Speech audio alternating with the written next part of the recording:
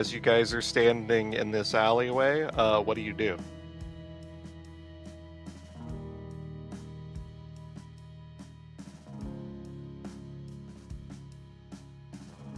I suggest we get into the car before more of these gangbangers show up. That's a good idea.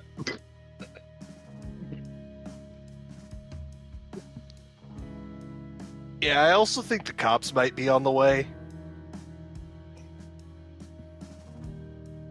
You guys were not very quiet.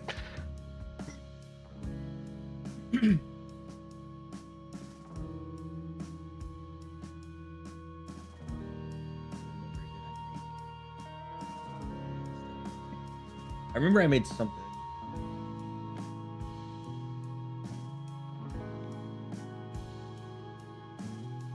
I know that you crafted some chemical concoctions. I don't remember what it was though. Did you write it down? I'm hoping so. I've got an acid squirt gun. That's not going to help here. And hallucinogenic smoke bombs. And one of those was very useful. Okay, that's not helpful. Yes. I did write it down, but it's not what I thought it was. Ah, all good.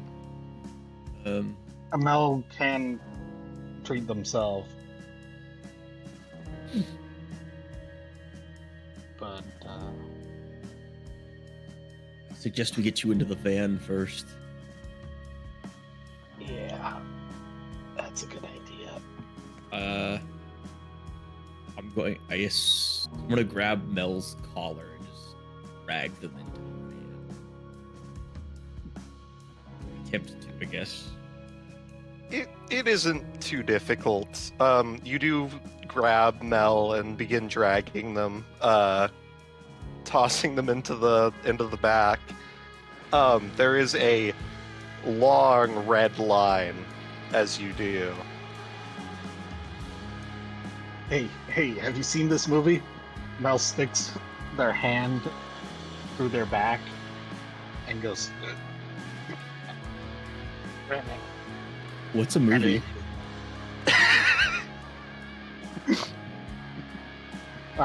Doing the whole gut scene from Alien. God. What's an alien?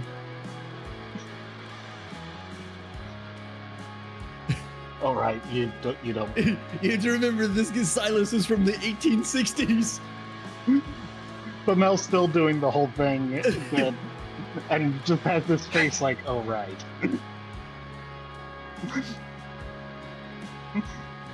Silas is just looking at them with just the O0 emoji. Just what the fuck?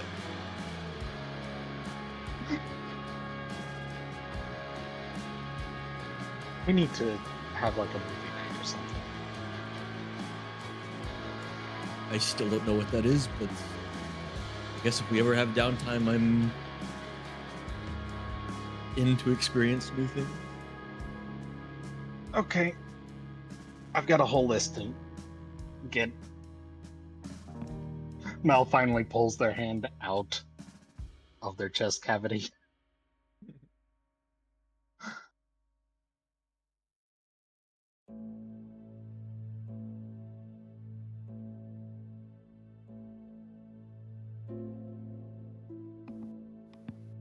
I'm assuming you can fix that yourself, correct?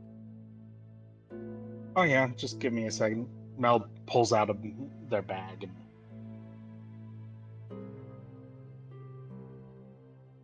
I guess I'll rouse for the superficial damage. Alright, go ahead and make me that rouse check. Meanwhile, Avery, what are you currently doing? Great question. I have no idea.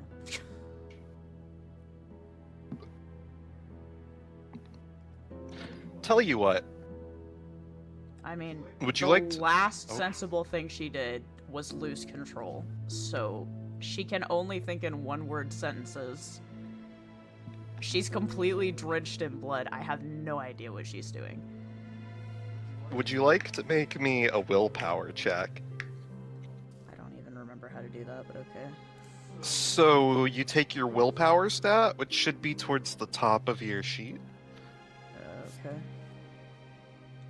And then you roll a number of dice equal to that. Oh, damn it. 1, 2, 3, 4, 5. And anything above a 6 is a success.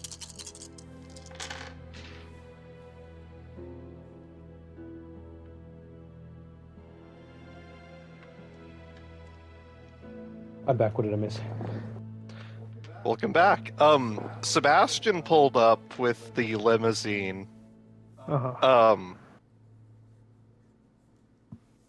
And Silas dragged Mel into it. Mel has a giant gaping hole in their stomach, Fun. which goes all the way through. Mel did the alien scene. Silas Ah. did not get it.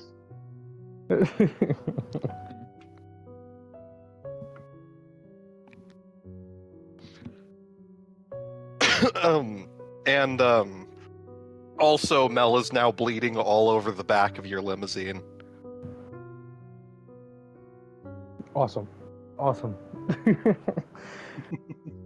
So, other than Mel getting destroyed, what else is going on here?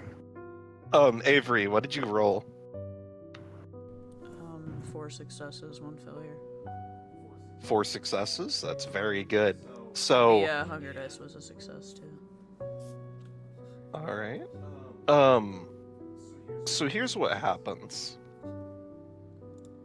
The haze begins to clear, and you begin to come down. Your mind once again clearing as you see the scene before you. The limousine currently sitting on the street next to the alleyway. The corpses strewn all over the place. The blood surrounding you, covering you.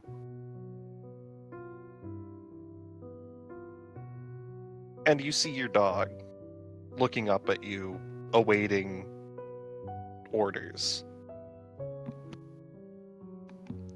Their muzzle still red from the man that they eviscerated.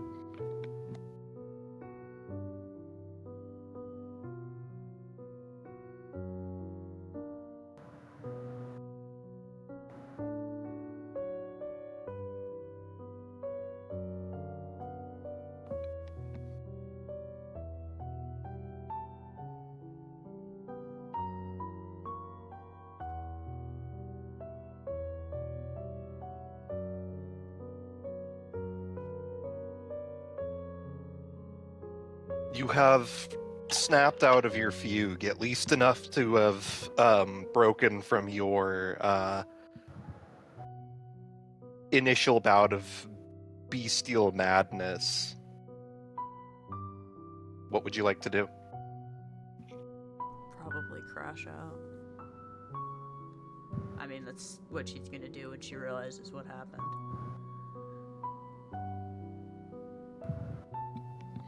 Would you like to describe how that happens? She's probably just gonna freeze up. I mean, she's basically staring at what she woke up to. The sand everywhere. With body parts laying everywhere. And being covered in blood. So yeah, she's probably gonna crash out.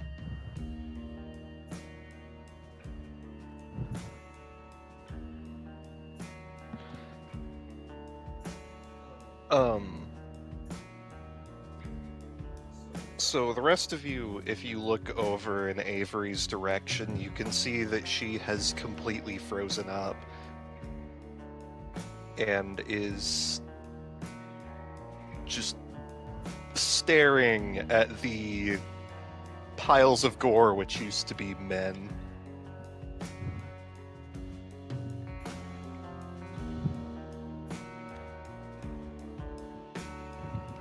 Sebastian is drumming on the steering wheel and saying, "We gotta get going."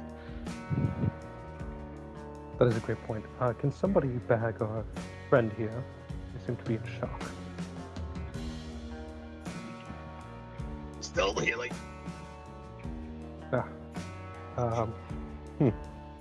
Sebastian, Mel, we would need you- to we need to get everyone. Mel did Mel, succeed would on their rousing check. Nice. So you have your superficial damage shield, and you do not suffer any downsides. Sebastian is gonna look back at you, Vanitas, from the front seat, and he's going to say, "Do you think I'm gonna be able to lift her?" That's a good question.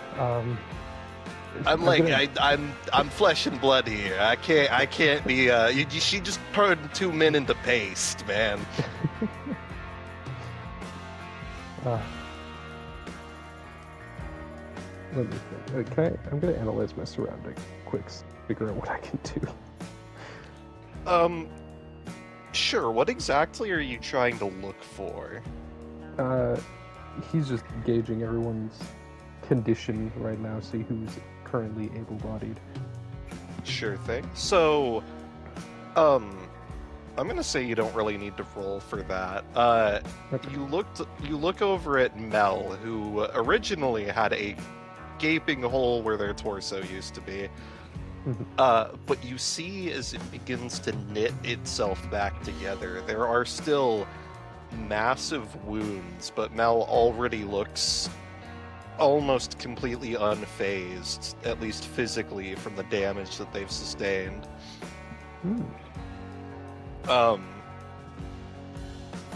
Everyone else seems pretty much physically unharmed.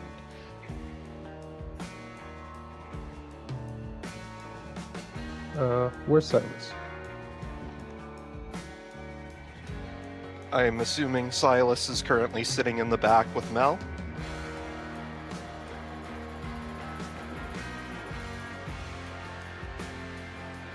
No, he got hit dead on by the car. He just got ran over. He's currently laying face down, Family Guy posed on the concrete.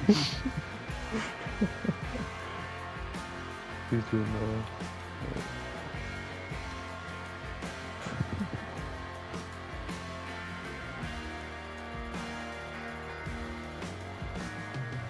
But yeah, so Silas described dragging Mel into the back, so I'm going to assume for now that he's in the car.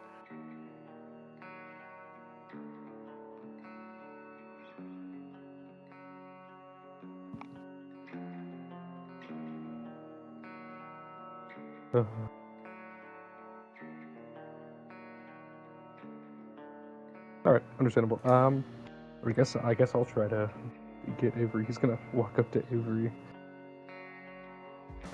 Hey, you good there? Avery doesn't even look at you. Avery's just staring into the distance. Okay, cool. You can almost here, see something in her eyes. Like you can almost see like a completely different setting in her eyes. It's a very odd sensation. You can keep staring. I'm just gonna pull you over to the car. Do you He's touch gonna- her? Yes.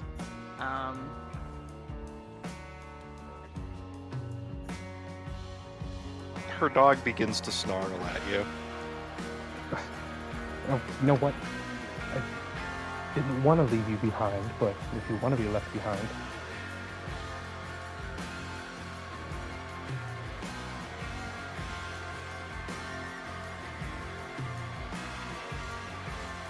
Hey Sebastian, how much do you think it would be to bail her out of prison tomorrow? With this shit, I don't think she's going to prison, man. I think the FBI's gonna step in. Or whoever the fuck deals with the men in black or whatever. What politician do you think I can bribe? Dude, if it's that deep, I don't think that there's any palms that can get greased.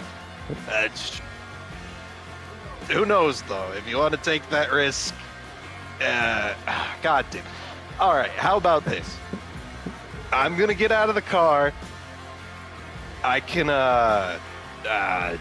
fuck. I could try and, fuck it. Here. He hops out of the car, the engine's still running, and he jogs over to you, Avery, and he begins waving his hands in front of your face. Avery's nose wrinkles in a growl.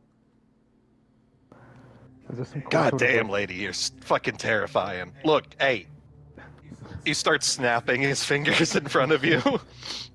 Avery is hearing bones breaking in half as he does.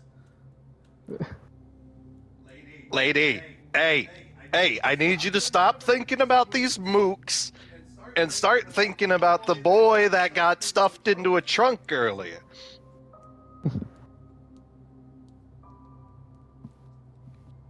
People die all the time. And in a lot worse ways than this. Does I mean, he they- genuinely believe that statement? He actually does say that with a degree of sincerity. Trust me, lady, I've done a lot worse to people. Not as impressively, but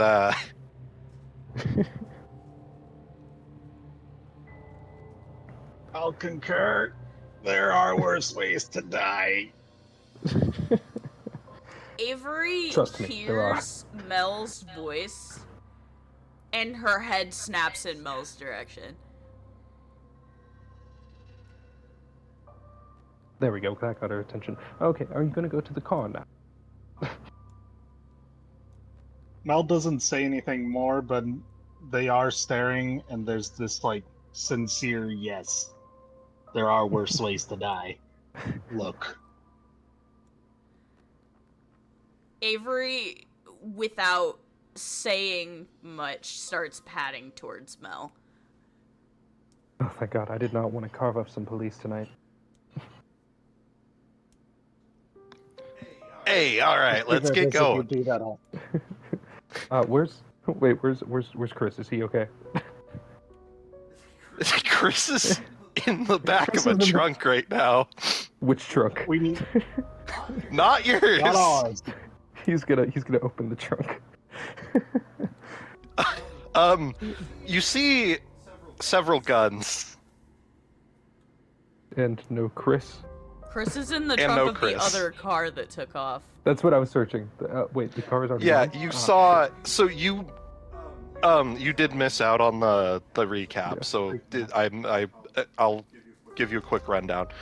So last session, Mel managed to get to the car that was trying to bail. But the guy who was driving whipped out a shotgun and blew Yeah, her away. I remember that. And the second she hit the pavement, they sped off. Fuck. All right. Looks like we're to follow a trail. Well, I want to take some guns. You what kind of gun do you want?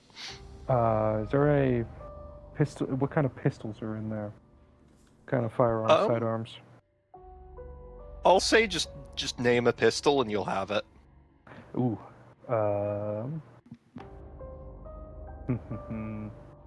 I'll take. Ooh, hold on.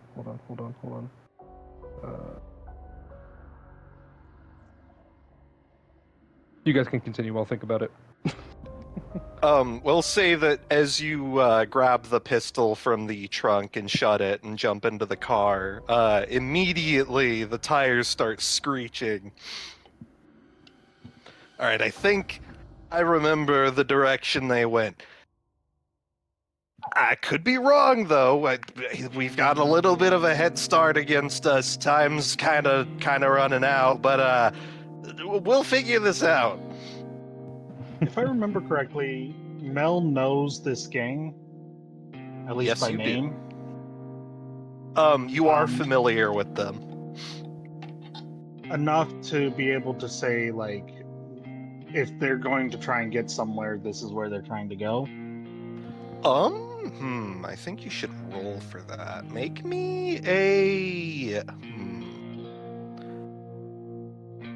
I would say either an intelligence or wits, and then streetwise. Okay.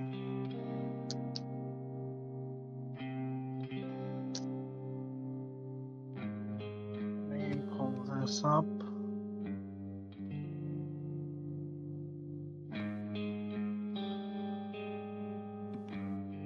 I'm going to say that's difficulty 6. So 6 or higher will be a success. Okay.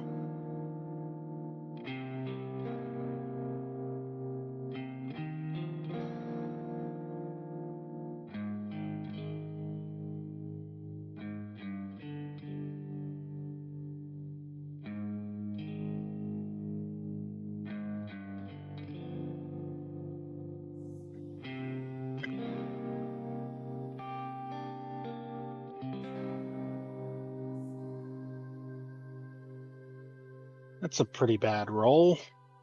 1 success. 1 success, that's okay. Actually, yeah, 1 success should be okay. So you wouldn't know any of their secret hideouts, but you would know that there is a biker bar that they are basically running not too far from here. I give Sebastian directions while wrapping myself up in bandages. Sebastian is driving like a bat out of a hell, and he is following your instructions.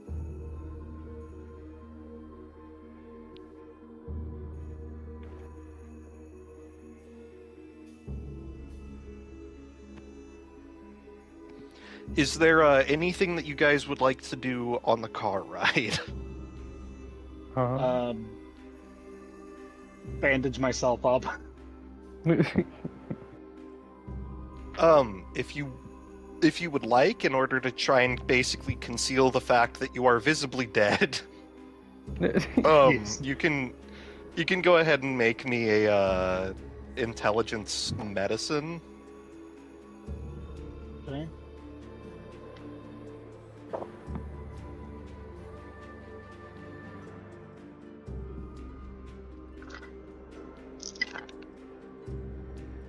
Uh-oh. Oh. It's the problem with hunger dice. Oh no. Bestial success, and then 4 successes. And 4 successes? Okay, so, if I recall...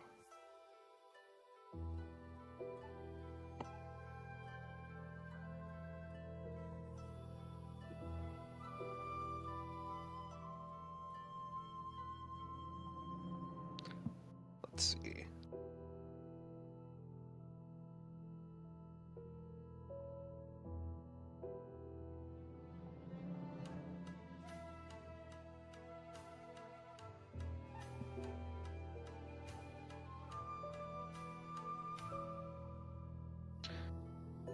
Okay, so, you managed to pretty expertly suture yourself together, kind of sealing up some of the more egregious wounds,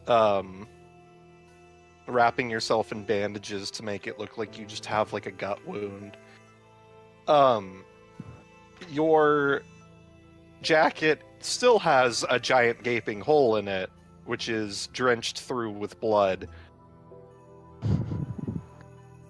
But you think this might be enough to at least uphold the masquerade upon an initial glance.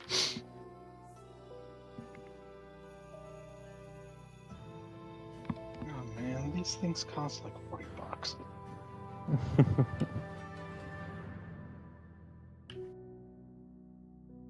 $40. And as you finish patching yourself up, you come to a screeching halt outside of a biker bar.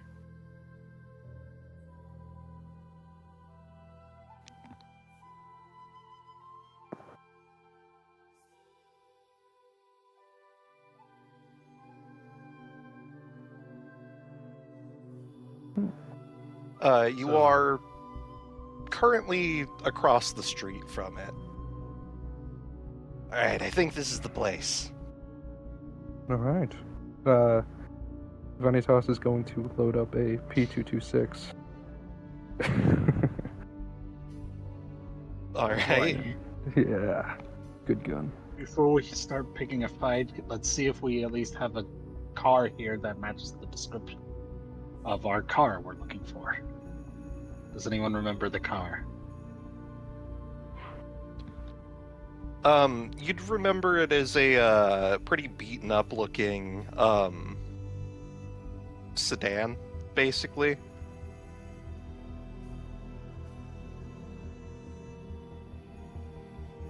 Red with well, the back was partly crumpled from Mel jumping onto it.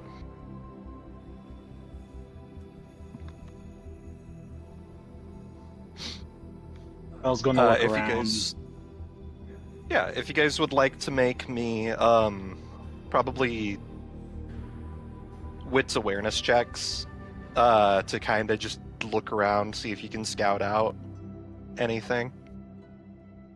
That's the combined of both of those. Yeah.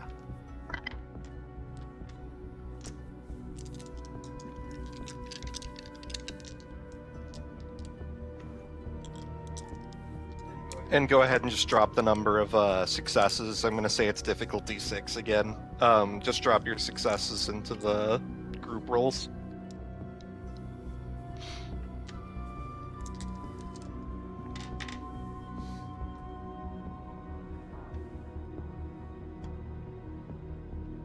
Oh, sweet Jesus. Oh.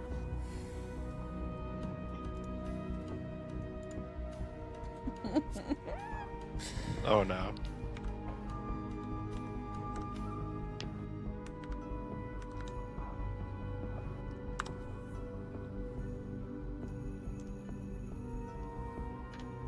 Okay, so that's one success. Guess which one of those was the hunger dice? Oh boy. That So was close. I gotta figure out what the bestial success is gonna look like. Avery's not having a good time.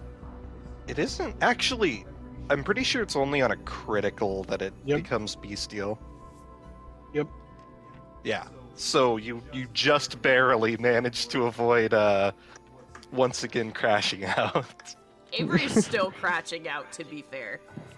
Yeah, you've avoided the beast from crashing out. Avery still has her bestial features. They're there for over 24 hours now. Can she smell Chris? That would be wits awareness, or actually you could use your what's your vampiric ability? I don't know. I'm having trouble finding anything on my sheet at the moment. Yeah, sorry, here I'm looking. Where? There's it. There it is. Avery. So that would be under your disciplines. Oh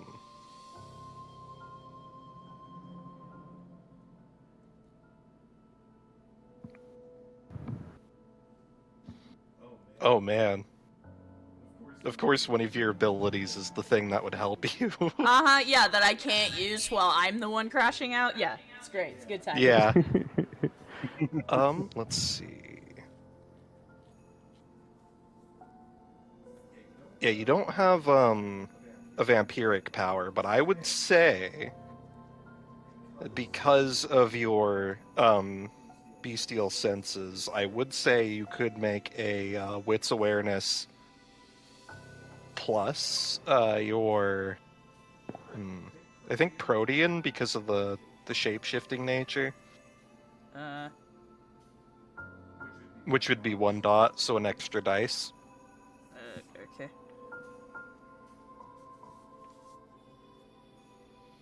Is it just a regular dice? Yeah.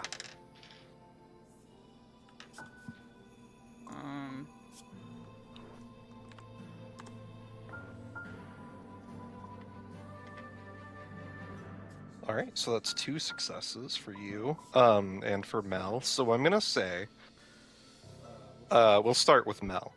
Mel, you can see the front of this building, and you notice there is one human sitting in front of it with a baseball bat, kind of sitting next to them as they're leaning against the wall, smoking a cigarette. You see that they're looking from side to side, but they haven't seemed to notice your group just yet.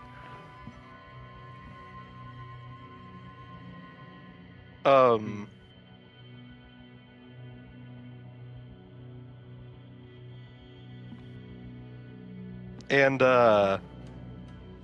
you also see the name of the bar in big neon letters. Hawg Cranker's Saloon.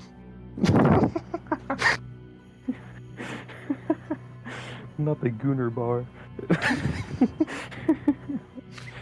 And it's Hawg, spelled Hawg. Hog. Oh god. And there is this obnoxious mural of a Harley Davidson motorcycle with a pig painted on the side.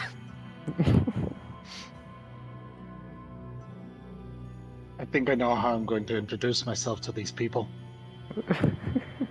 Yeah.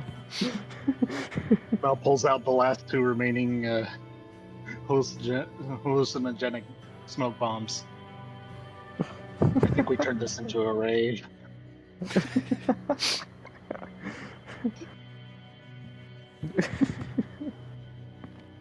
um, um, and that moves us on. Oh, go ahead. But first, we need to find where this guy is. Avery, you sniff at the air through the rolled down window, and you do smell the hint of a nerd who spends too much time in their basement. Avery starts walking. The smell appears to be coming from around the back of the bar. That's where Avery's going. Yeah. Yeah, the rest of you see Avery suddenly opens the door and just begins walking across the street. I'm following afterwards.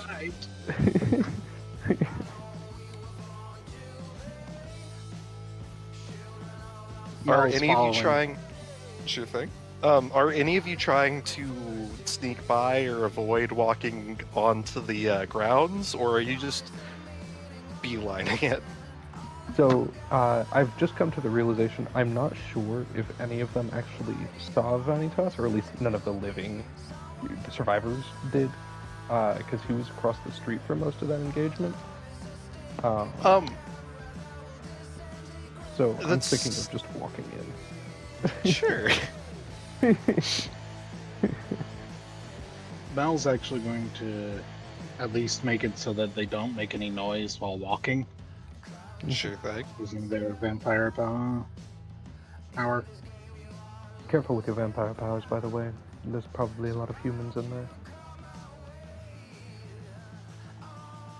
Yeah, that's why I'm not doing the scary one.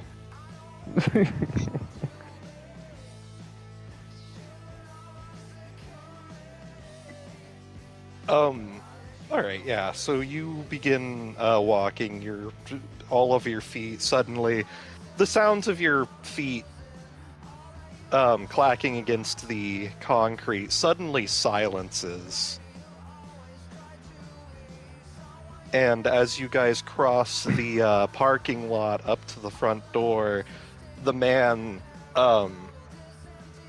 guarding the door looks over, kind of does a double take, flicks his cigarette, and then reaches down for the bat and says, "Bar's closed."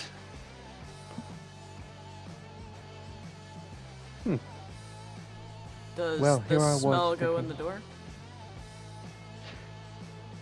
It goes around to the back. Avery's going around back. You just And walk here I- off Yep. and round the corner, and he says, "Hey, hey, hey!"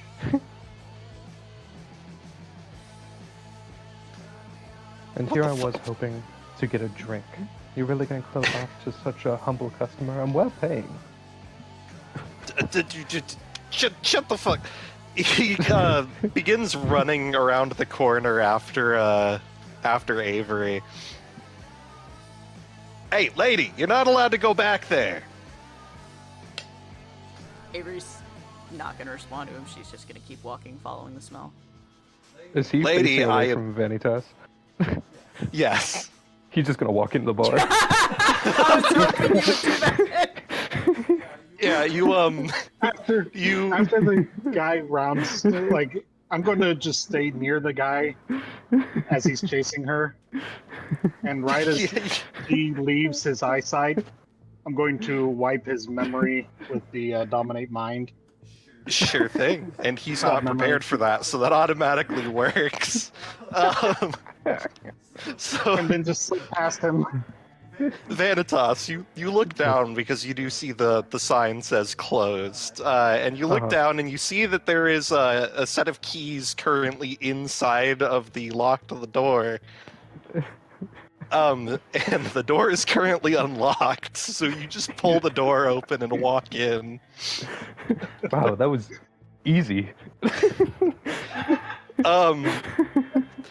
Avery, you keep walking around the back, and Mel, you reach out, reaching into this man's mind, and he suddenly blinks a couple times, shakes his head, and then looks around with a confused expression. What do you do?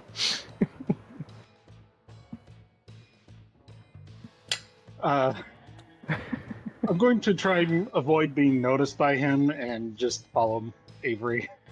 Sure, yeah. You slip behind him, and he kind of looks around the corner, and he says, "What the? Must have been the wind."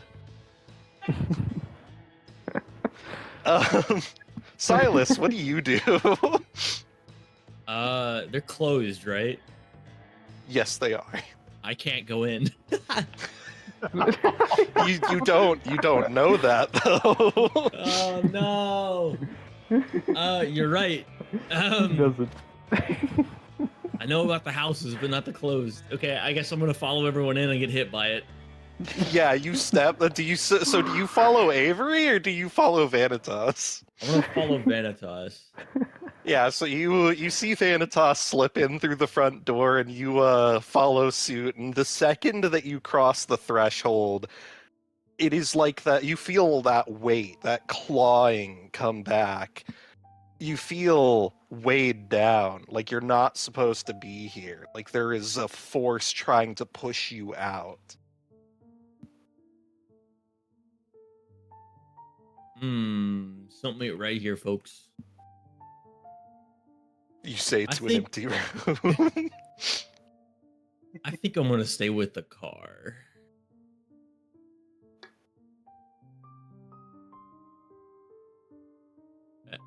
You know what? No, I'm not gonna say that. I'm gonna do like that funny little leg thing, where I like put one foot over the threshold and then back out and be like, oh, this is what it is.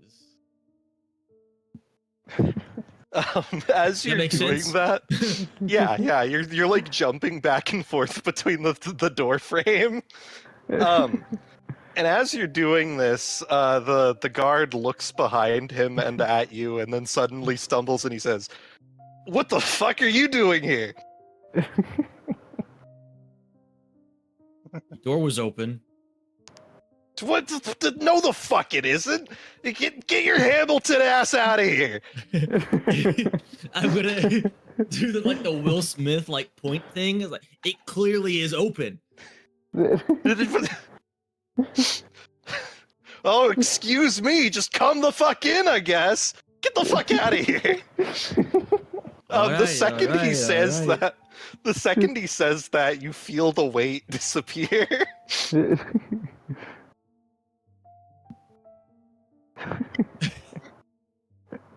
I see where you're going. That took me a minute to click. I see where you're going with that. Okay. And then, so with that in mind, I'm going to follow in the steps and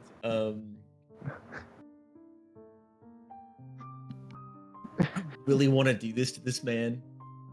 Oh no. Do I want to ruin his life? This poor guard. He is currently holding his bat in like a threatening position.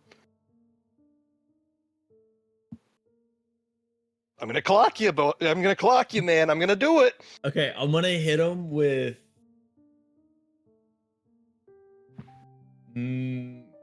complex command. Oh, okay. Oh, What's no. your command? I really want to do this to this man.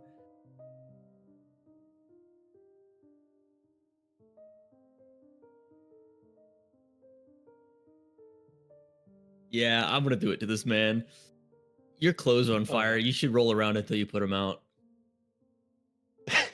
He goes, shit, my clothes are on fire and I should keep rolling until I put them out. And then Yeah, I mean, you know, stop, drop, and roll. That's a pretty good rule, man.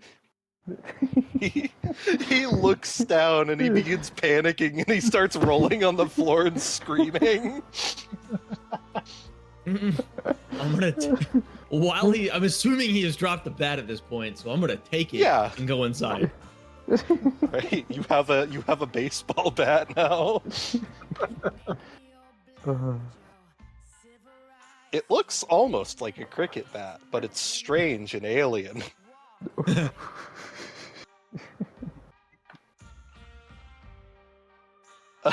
So the two of you are now inside the bar. Avery and Mel, you continue to the back and you see kind of like a warehouse almost in the back, like a brewery section connected to the bar. And you see that sedan sitting out in the back. And you can see that the like shutter doors are shut.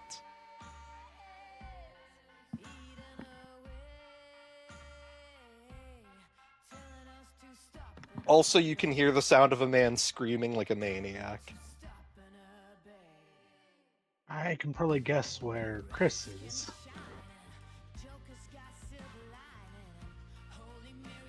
Staring at the shuttered door. Avery's gonna walk towards the door. You walk up to the door. Are we being unsubtle about this? They're torturing him in there. You really want to wait around? Not really. Kind of done with these people.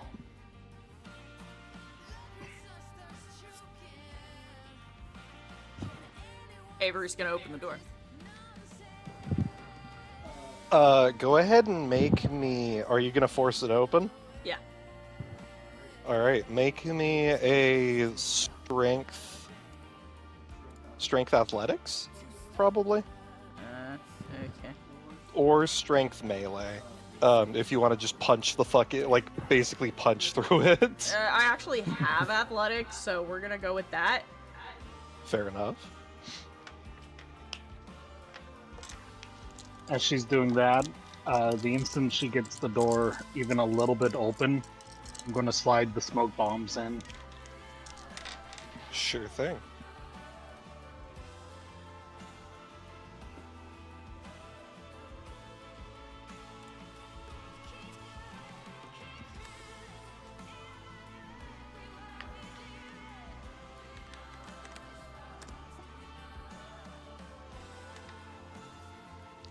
Okay, so that's 2 successes. You begin pulling, 3? and it is... Is 6? Difficulty 7, because it's okay. locked. Sorry, I keep forgetting to say what the difficulty is before you roll. But that is enough. As you begin pulling, you can feel the metal straining. It's not easy, but you can feel the lock snap. And you begin to slowly lift it, and as the door goes up to about your ankle or your knee, Mel, you roll your smoke bomb in. Are you rolling one in? Yeah, for now, just one. Sure I want to thing. be sure that if there's more of them, I've got one more to use. Okay. And are you just throwing it in? Are you just like blind rolling it, or are you trying to like look under and aim? More so in the direction of where I hear the screaming. The screaming you hear outside by the front. Oh, then yeah, blind roll. Just toss it in. Sure thing. I'm gonna say,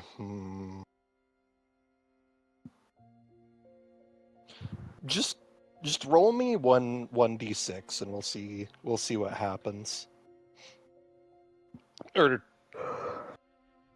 sorry, a d10. Okay. Let me pull out an actual D10 for this one.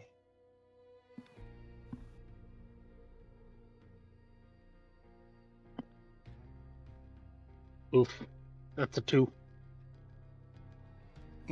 So you roll the smoke bomb under, but it doesn't go very far, and you can see the smoke begin to roll out from under the door, some of it, and as the gate comes up completely, you hear,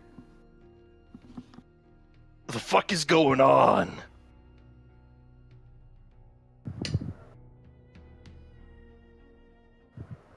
I gotta get better with these. The smoke bomb appears to have gone off just in front of the door, so it is obscuring your sight in, but is also obscuring the whoever's in there from seeing the two of you.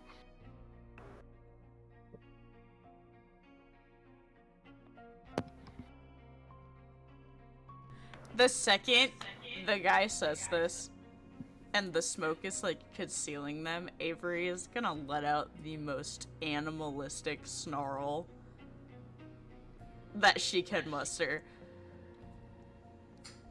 Shit, boss, I think it's them.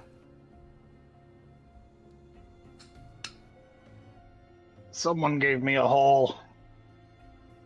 Now I gotta give them something to regret.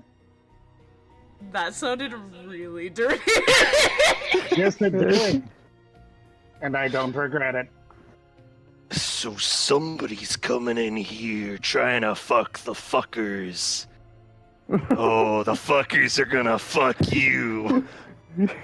And as we're gonna cut back to Silas and Vanitas. Is there people in the main bar area currently? It is silent. You can see most of the lights have been turned off. You can see pool tables off into a corner. All of the chairs have been stacked on the sides. It appears that the place is, in fact, closed. Let me think. He's just gonna sit down at the bar and begin tapping on the bar table. Just waiting. You sit down. You sit down at the bar. As you do, a spectral form slowly rises from behind the table on the bartender's side. The mime. Terrible service here. He's currently pantomiming the act of cleaning a glass, and then he looks over at you and just flips you off. Yeah. Give me a whiskey on the rocks, would ya? He gives you a thumbs up, walks over to the whiskey to a whiskey bottle, reaches out and his hand passes through it. And then he looks Man. back at you, puts his fingers to his hand in like an oopsie. I'm gonna write a terrible review about this place. Where is the customer service? He says it's loud.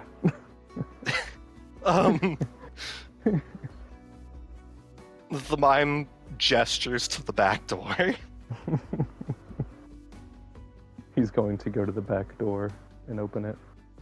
Alright, you open the door and you can see a hallway that appears to go off into several different rooms. Straight ahead you can see what looks like a big metal door with a glass window, and you can see a bunch of people staring at one of the walls, out of sight.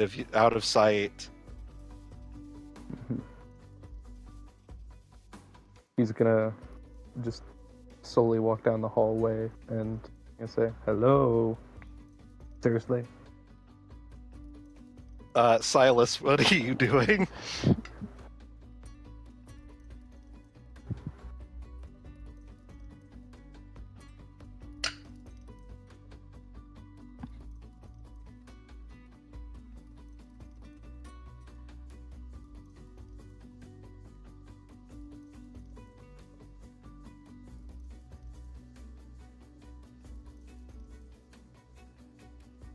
Silas is dead. The cardboard cutout of Silas is being carried by the mime alongside you.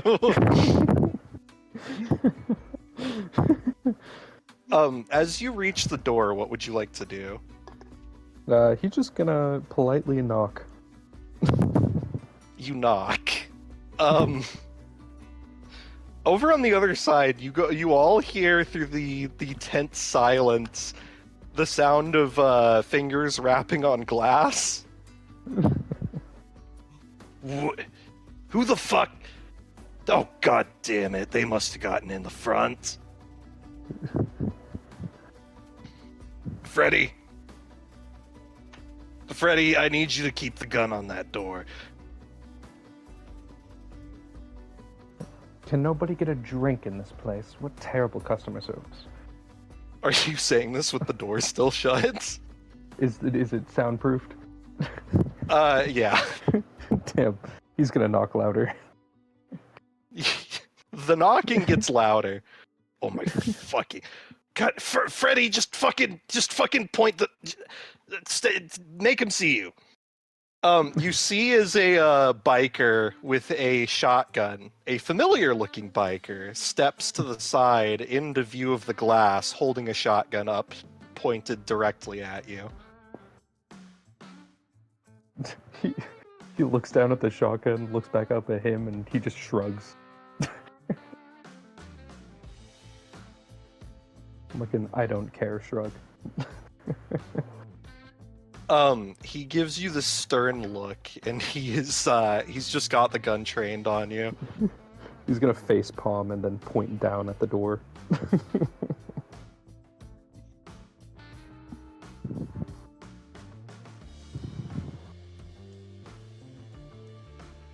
Are you fuckers gonna step through the smoke so that we can talk like real men? They want us to talk like men. I don't know what he expects. I'm neither. Noted. Avery's gonna step through the smoke.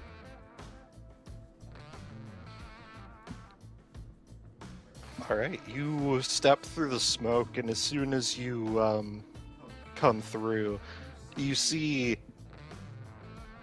there is this massive man, much larger than a human being should be able to get. He is thick and heavy set.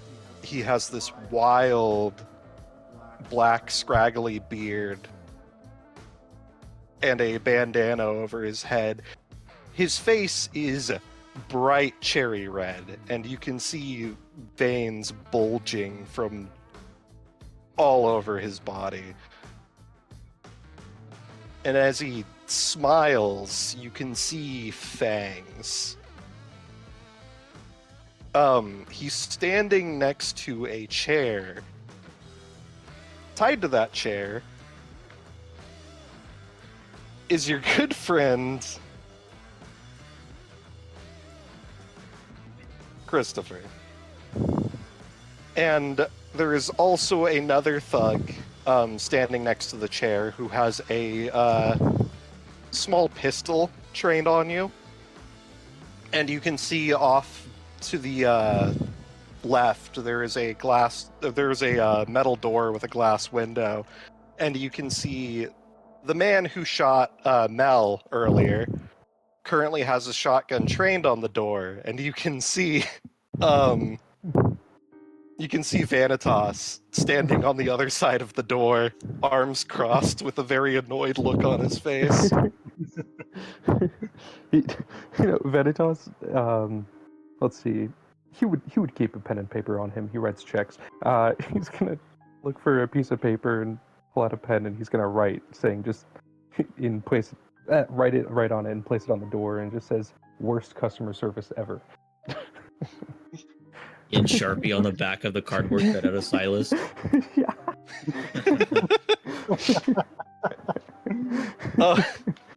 The man on the other side of the door with the shotgun just rolls his eyes and keeps the gun trained on you.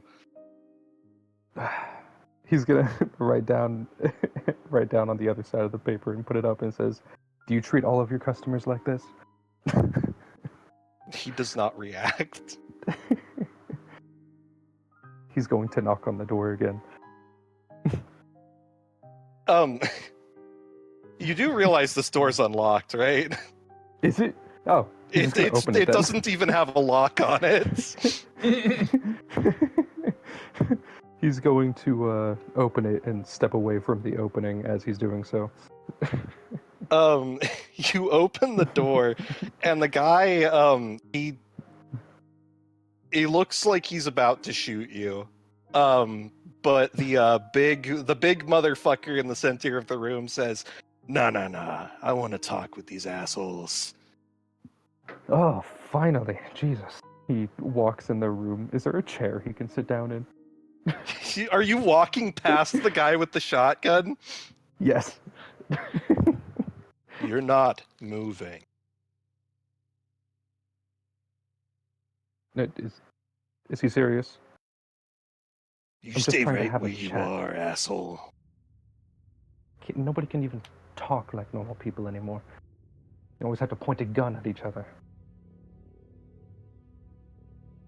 Ah, God damn it. Freddy, just step back. All of you get in the same fucking corner.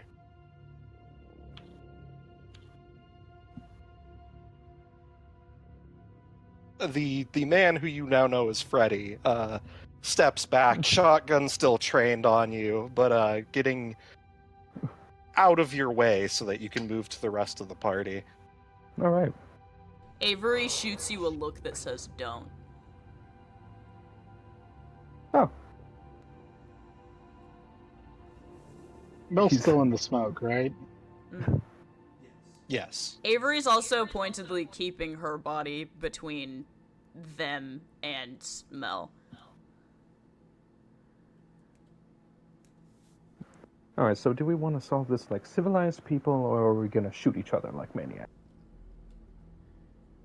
It depends. You fuckers killed a lot of my boy. And you could just get more. I don't think you understand. You're bringing a lot of problems to my door, and I don't appreciate problems. Are you looking at?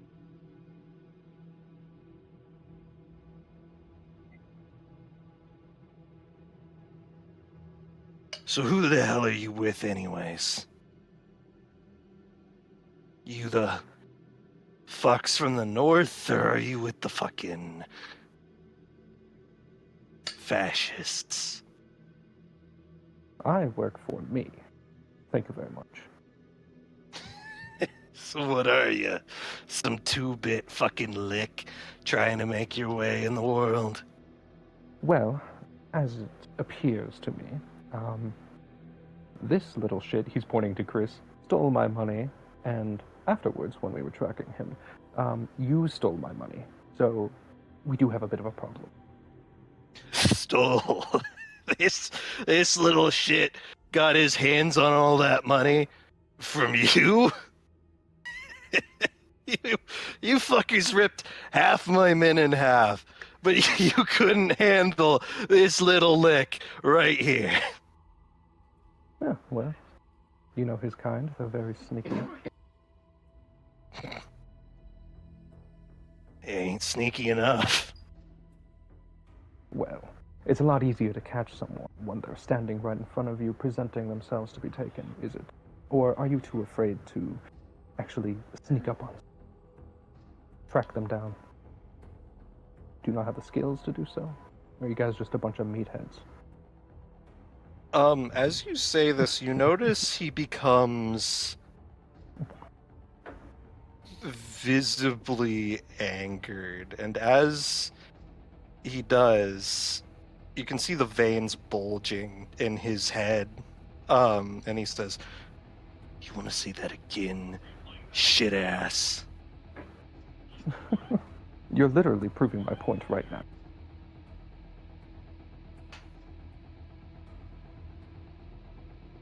Now, you can do some reflection and we can talk like civilized people and sort this thing out. You Or are want you to above talk? that? You want to talk, boy? How about I give you something to talk about? This little fuck stole from me. Not only did he steal from me, but when I gave him the grace to pay me back, he didn't. And then he comes in strutting around with that fucking briefcase. Well, what? And So he stole from you and tried to pay you back, and this is how you repay him? you see, I had some time to think. What did everybody think about me if I let some fucker walk up, steal blood from my doll, and then walk away? Hmm? It's the principle of the thing, you know? This fucker should be lying in a ditch right now. I should have put him there when I found out. Nah. So, sorry for the interruption, but let me get this straight. You're trying to conduct business with your little gang, if you can call it that, and you strong on people. How long do you think you can do that before driving away your potential customers? You see him get visibly redder. The muscles begin to bulge. You're not going to have any business to conduct if you keep driving away people. And personally, with a little guidance, I think you can turn this into quite the gang, not even just an upstart. You trying to sell shit to me? Huh, boy? You really think that you're in the position to be making demands and trying to spin shit? Nah, I'm making the fucking demands here.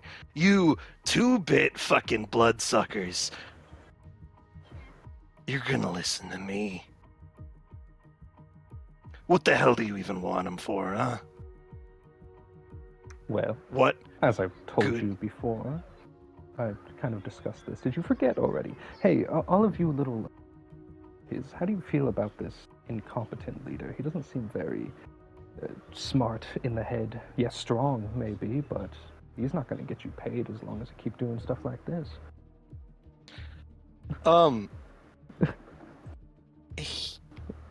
He looks like he's about to explode.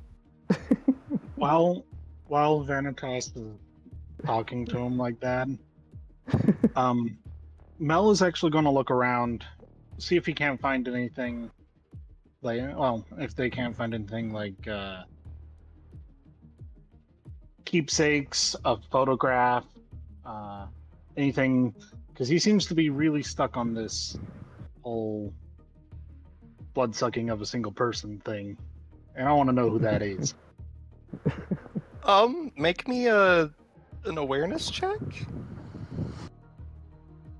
Okay. Just awareness. Yeah. Of course. Oh. 2 successes, but one's a bestial success. Is it a critical or just a regular success?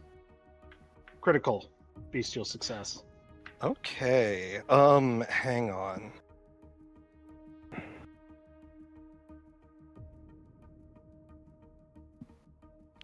What's your clan again? It's La Sombra. Hmm.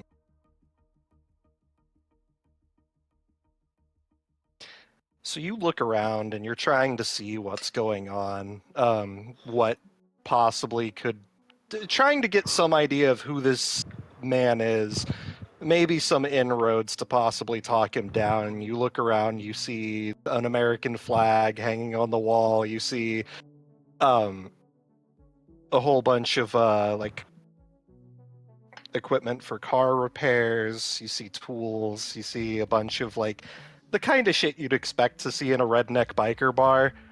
You're not really able to find anything, and as you're trying to look around, you just feel this nagging feeling, that you're fucking up majorly.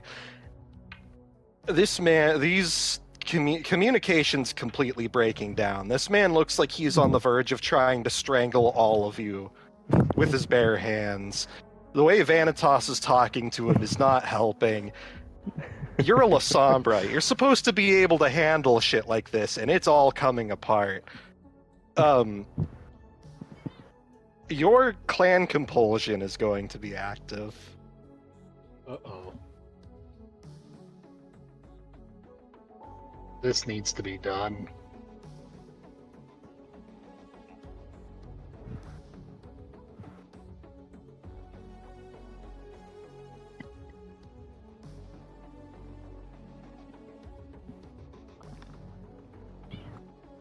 How do I do this?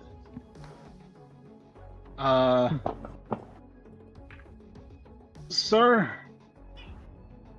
Sorry, Vanitas, I gotta interrupt you. Oh, no problem. Sir, You see his head snap to you in a single frame. I just have to tell you. You need to start talking to your doctor about blood pressure medication. Your face is quite literally cherry red. It would help a whole lot. You wouldn't feel as stressed. You'd be able to take on more activities. You could even beat up people more effectively. I'm just saying, you look like you're about to have a stroke. What did you say to me, you little shit? As a doctor, I recommend you do this. It is for your own health and your own safety. Oh, you're a doctor, huh? Trying to tell me to go talk to doctors, go out into the world like I'm fucking normal. Like I can go to doctors, like I can sit on the toilet to take a fucking shit, like I can do any of that anymore. Like I can just be somebody. Yeah, that's real fucking rich from you, kid. It's real fucking rich from you. I ought to fucking rip your throat out for trying to talk to me that way. I ought to rip your fucking throat out. Get closer to me and see if you can. What are you? Are you La Sombra, huh? I can smell that blood on you. What? Some kind of fuck up, some kind of reject. What about the rest of you, huh? He looks over to Vanitas and he says, You I don't even need to smell. I know that pretentious stink from anywhere. I Fucking prefer the word Toreadors. scent. Excuse you, I pay a lot for my perfumes. The such. Absolutely pretentious. Absolutely fucking. And then you. He points over to Avery. Fucking animal. Real ragtag group you've got here. Must be a bunch of cast-offs. Fucking nobodies who got abandoned by your masters, huh? And then you. He points over to, Silas, and then he sniffs. And then he gets a confused look on his face. I don't know that smell. What the fuck are you? Huh? A chemist. He's just a guy. Chemist. Don't try to get fucking smart with me. I'm talking about your blood, boy.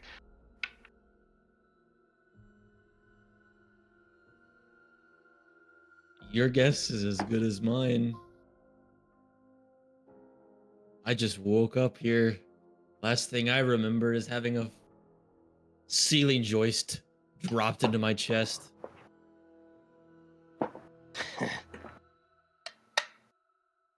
Well, you ain't anything I've smelt before. Oh, you fuckers. Who the hell are you working for?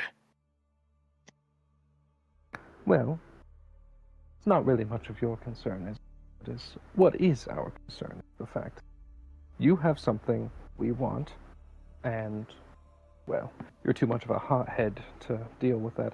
Also, minions, all of you guys. Do you guys even have benefits here, or are you just working for him because he's?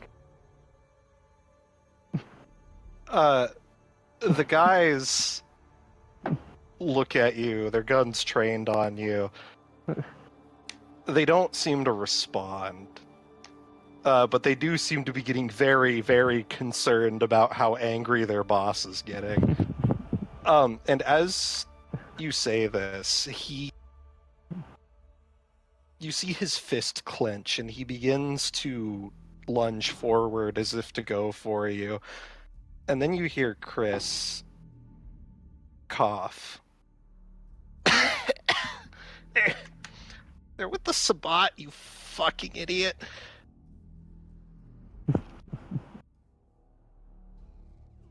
I've got to roll something for him. Wait, did he say we're with the Sabat? Yeah, he did. Oh, okay. He might be in trouble with this.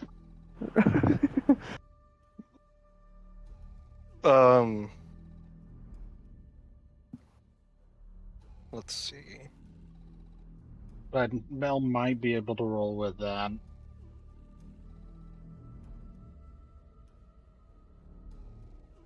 I've got to see how convincing he is first.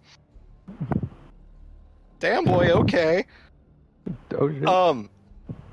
As he says this, Silas, or not Silas, Vanitas, Yes.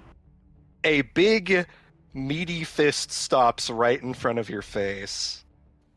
He's got a big, what is it?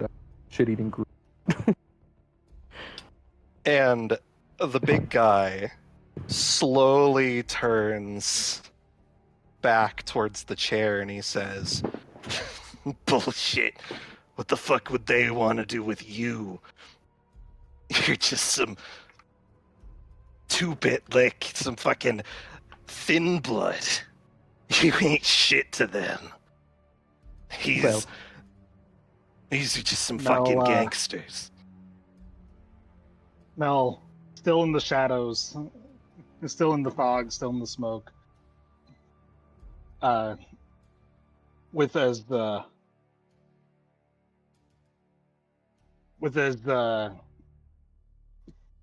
commanding of a presence as Mel can muster.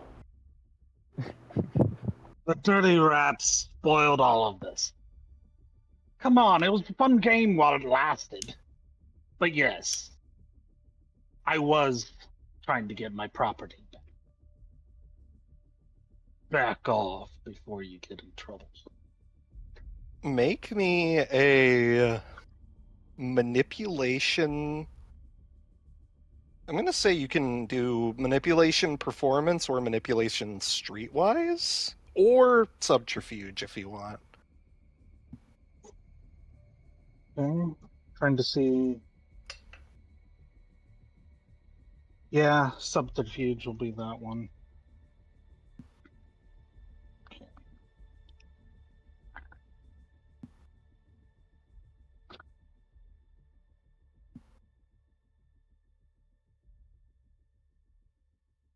And I'd say take a plus one dice because you're effectively putting on the decorum I of the mean, La Sombra, basically. yes, I am. I am trying to lean into the fact that he identified me as La Sombra. Yeah, so you Okay. get a plus one to your dice. So, 2 critical successes, 1 crit fail. The crit fail was a bestial. The crit success was a bestial. Okay, so So here's that's here's one what regular happened. crit, and then Okay, so here's what happens. Because that's going to overwrite the failure, and it's gonna make it a bestial critical. So I want you to add a point of hunger as you, despite your diminutive height compared to this man, you begin to almost tower over him, if not in actual stature, then in sheer presence. And he, despite the overwhelming rage that seems to be overtaking him, begins to step back. Bunch of shovel heads, huh? Fuck me. Fine. What the hell do you want with him? Why do you care if he lives or dies? Well, not your concern. He's my property, and I want him back. These shovelheads ain't even supposed to be here. This is supposed to be neutral ground. You're not supposed to operate. We paid our dues. We went our separate ways. All right? well, as far as anyone else knows, we didn't talk to her. Are you going to cause a whole issues for yourself? Didn't operate. Come on. So I heard- you're aware that nobody wants to have a scene. You've already made a scene. You splattered 2 of my boys across the fucking pavement. And You whose fault think- was that? Look, we didn't know. We had no Well, fucking that clue. wasn't yours.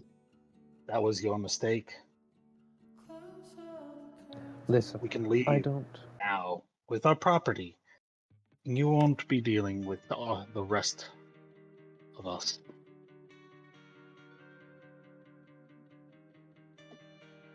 Listen, I don't think you understand. We did not.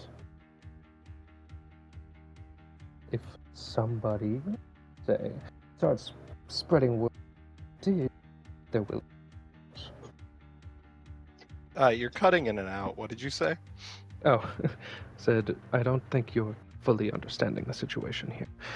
We did not operate here. Now, if a little birdie were to go around and start spreading, and we were, there's going to be a lot more on your head. And you wouldn't want that, do you? You like this little operation you have. I know you fuckers are short-sighted, but goddamn.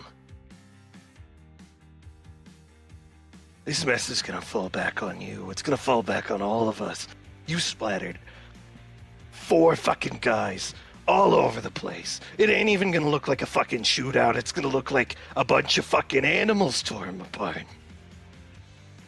Well, And now I gotta deal with it. And now you gotta deal with it. And you're trying to tell me that I got no fucking bargaining power here? How are you gonna sweep this under the rug, huh? well, somebody didn't do their research and stepped on the toes of the Sabbat. Whose problem is that? Maybe you should stick your ear out a little further. Make me...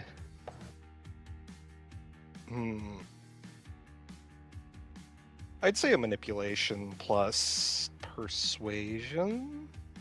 All right. Let's see. That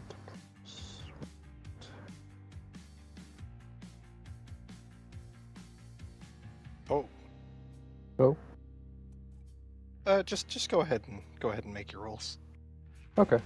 That was 2 normal crits and 1 steel crit.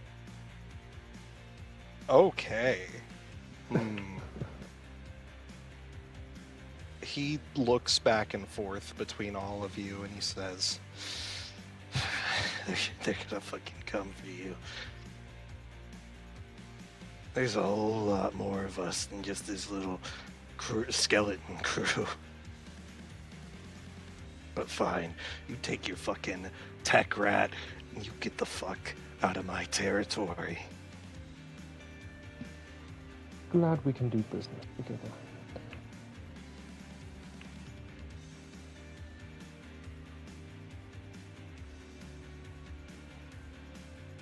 I'm telling you right now.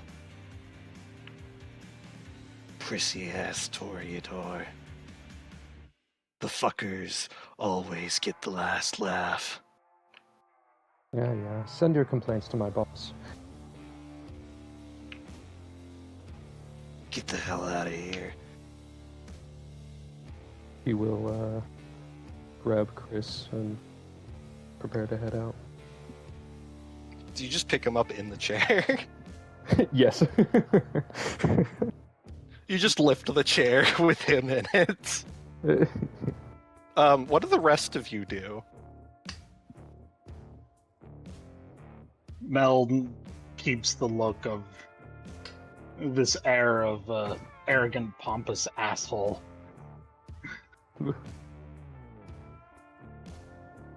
And heads back around to the front, ignoring everyone now that the situation's resolved.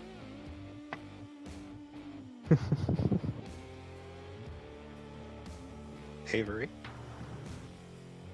Avery and Nova are gonna be the last ones out of the room. She's not gonna break her eye contact with the guy. Silas? Got ice cream.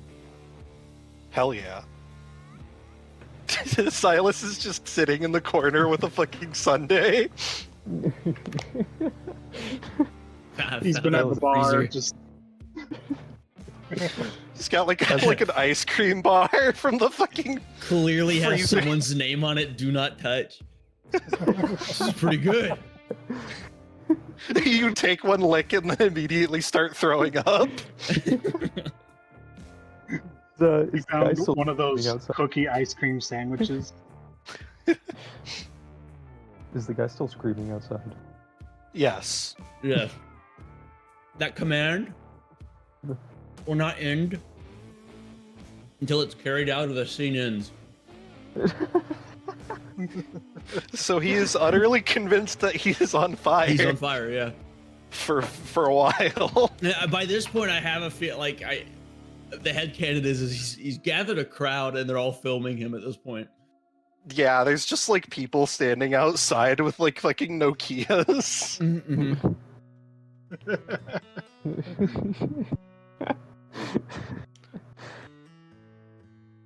You see like one of the fucking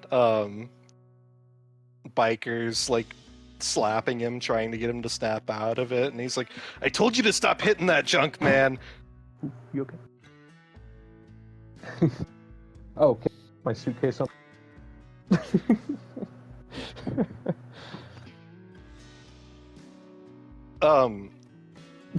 All of you leave and walk towards the car. You can see Sebastian like sitting outside the car, leaned against it, and he nods to you guys.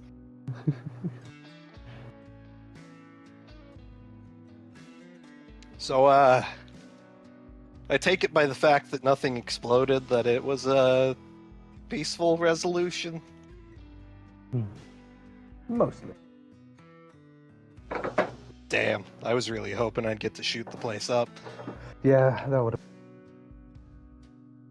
Now he's just hoping that they don't spread the rumor that there is the four of us as Sabat members, or that will be awkward in conversations. Well, to be fair, that will not. I have no clue what the fuck you're talking about. Well, Don't worry well, about it, Sebastian. You're a good friend. Yeah, I know it's vampire shit. I don't gotta worry about it. Nice save, by the way, Chris. Can you let me down now? Yes, I can. Do you actually untie him? Yeah, yes. He rubs at his wrists where he'd been tied, and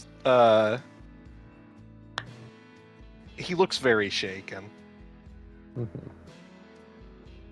Can we like go to like an Otali's or something? What does everyone else I know a think? place nearby. Well, let's get into a safer territory and then we find a good place. Hey, just point the way and I'll take you guys there. All right. Where shall?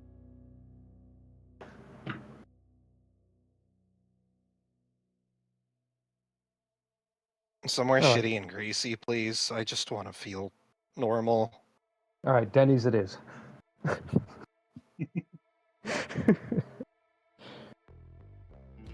The Sebastian will hold the doors open for all of you.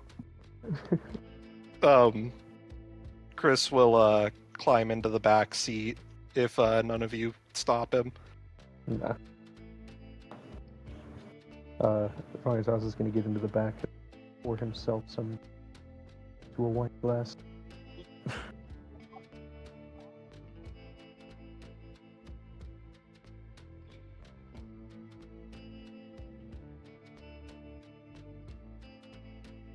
Chris is going to sit sullenly in the seat, completely silent. I'm glad you clarified that. I was about to that character ain't in this Sullen's game. also sitting in the That's back. the wrong character. Victorian. It's just the two Victorian guys sitting in the back seat with the fucking Fucking nerd. Spider-Man meme, bro.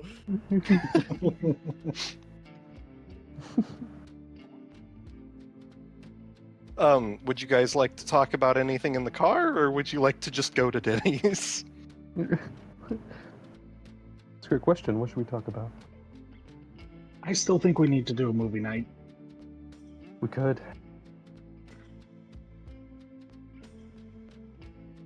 Do you have like a home theater, Vanitas?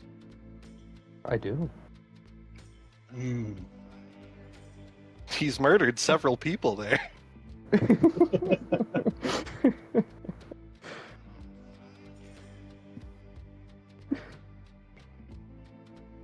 You know, I did hear that Blade movie came out recently.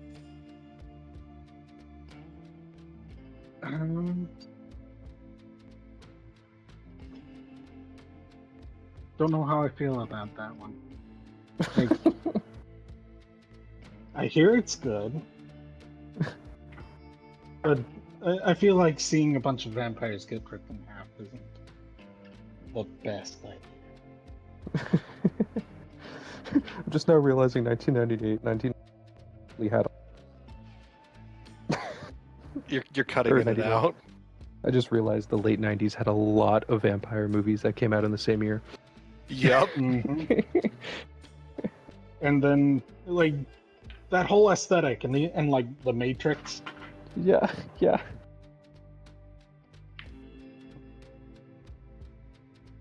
No, I was thinking more of some of the classics, like I don't know, Alien, Predator. Uh, And I'm not going to Cool. recommend Star Wars, but Let me think. I mean, we have The Ring that just came out. that's a good one.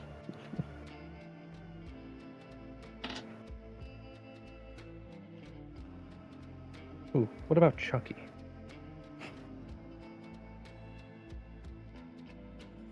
Friday the 13th isn't a bad one either. That's a classic.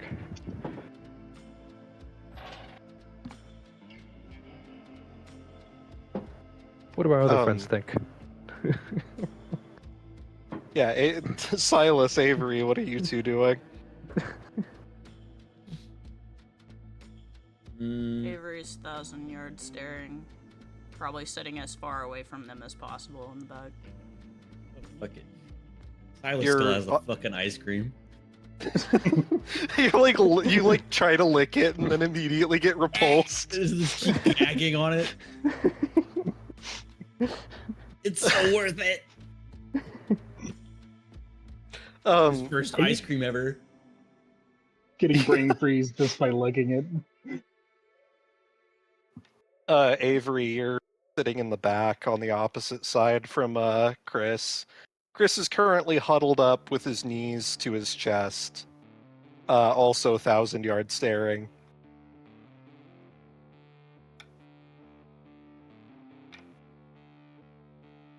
So, I think that was a success tonight. Well, it's definitely the smoothest problem we've ever dealt with. Definitely. I didn't even have to chop anybody up and throw them in the river. Yeah, thanks to our MK Ultra friend. The night is still young, my friend.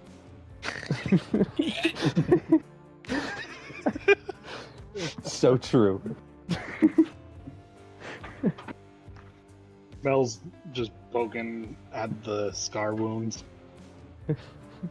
Gonna get Yeah, these- You still have, like, several holes that go all the way through your body. Do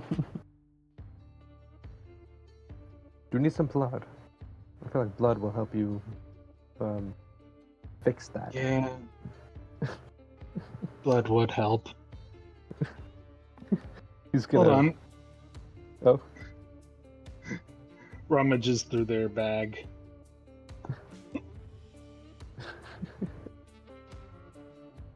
To see if they've got any leftovers from a trip or from home. I can't remember if you had... I think you had an emergency reserve bag. Yeah. If you do, then you can recover a point of hunger just by sinking your fangs into it.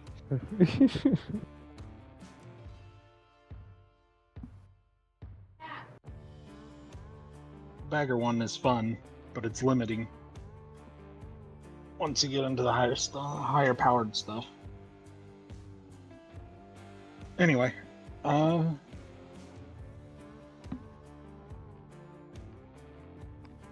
going to have to establish a report. It is not going to be fun having to explain this.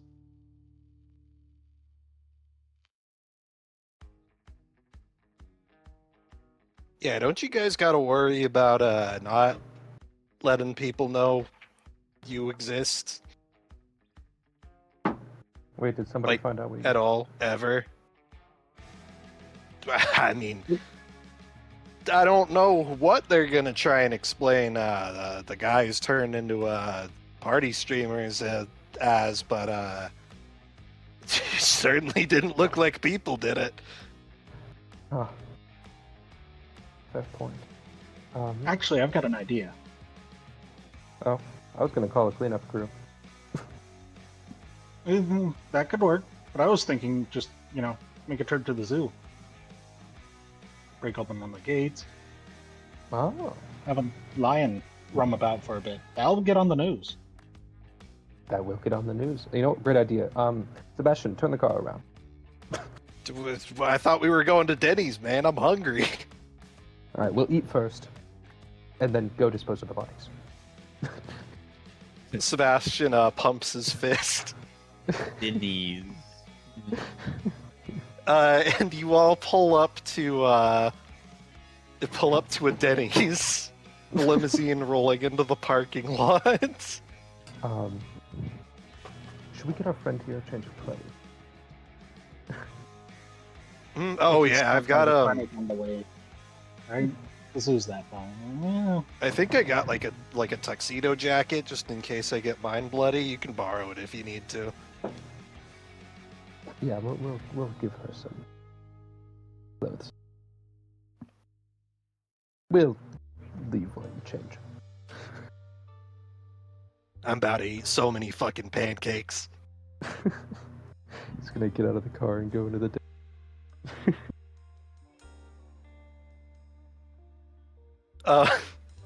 Do all of you go into the Denny's?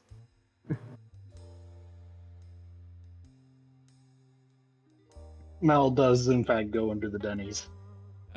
Yeah. Silas is curious of this. Denny's. You see a very run-down looking structure with a bright sign in very obnoxious colors. Right next to the freeway, as they all. Yes, right next to the freeway. Finally, The some sound good outside fucking is food. the sound outside is deafening.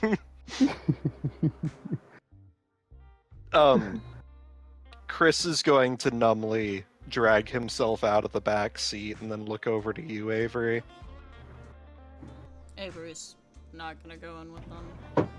She just looks at Chris without saying anything and then gets out.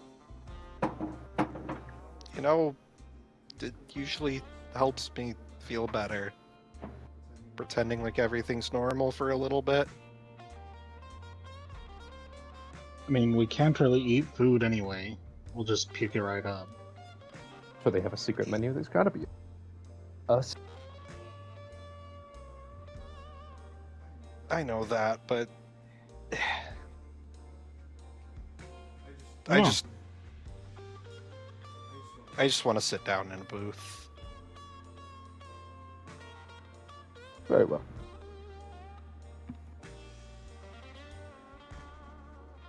You go in and you are seated at a one of the big booths. Chris does order food, and so too does Sebastian. Do any of you also order? When the host hand over his mouth and you have anything on?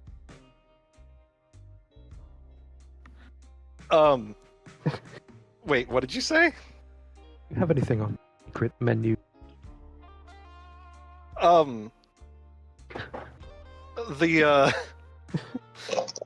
The lady gives you a look, like a confused look, and says, "We don't got a secret menu." May I a word with your manager? Nothing bad. I just wanted to speak with him real fast. She gives you a very weirded out look and goes, "Yeah, sure." And then he's gonna pull out a 50, hand it to her. You just hand her a $50 bill. Yeah. She takes it and stuffs it into her pocket. Monopoly money.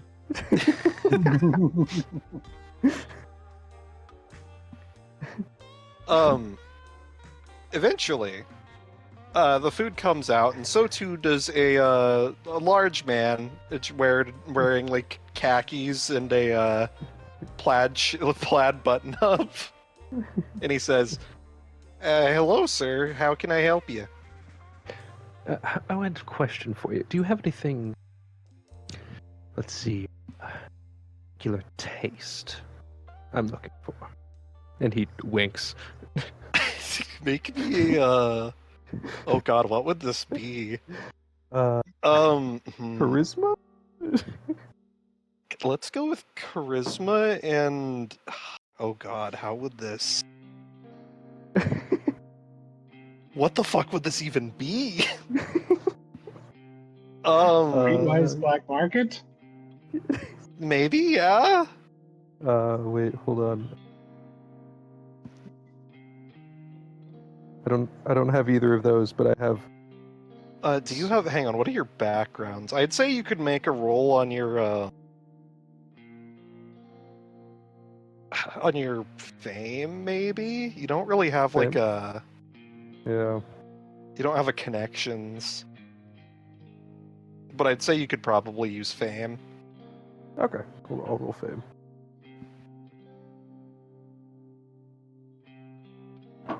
Oh, that is a that is a crit and a crit. Wait, what? A crit and a bestial crit. Okay. The the manager looks side to side and he says, "Oh yes, as any good Otali's subsidiary would. What can I get you?" Let me get. Let me think. Let me get a. With it, finger quotes, chicken fried steak.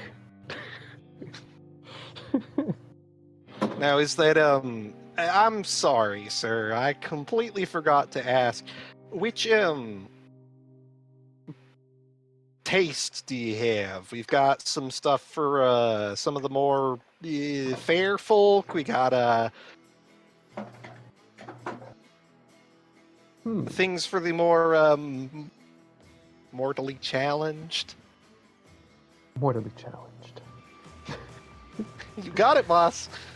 And will that be all for you, folk?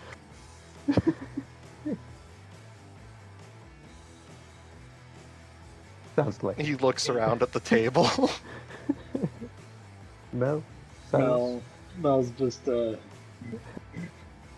kind of What do I got do their here? eyes closed, just lounging. I'm good.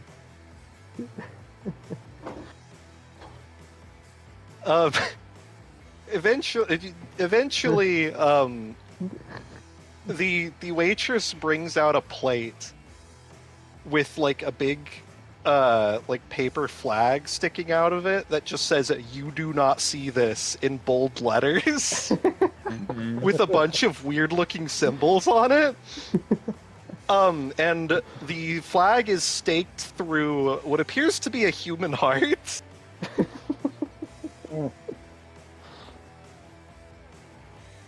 See, told you. Here's your chicken and rice, sir. Thank you. He's gonna dig in. She appears to be completely oblivious to this.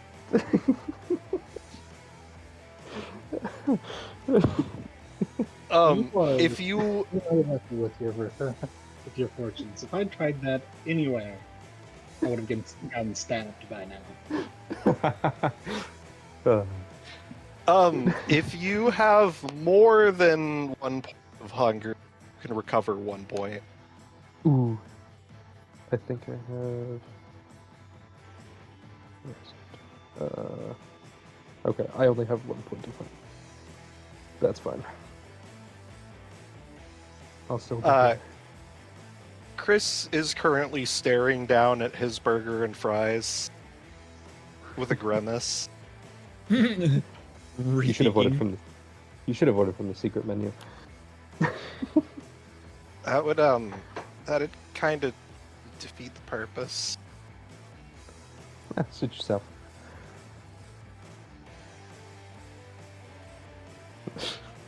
He brings his head into his hands and just sighs.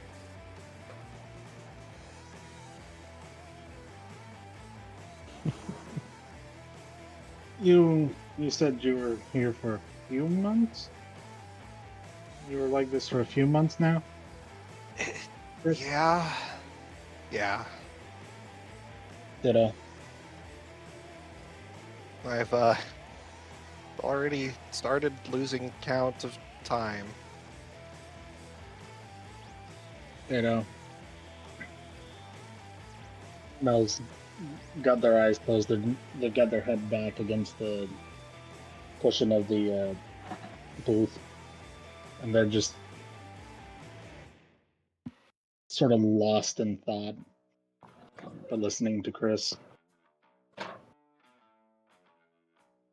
So you guys really aren't trying to kill me or enslave me or something like that, right? Oh, hells no. We're on a fetch mission. I don't know what the guy above us wants, but we're not gonna kill you. Fetch for who exactly? The prince. Oh, Yeah. Yeah, he has high hopes for you. great. Great. That's great. You'll do great.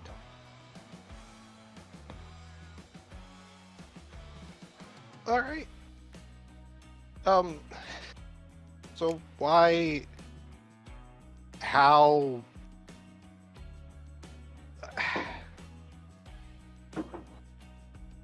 You've heard of Y2K, right? yeah, I think you mentioned it before. I mean, it's a bunch of tech illiterate people panicking about clocks, basically. Well, apparently the prince wants you to look into it, make sure it's not actually a threat or whatever. Great, great. So I just have to explain to a however old man how computers work. That's great. You know what? That won't be hard at all. Probably the most powerful person in Seattle. I just have to make sure that I don't make him angry, right? Like I worked in IT. I know how to explain to old people how machines work. That's basically all I did. And none of them got angry at me. Definitely not. Nobody wanted to cut my head off. So you've been this anxious about your life before you became a vampire. He puts a finger up to his mouth and says, "Aren't we not supposed to say that word?" Mel points to the heart on the table. Right. Right. Okay. I mean, yeah, I guess yeah. Glad I'm I not mean, the only one. Honestly, I thought maybe not being able to die would make it better, but it's honestly not.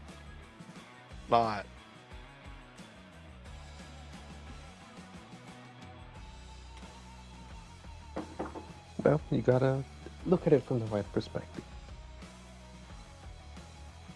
Right perspective. Man, I can't even have a burger anymore. But there's other tasty treats. Alright, I should give you one of my brews. Hang on. You like draft beer?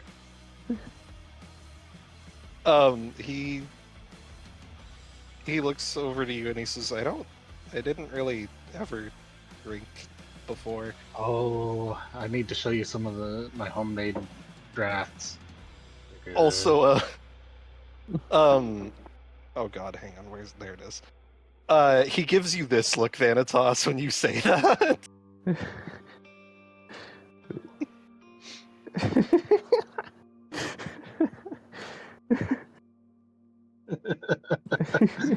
He doesn't know he's talking to a serial killer.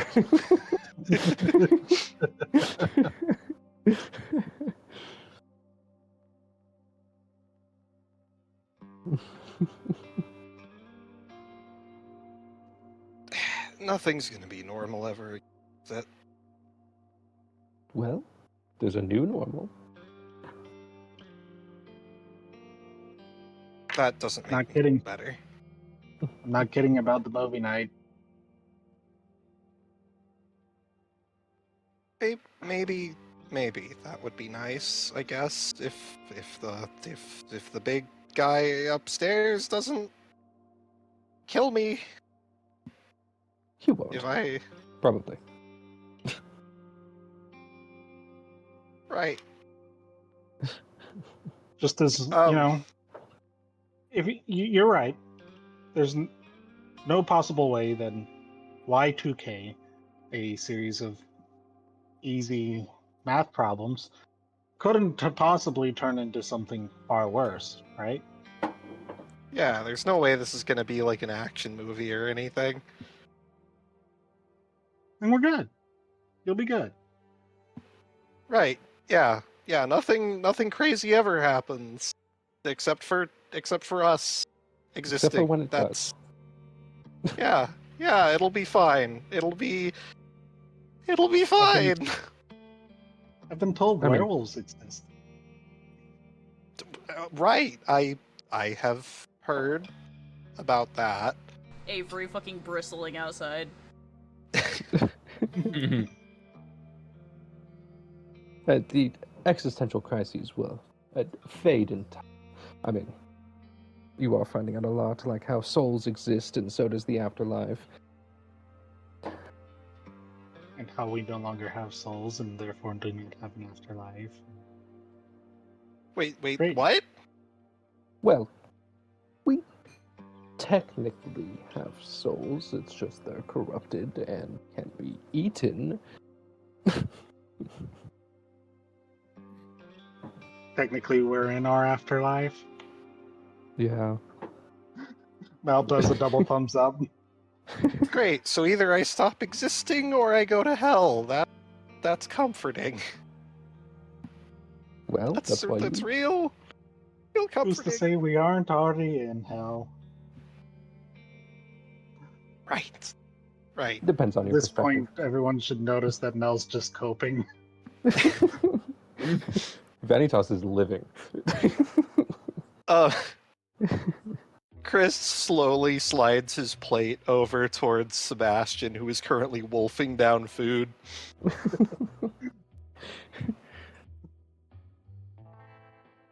At least Sebastian gets an afterlife. Oh yeah, I get the best of both worlds.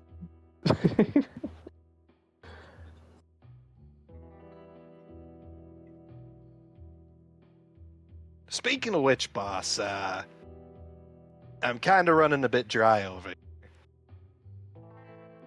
I'll get to you in a little bit. Yeah, I don't want to see that, so I'm I think we still need to do the cover up and then get out of here. Yeah. True that. Hey, it ain't much different to what you guys do, but yeah, we should I'll make sure that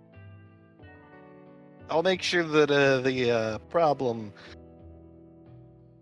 gets lost in the smoke a little bit. Good. I will raise your pay. Hell yeah. You see, this is why I love you, boss. And also, why I'm I- cripplingly addicted to your blood, but that's neither here nor there. Have you tried opium yet? Oh, it doesn't even compare, buddy. You do not know what this is like. I would kill everyone for a drop. Right. Silas, you're not aware of the properties of vampire blood, are you? No.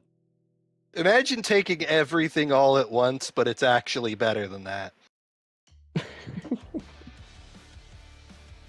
Including the horrific withdrawal symptoms. That Oh yeah. Yeah, those aren't fun. That But as doesn't long sound as like you something gotta- you should be excited about. Yeah, no, it's terrible. I hate it. But hey, I got a steady source. And goddamn does it feel good when I'm not out. Know what I'm saying? Yeah. Who knows what I would happen if don't. I died? But I'll pretend I do. Oh, and also that ain't the only thing. There are some other upsides. You know, I can't do all the shit that you guys can, but I can do some of it.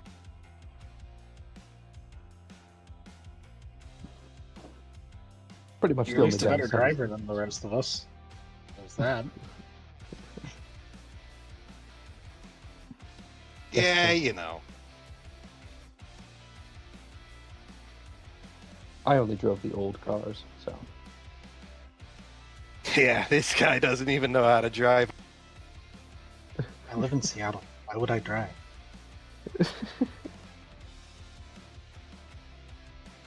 Does a horse count? Right. He's never had a horseless carriage before. Probably doesn't even know what a license is. Oh yeah, you gotta Not true. I got a license for. We're not streaming, right? Are we? I think we are. Are we? Well, I'm going for it. Oh no. Oh no. What do you have a license for? I lost the word I was going to use. I had a license for children employment. Oh, They yearn for the mines. Yeah, when I was digging up coal, they gave me a number. Yep.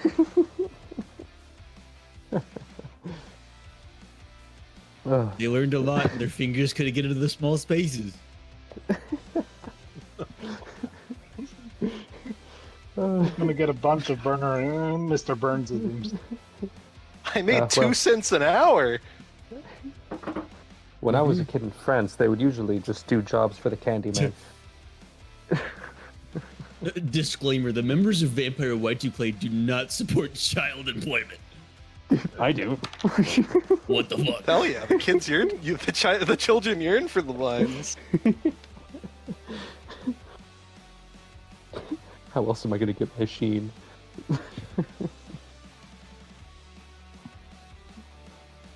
The members of Anyway, Vampire Y2K do not endorse child endangerment. We sure do think it's funny.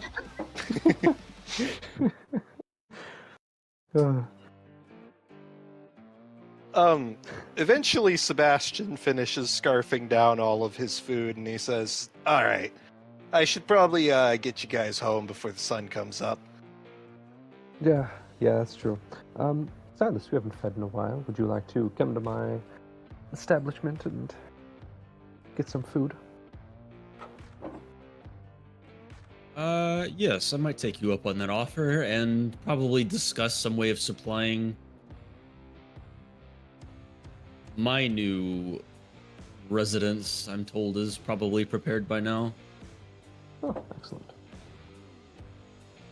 Then we'll watch a movie.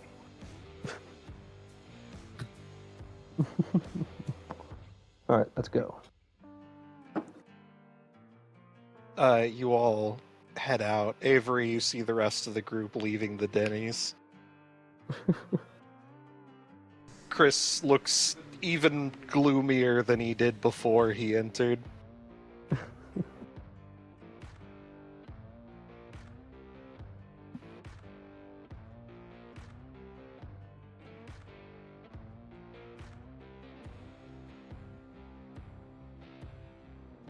Come on, we're burning moonlight. Gotta get y'all home. He steps into the car.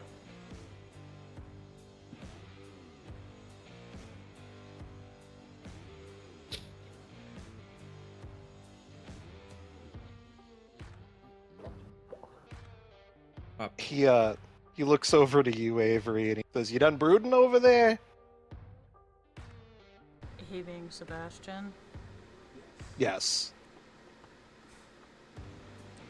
Avery glances at him and gets in the car without saying anything.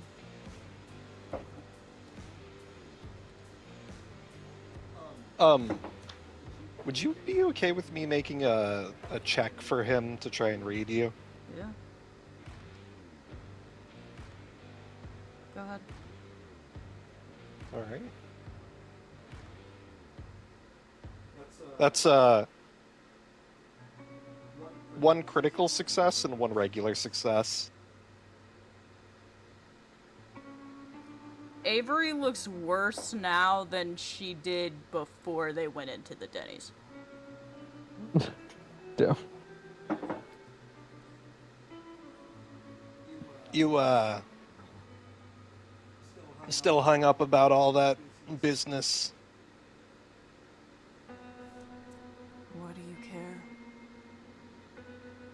Look, I get it, you know. The whole well, I took my first life when I was pretty young, you know. I know you guys are like scary fucking super people, but I know it can weigh on you.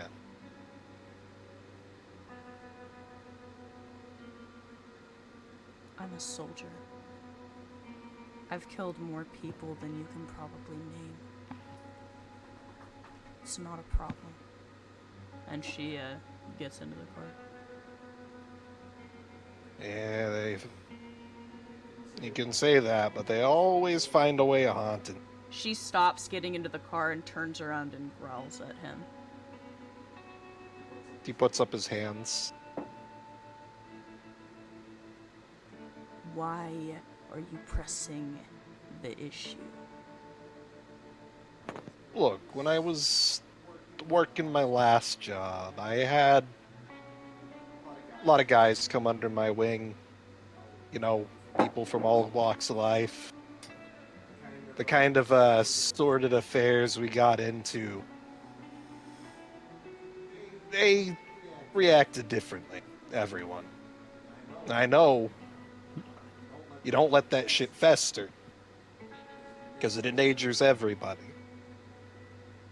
You let that shit weigh on you too much, you start slipping up. You start slipping up, the whole family gets fucked over.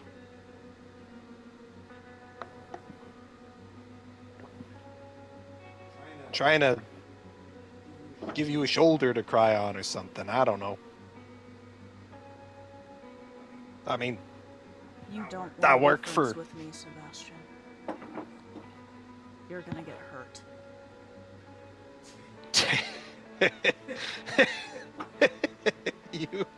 you come on. Don't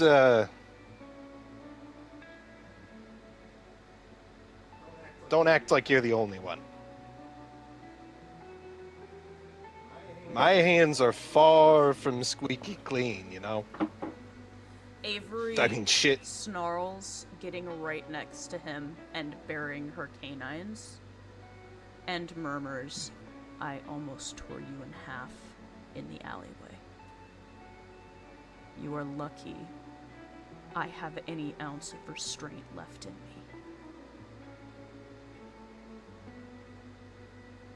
Hey, forgive and forget, you know. I know what I signed up for. I know what I'm around. I know you're still people underneath all that.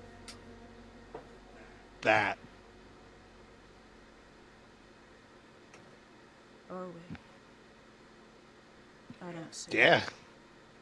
Scary fucking people, but you're still people. I mean, I can't do that with my bare hands, but if I got my hands on the right gun...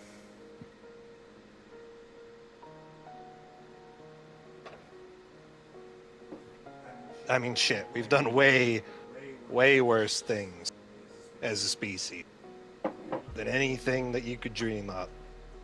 You're a soldier. You should know that.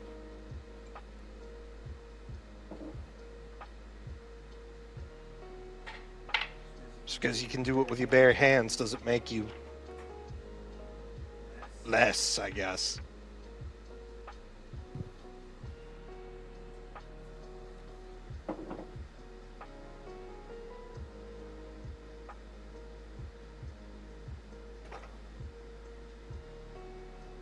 Can't really say I know what's going through your head right now.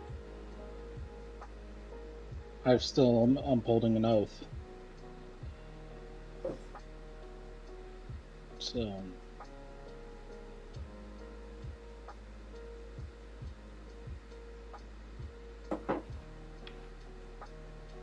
I mean, I ain't one of you, so I can't really speak from a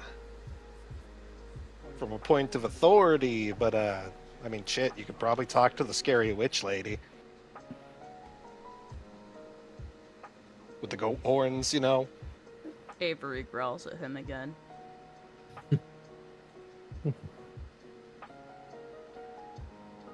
Look, man, I don't know her down the name. shovel and quit digging. No, Just dig up you drive, idiot. Sebastian, she says. Okay, I'll shut the fuck up.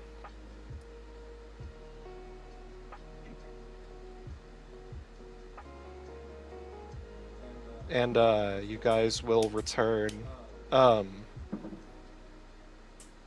wherever you're intending to go. I'm gonna say, unless you guys want to stick around and fuck around a little bit more, at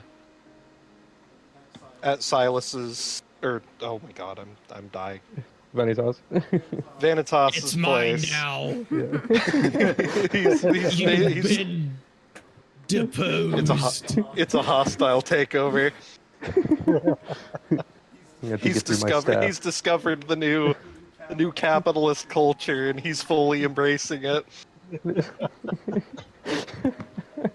He learned what a merger is. This works with my industrious ideas of industrialism and We can put a And Walmart industry. here. Venture capitalist downloaded on the phone. He got bought. They all bought for him. We could have 20 lanes of traffic. And none of them will change the flow.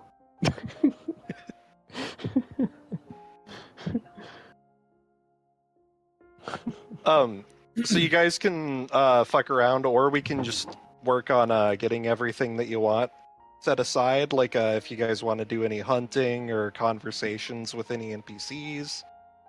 I'm down to do that.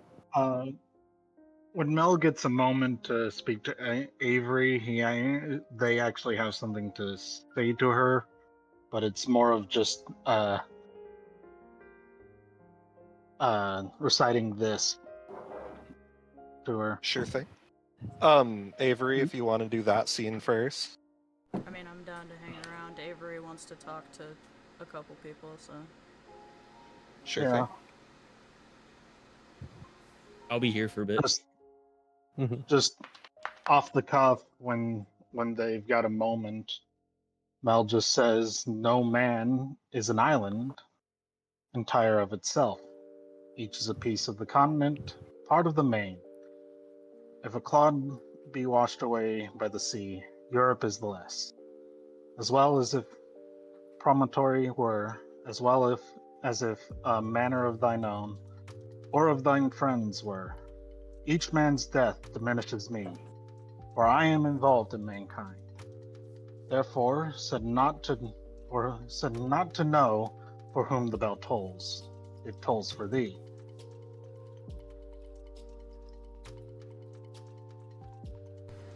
Avery's gonna stand there listening to you. And then she is going to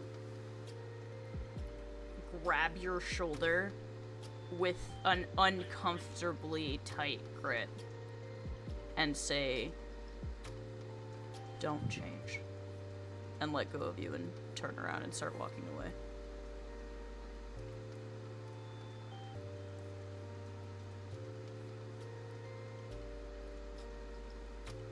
Mel A whisper under their breath goes, "I already have."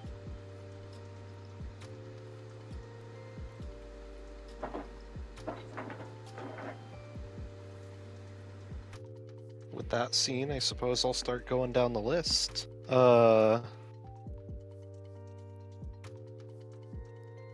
Since we went with you two, I'll say Silas. What would you like to do? If there's anything you'd like to do. Nothing off the cuff that requires like major conversation. Sure thing. Would you like to do any hunting to top off your hunger, or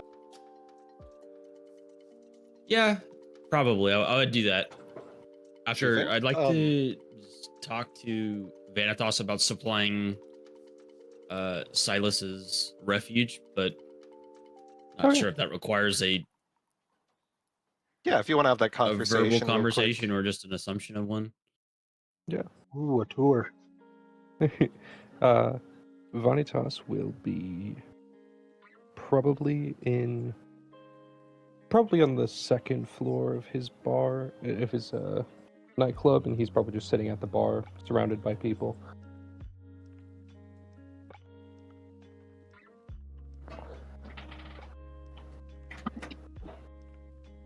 If you would like to approach him. I'm gonna walk up there. So it looks like the bunker that my mistress has provided is completed, and something tells me it would be wise to get a steady supply of food. And you're the only person I know that seems to have access to that. Well, I can set something up for you. Let me think. Well, a long-lasting truce with your house would actually be quite nice, so, let's say it'll be on the house. I would very much appreciate that. I can also supply you with. I know places like these don't normally just sell alcohol, at least above board. I could possibly get my hands on some things you might be interested in. Actually, that would be quite nice. I'll take you up on that. He puts his hand out in a handshake mode. Shake on it. All right. Deal sealed. I will provide you with food, and you provide me with your concoction. It's a deal. All right. Both parties agree. Now, for tonight at least, would you like to partake in one of my hunting rooms? Yes, can't remember the last. I think the last time I fed was the last time you invited me, so I might as well.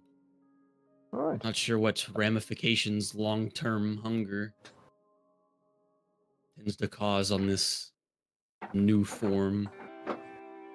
Very bad. He's going to hand you a key card to go to the lower levels. Silas is gonna take it and head down there. All right. So, you'll be hunting. So I've got to go through the hunting rules. I don't remember. I think you've got like the dice you need to roll on your hunter type.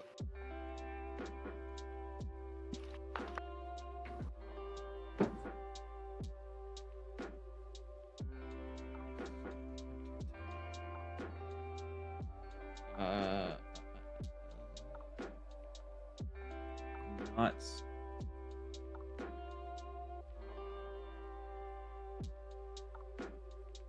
Here, let me see if I can help you find it. Predator type is scene queen. Right, yeah. Let's.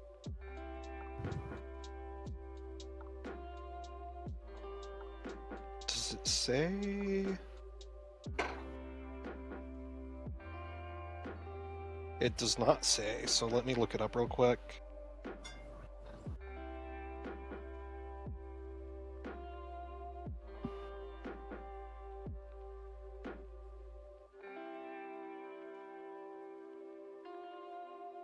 Scene Queen.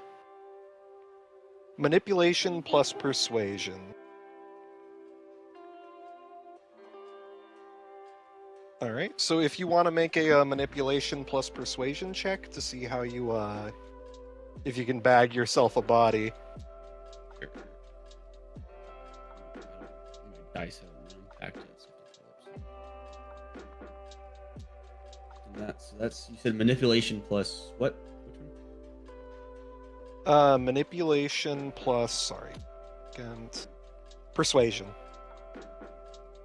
4 plus 3 with 3 hunger, so I would roll 4 and then 4 hunger dice. 4 9 10 8. What's my success? Oh, it's just gonna be sixes. Actually, Sixes? I'm gonna say because you're doing it on grounds, I'm gonna say fives. Okay, so that's 4 successes that are not hunger dice, and then 3 successes that are hunger dice. I did get a crit success on the non-hunger though. All right. So you managed to. I'm assuming you don't want to the whole scene. No, no, Yeah. I'd prefer not to. So you managed to get yourself a person. Are you going to kill them, or are you going to do... You can feed up to 2. You can slake up to 2 hunger from a human without killing them.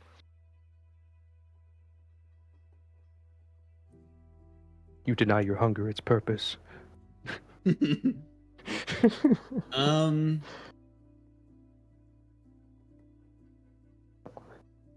remember if you I do think take I'm a gonna leave life, them you do.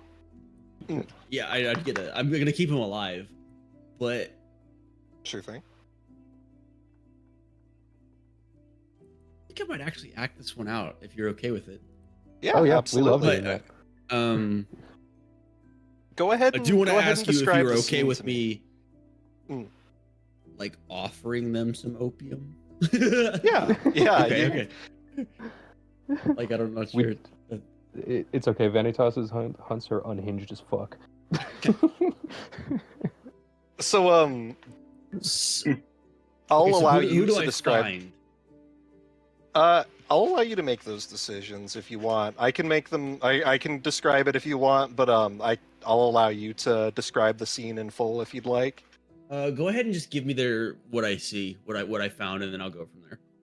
Sure, sure. So, is there any type specifically that you're looking for, or are you just looking for kind of like the general, somebody who will partake? Partake.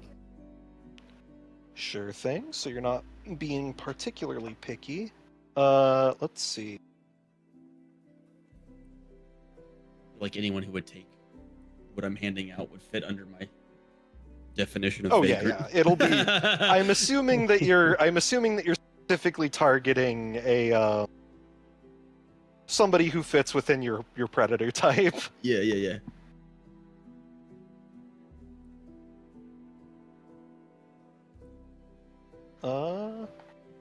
Let's. I'm gonna make a quick special roll here.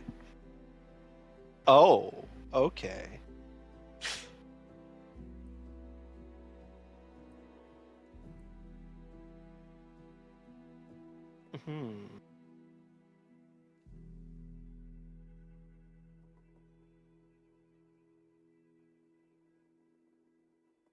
All right, so you find like a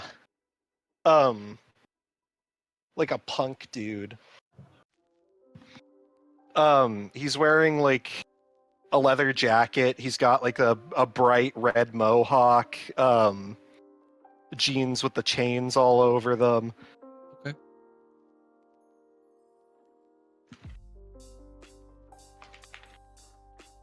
Well, hello there, friend. You seem like you to be the person interested in experiencing something outside of this mortal coil.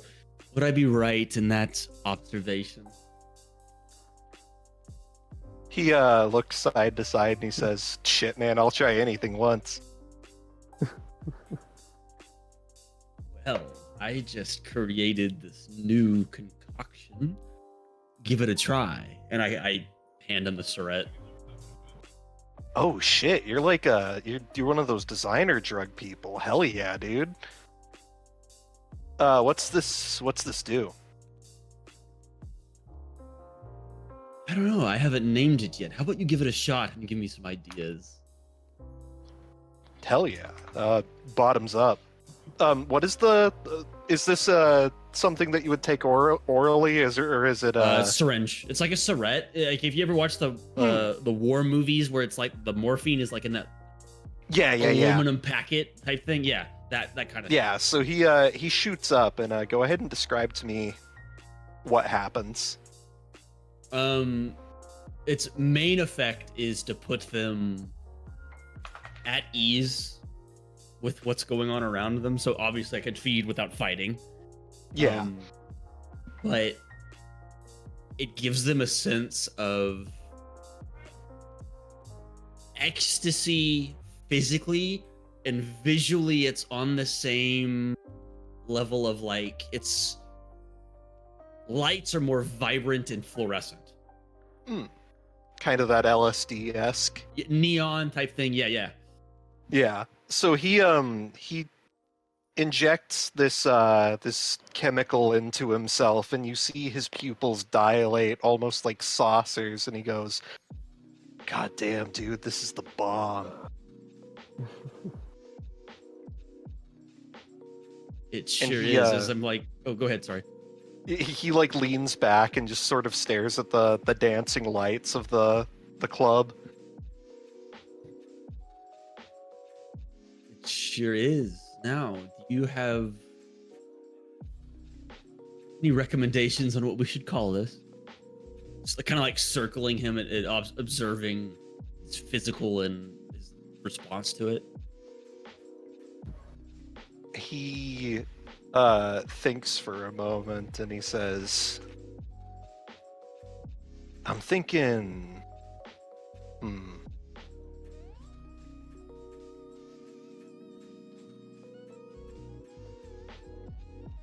this is out of this world, man. I'm thinking Pluto." Pluto. Okay. Not liking that one, but we'll put it on the drawing board. It's like I'm riding the Milky Way, man. About something like Andromeda. Hell yeah. And like as he does that, I get behind him and kind of like separate his head and his shoulder to get to his neck and bite down. Yeah, you bite down and you drink deeply of his vitae, feeling your thirst quench, and he seems to be completely unaware of what's happening as he closes his eyes and passes out. Still alive. Although quite pale now. And you can slake your hunger. I think you're at like 3, so you can bring it down to 1. And I'm gonna pick up the Surette. Well, I guess this one's a winner, and take it with me. And you walk off into the party. I'm assuming that you're going to head home. Yes. All right. And as you take a limousine courtesy of your good friend, we will move on to Vanitas. What would you like to do? Ooh. Let's see. He's going to. Are the other two still waiting to do something? Avery and Mel. I haven't gotten to them really, so yeah. I'll wait for them to go. I'll let them go first. Okay. Oh, no. Avery. I'll bring it around to you. What would you like to do before you go to rest for the day? I mean, there were 3 things that I sent you, so. Here, let me look. Where did you send them? On Instagram? Sure thing.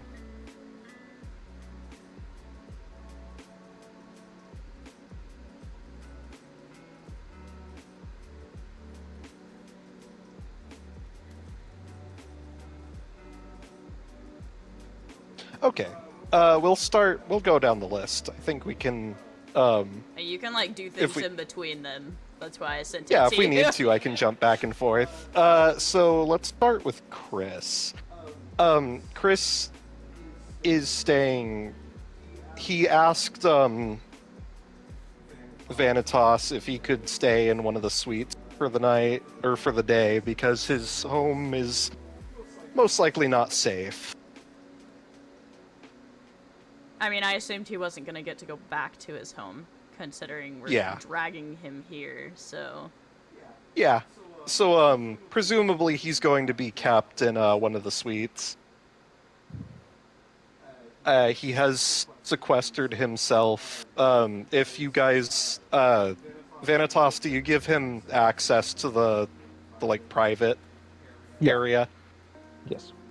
So he's probably just going to be alone in probably the lobby of the meeting room that you guys use. Avery's just remaining nearby. She's not gonna let him out of her sight until he gets where he's going. So Yeah, right now he's just sitting on the big, obnoxious couch, looking around, taking everything in. He looks very, very anxious. first time. I guess you could say that. Yeah, I hate this place too. She snaps her fingers and Nova goes and sits down in front of him and wags her tail.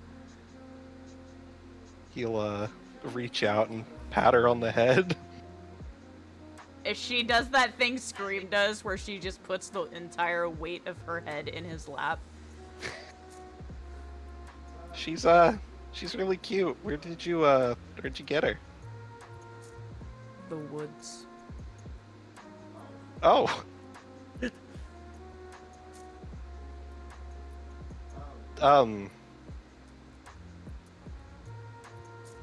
Do you spend a lot of time in the woods? She lifts a brow and looks at him, looks at herself and looks at him. Yes.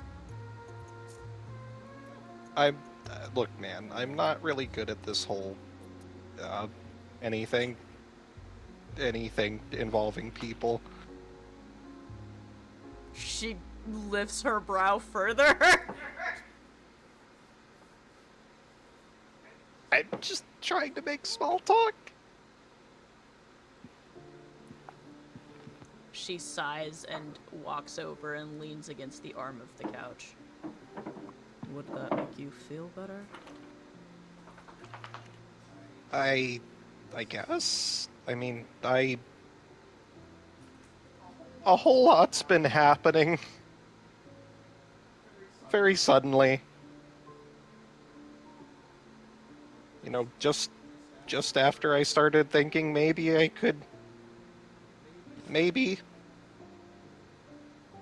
get things as close to normal as possible.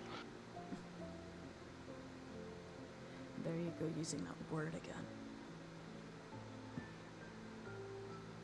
I mean, come on, you can't tell me that any of this is... You couldn't have known about any of this happening before, you know, he kind of jabs his thumb into his neck, where you see a notable scar.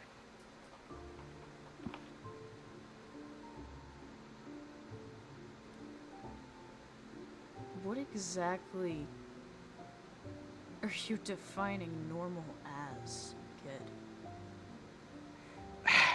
Before all of this happened to me, I was barely surviving on shitty food, paying my tuition. I was in debt. I was walking to school every day, you know?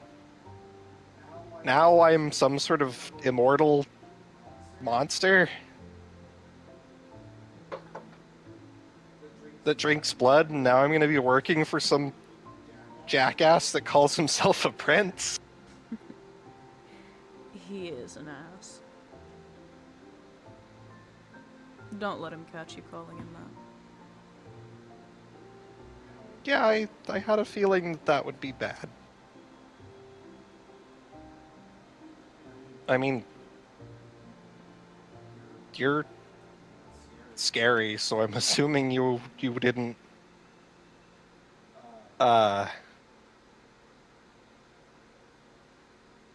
live the same life as me, I guess. No. I didn't.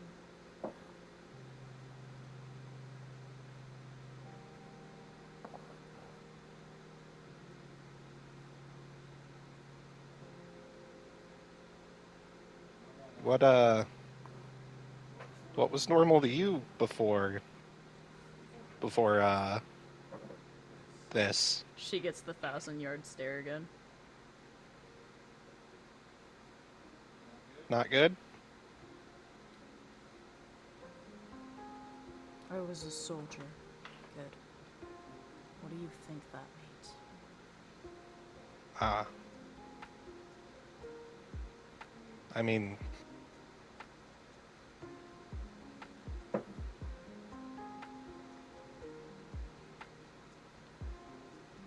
how did you wind up like this? Like a weirdo covered in blood in a nightclub that I hate with people I don't even remotely begin to trust? Or the whole 1,000-yard stare thing? I was thinking more the not being alive anymore thing, Ah. but all of those I am curious about.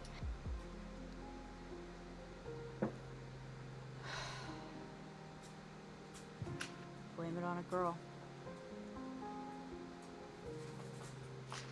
A lady, she says, correcting herself and looking at him. So, did you know before, or? Know that vampires existed? No. I knew Yeah, and something existed. I just didn't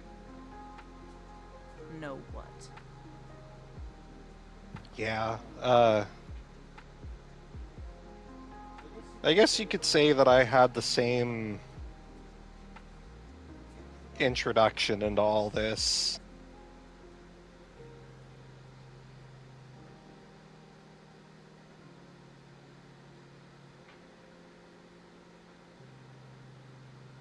I met a girl online. She was nice and really cool, and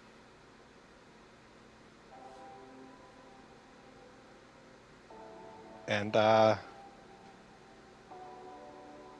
you met her now in I'm like, person? yeah.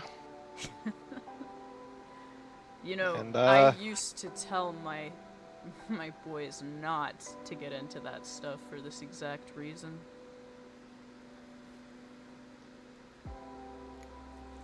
yeah. First it's, oh, she's really hot, look at these pictures she sent me. Next thing you know, she's asking for $500, and then you never hear from her again. Yeah, except instead of $500, she killed me.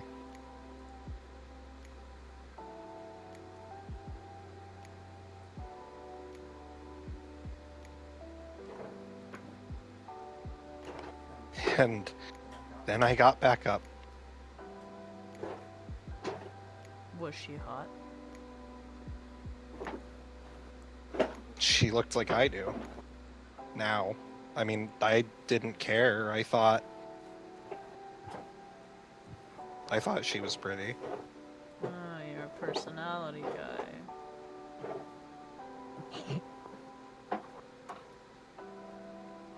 Do you make that sound like it's a bad thing?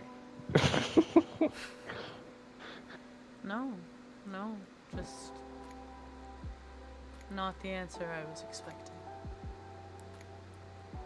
You spend enough time with boys in the sand, and you hear non-stop about the most attractive features in a woman. Yeah. Yeah, I mean, I had to deal with guys in school. Personality is pretty low on the list. Yeah. I mean, I guess hers wasn't even real. I mean, she just wasn't there after. Just one moment I'm got teeth sank into my neck, and then the next I'm alone and I'm dead and I'm hungrier than I've ever been.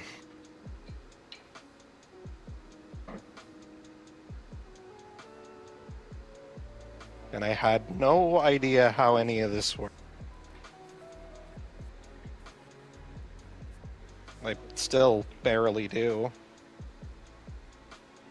Most of what I found out was from people on the internet. Well,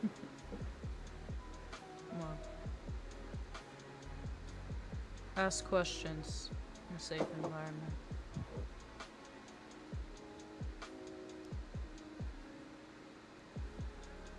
You'll figure it out. So I don't really have another choice. At least there are people around to help you now. Yeah. I was worried that you guys were gonna, like, stuff me in a bag and then chop me up. The bag part was considered. The chopping less so. Well, I appreciate that you guys don't want to kill me. I mean, I might not be alive, but I'm still here, and I'd kind of like to keep it that way. We'll see if you still feel that way after you meet the prince. Yeah. Yeah.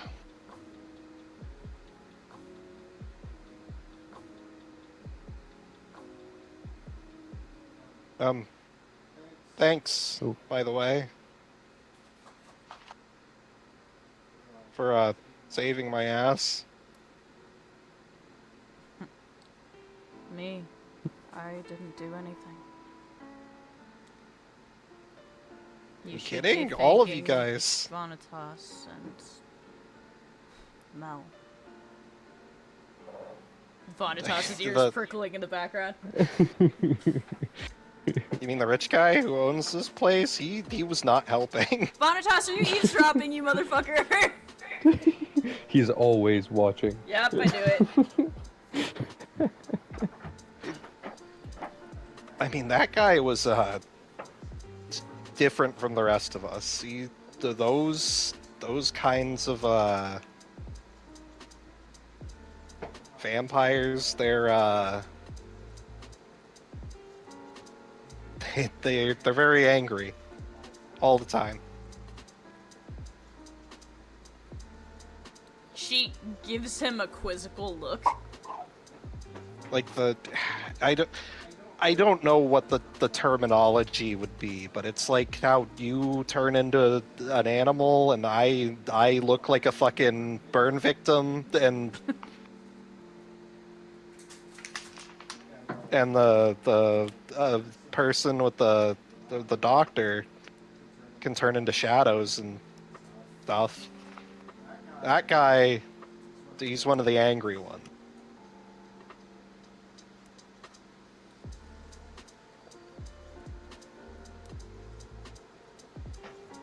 I mean, you saw him. He looked like a fucking fridge.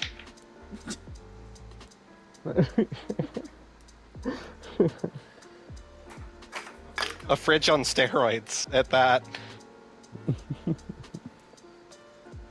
You know what? Can I have Vanazos eavesdropping? I was expecting it at this point. This is your place, so it's very True. easy for you to eavesdrop on people. Yeah, he walks up behind Chris. He says, "And what kind am I?" He says as he sort of pokes his finger and rolls it on his shoulder. He bristles and says, "Oh, hey, you?"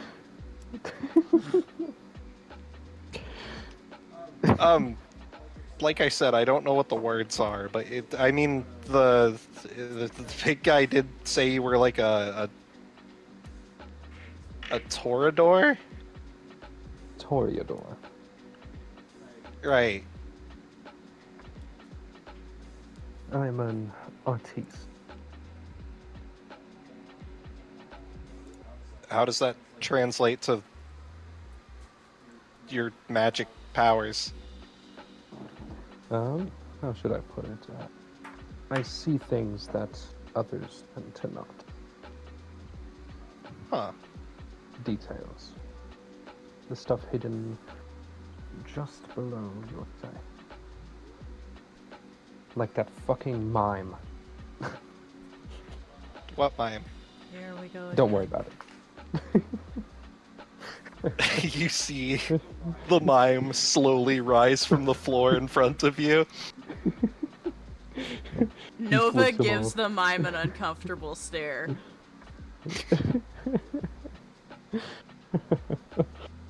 Just Yeah, an old Nova, friend. like, Don't worry about that. Nestles further into Chris while staring at the mime.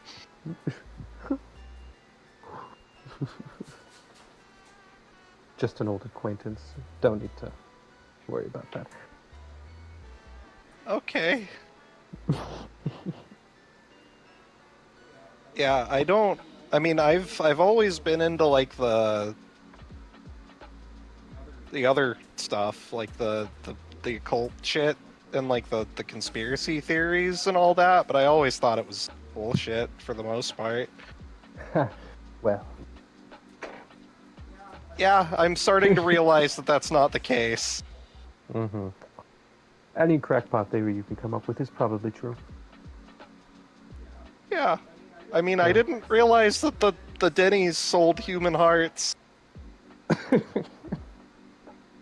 Our kind can be found in many places. Yeah. And also werewolves, apparently. Avery yeah, thank bristles again. Be careful mentioning them. He don't want to summon them. Wait, do they appear when you say their name, like the Candyman? No, but it's how would I put it? Superstition. Oh. Okay. Yeah. Same as the Christians don't mention the devil. Wait, the devil doesn't just show up, right? That's not like a thing. I don't know. I've never been Christian. Great.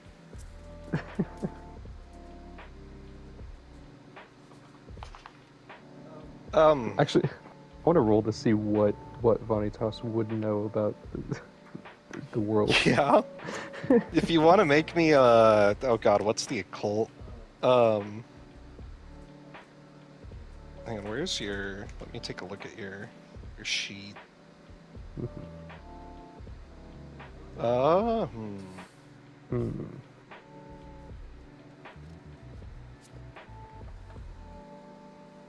Probably be intelligence.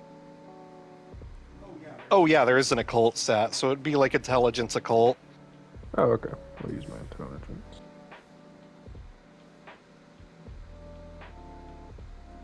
Ooh. Oh. A crit and a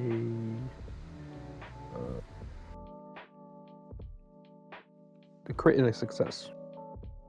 In terms of demonology specifically, is that specifically what you're rolling for? I would say just occult stuff. general occultism. So you know about death fairly well, obviously, given your particular friend. Uh-huh. You know that there's an afterlife, at least one. And you know that usually the ghosts go there. Except sometimes, especially in places where particularly bad things happen, such as your own establishment, the line between the afterlife and your reality gets blurred, which allows the dead to kind of pass in and out. You also have heard from some of your more supernatural connections that there are things much worse than vampires and ghosts and werewolves. And you have heard rumblings about the existence of infernal beings. Well, there are things. He like starts to like trails. He like, I would say like, trails his finger over the table, and he says, "There are things far worse than vampire. Well, like, there are demons." That's not comforting. I mean, I guess it's not like they can steal our souls or anything, but like...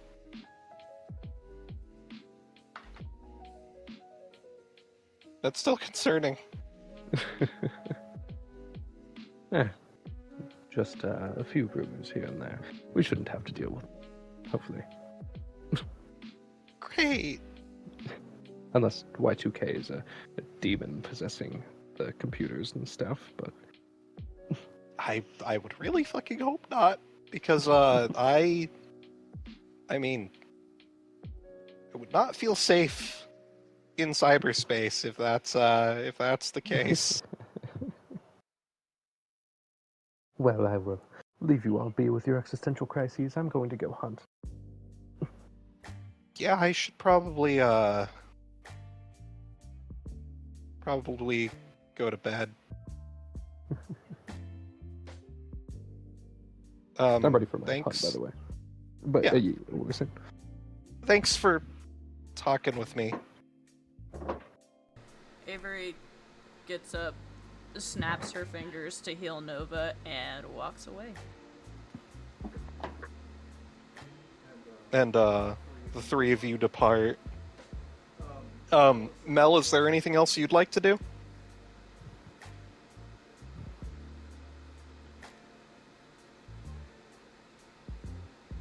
Can't believe Mel's dead. The cardboard dead. cutout of Mel is sitting at a bar. I'll get to Mel later if Mel's they're still here. around. Mel's Oh, here. all right. Oh, okay, Is there well- anything else you'd like to do?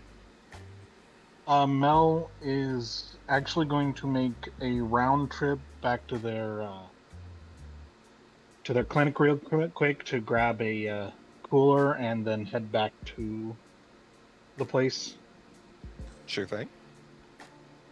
Because they did promise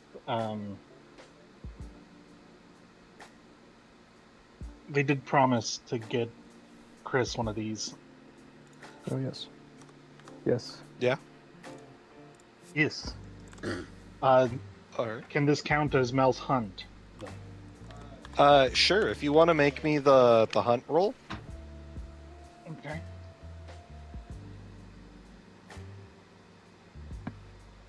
Gotta dig up dice. What is the hunt roll is hunger Let's see. dice.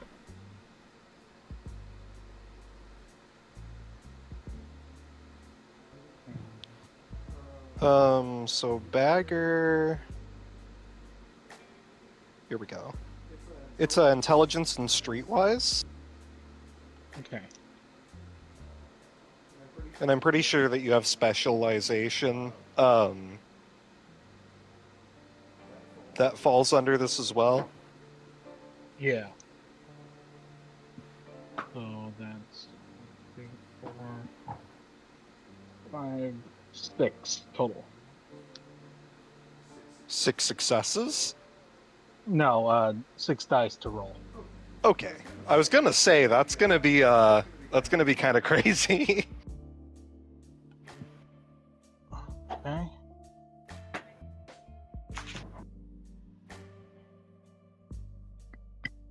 That is 4 successes total.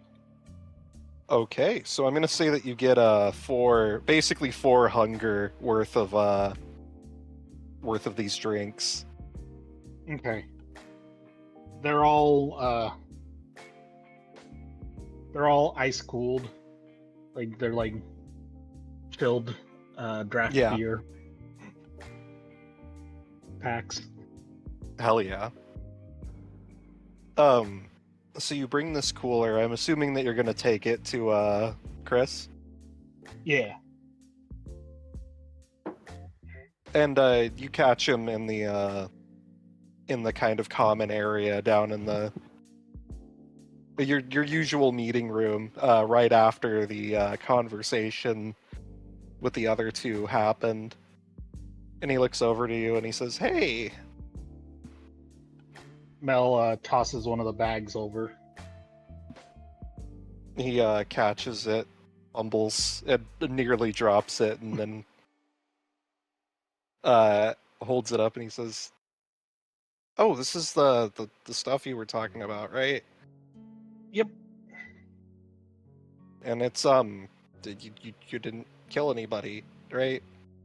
No, I'm a doctor. Okay, I've taken an oath. right, yeah. I just wasn't. I didn't know if being. He gestures and he says, I didn't know if that changed that or not."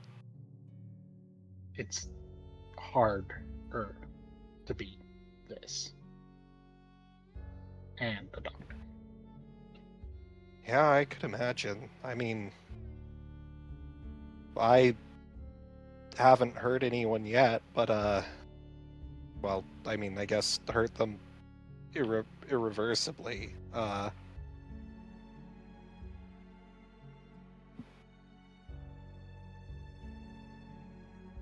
So drink up, enjoy it, though your stomach might not handle it as well as mine.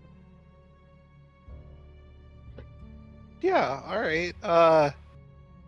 He like tentatively sinks his fangs into the bag. And then he his eyes kind of light up and he says, "This is definitely different. It's actually pretty good." Yeah, I mess around with this stuff.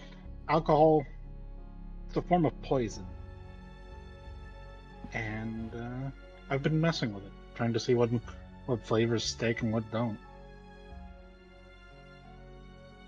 Oh, I definitely like this more than the beer I tried when I was alive.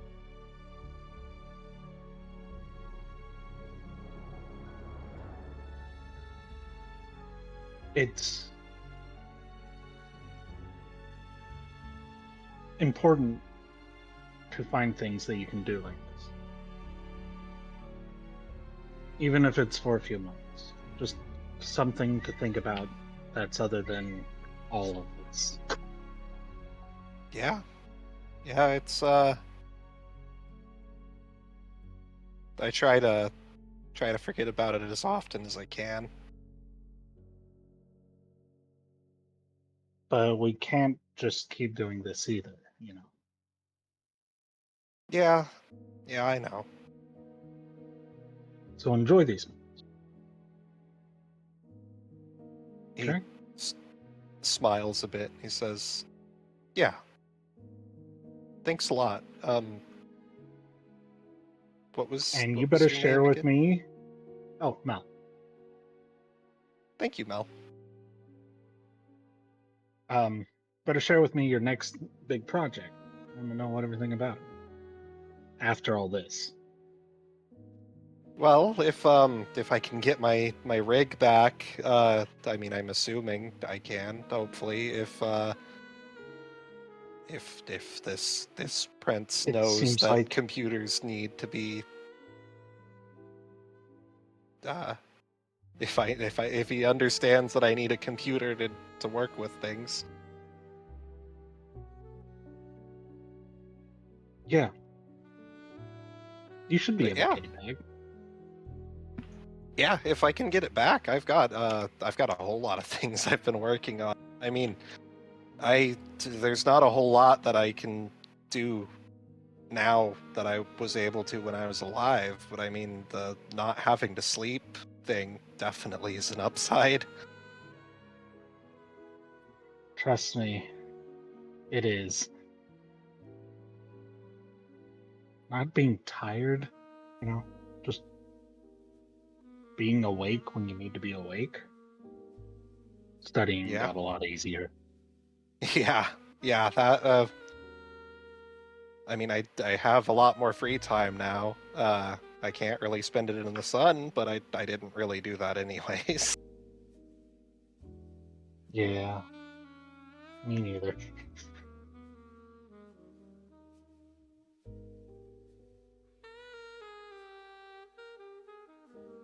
Thanks a lot. Well, that's what I wanted to do. All right. And Mel finishes their drink and moves on. For sure. On home. You can slake down to one, however many you want to consume. And then you'll have Chris took one, but if you have any left over, you can hold on to them. Okay. Mel's gonna store those in their bag. Well, yeah, in their bag. All right. And then is there anything else you'd like to do, or would you like to do your rest roll?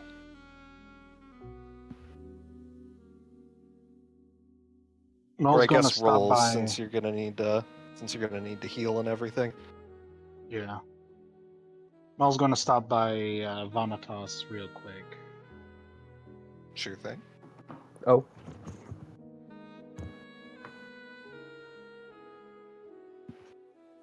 Van. I want to thank you. You helped bail me out of that bluff I was giving the guy. oh, me? Yeah. Oh, you're welcome. Not often I get those. I am apparently supposed to be like that. Oh, well, I appreciate it. Well, if you can access any of the amenities in my place, you are fully welcome in this establishment. Of course. But just yeah. Yeah. Well, we are comrades after all.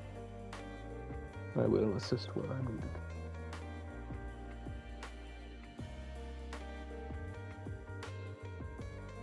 Mel has this look of like, I apparently did not say that correctly, but can't really continue the conversation, so just sort of turns and walks away. All right.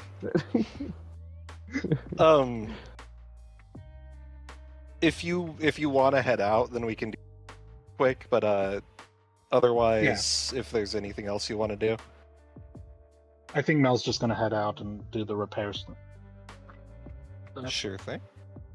All right. So, couple things.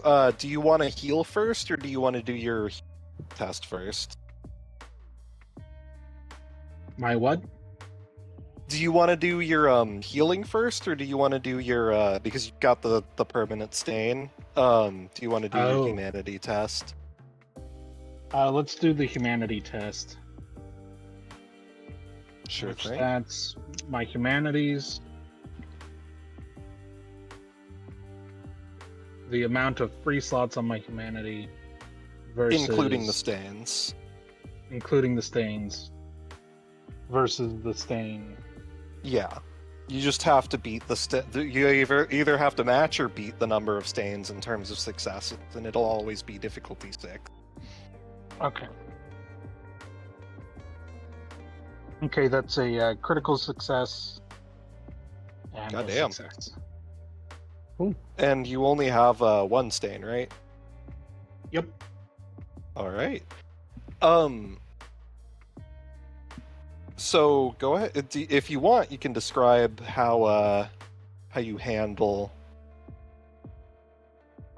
how you're handling this, or we can move on to if you would like to heal, then we can move on to your healing. For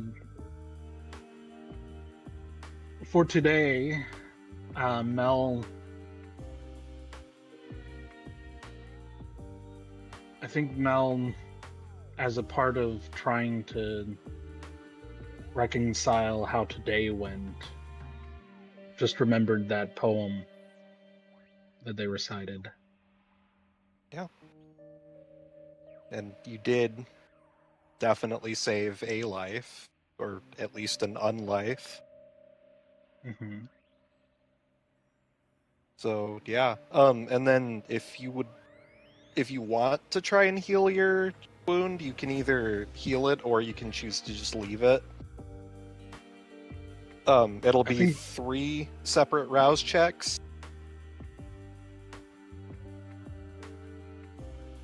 okay. I'll try and heal it. Sure 3 thing. separate rouse checks. Okay. What are the dice for the rouse check? It's a D10 with a difficulty of 6. Okay. And you don't use beast dice for that. Okay. So pass on that first rouse check. Alright. Critical success on the second, Nice. and then not a pass on the third. Okay, so I'm going to say with that crit, that counts for a success on all 3. Okay. So you do not incur any hunger, and you close your eyes to return to your sleep. You can feel the wounds knitting, and when you next wake, you'll find that it's as if you'd never been injured in the first place. Nice.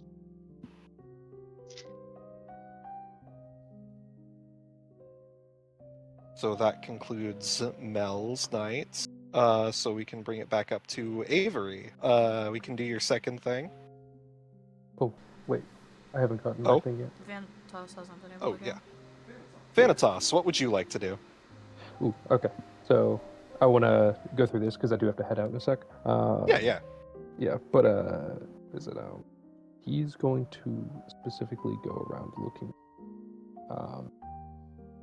Somebody specifically going around like biking drinks. He wants to find someone breaking the rules of the establishment. Sure thing. I'm gonna say go ahead and make me a hunt check. All right. What's that? Is that a What's your hunter type again? trapdoor? So let me pull that up. Where is it? Where is it? Here, I've got it. Trapdoor is charisma plus stealth. Charisma plus stealth. All right. Charisma and... Oh, so it's charisma plus stealth for victims that enter expecting a fun-filled night. Dexterity plus stealth to feed upon trespassers.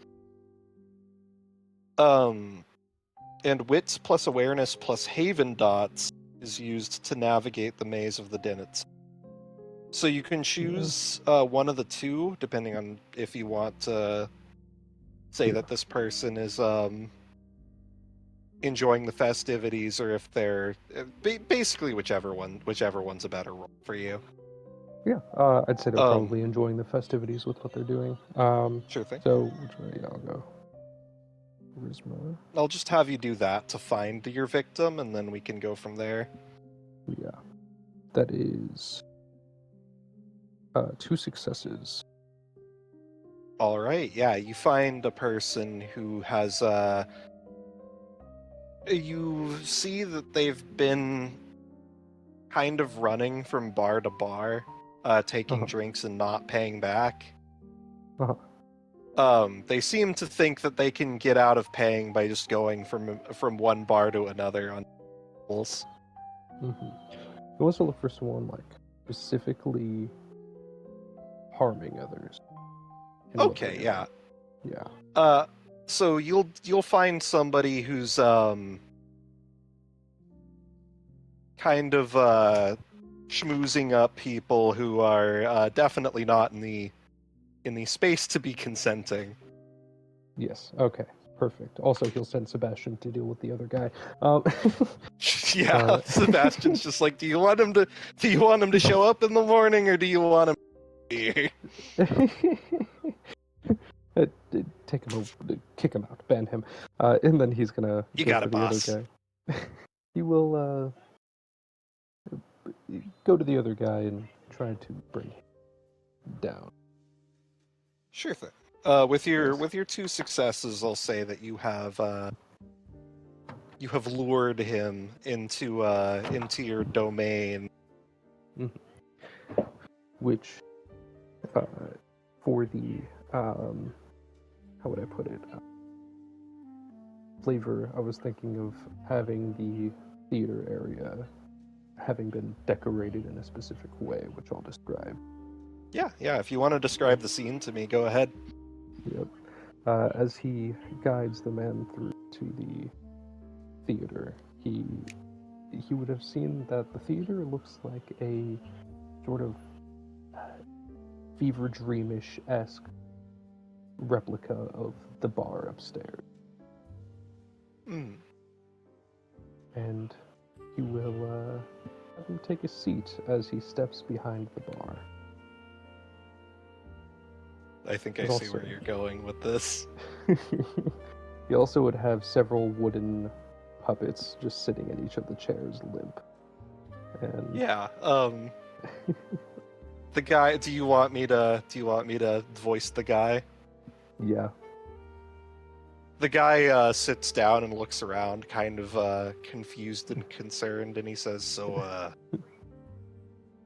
is some kind of art installation?" yeah, something like that. Actually, you're right on the money. Can I get you a drink, perhaps? Sure. Yeah. I'll take a Jack and Coke. All right. You will, as he's preparing the drink, sort of looking away, cleaning a glass and filling it, he says, "You know, there's something fascinating about rot," he says as he places the drink down on the table, gesturing to it. He takes it and swirls it, and then takes a swig, and he says, "Yeah." It begins so quietly, so politely. A blemish here, a scent just. But by the time you notice, it's already in the marrow. He gestures to take another drink.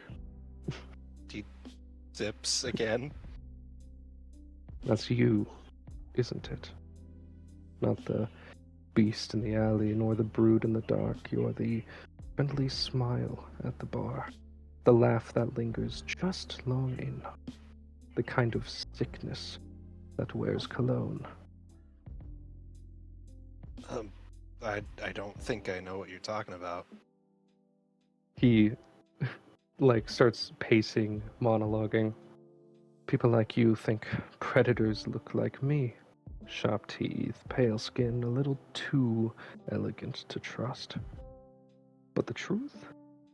You don't see the real monsters because they dress like men. Because they are men. And they slip poison into glasses while the music's too loud to scream.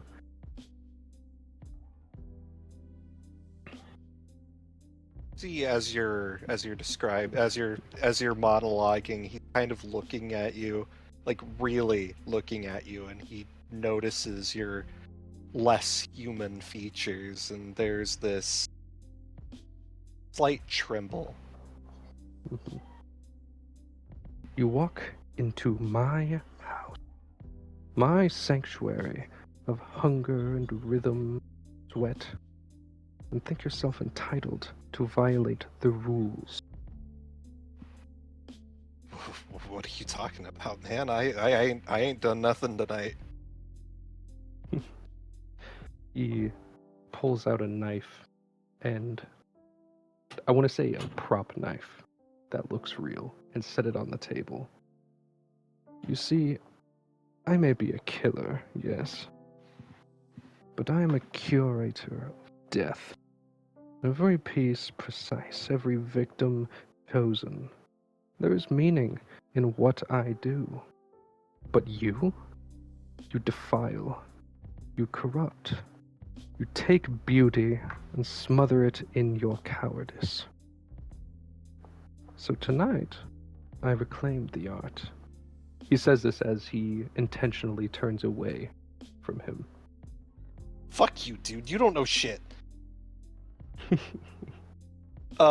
He's going to grab the knife and fucking trying to act like you know me, fucking freak. And you feel plastic break against your shoulder.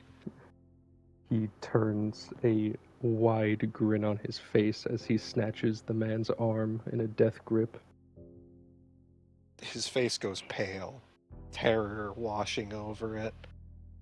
Tonight, I show you what it means to be seen, to be immortalized, not in pleasure, but in punishment. Don't look away now. Every rot has its place in the gallery.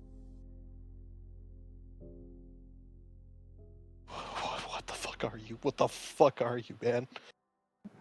He's going to snap his arm. He begins screaming, wailing in pain. Panicked, he begins using his free arm to try and punch at yours, trying to break your grasp on him. You will pull him closer and sort of like pull him in a way where his face goes up against the edge of the table. He's desperately flailing, trying to pull himself free. You will jump over the bar, sort of get on top of him, a real knife in hand, and I will close the scene. And as you do, I would like for you to add a stain All right. to your humanity. And if you have any hunger, go ahead and remove it. All right. And we can move on. You are uninjured. The only thing that you have to make a roll on is your humanity. All right. Which I will probably do next session because I do have to head out. Yeah, sure thing. All right. It's been real. Yeah. All right. See you. Have a good night. Later. Good night. Thanks for the session. Yeah. Thank you guys for coming. I believe Avery has a few more things. Do you want me to stick around for that? You can hang out if you want to, I don't care. That's entirely up to you.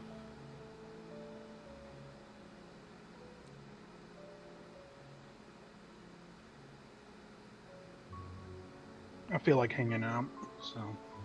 Sure thing. So, Avery, number 2 on your list was you wanted to go find Sebastian? Yeah.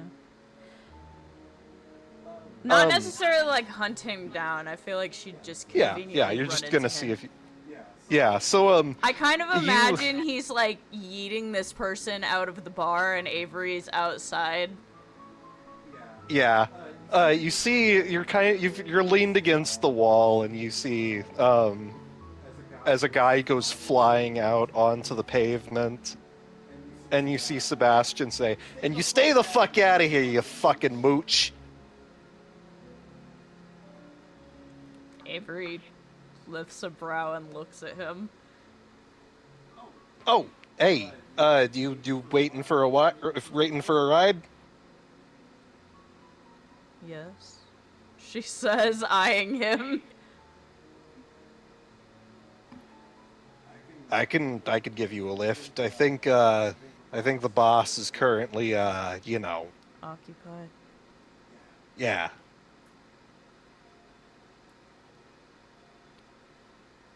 She kind of has this pained look on her face for a moment, like, oh great, and then she shrugs. Here, he pulls out his keys and he says, "You could come with me if you want, or I can bring her around the back." Avery shoves her hands in her pockets and follows. And as you're walking to the car, he says, "Hey, I'm sorry if I got a little too pushy. I know it's not really my place to be talking to you guys like that." Why did you say that? Well, I mean, come on. I work for you guys. Work for Vanitas, and by extent, pretty much all of you guys. You don't work for me. Yeah, but I mean, I do what Vanitas says, and he says that I gotta listen to all of you. So why go out of your way to say something like that if you just work for us? Psh, I mean, Avery's You know. analyzing him. he kind of like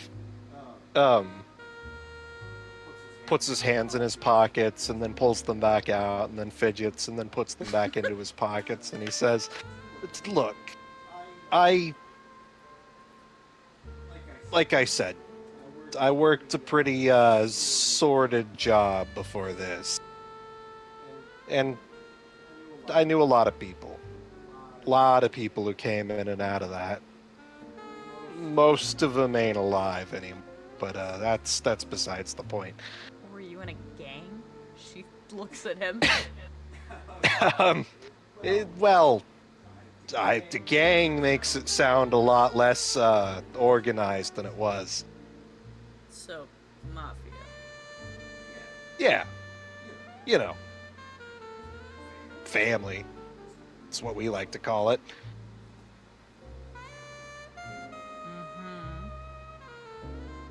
Mm-hmm. And, since we were a family, we had to look out for each other. And somebody was having a rough go of it, sat him down, had a chat with them, tried to work it out.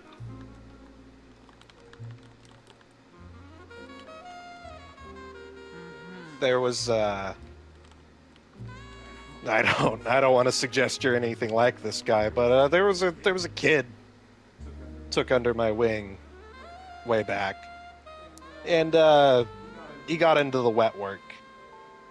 Wasn't really a planned thing. We were just supposed to go to a deal, talk, and but unfortunately the deal went south.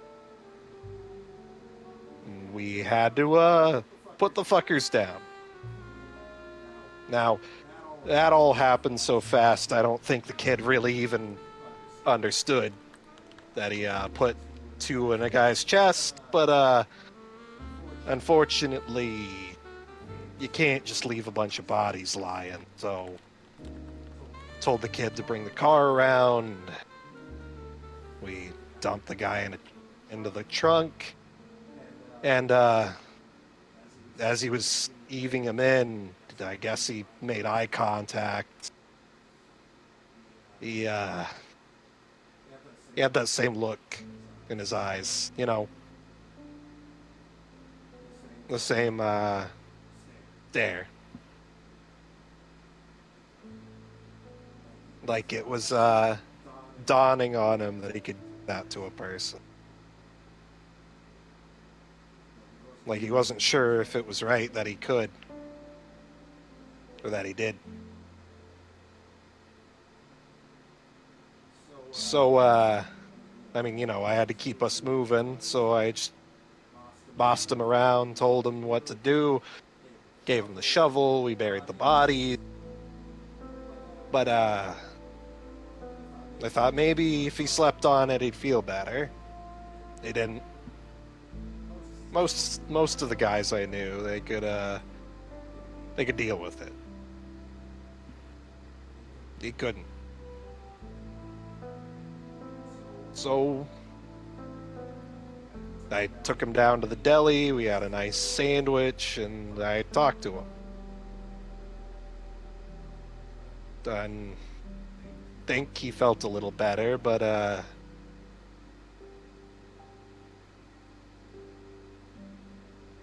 he wasn't cut out for that line of work. Not at all. And unfortunately, at some point he crossed the line. Next thing I know, I was putting him in the ground.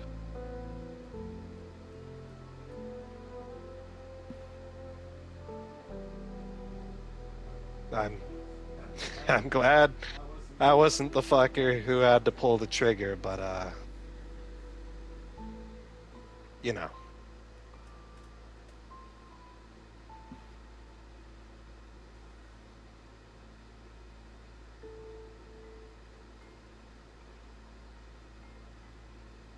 Like I said, I don't want to suggest that that I see anything about him and you. I know, even if I did have to kill you, I wouldn't do it. I wouldn't be able to. But you know.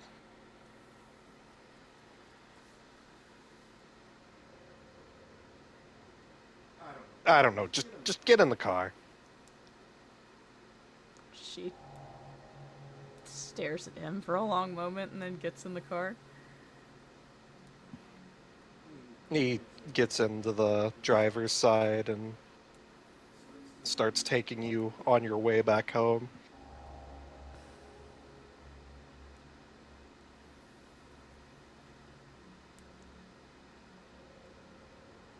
He sits there quietly. She got into the passengers instead of in the back. And she's looking at him as he drives.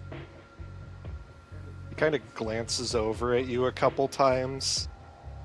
Then he says, "Come on, why are you looking at me like that?"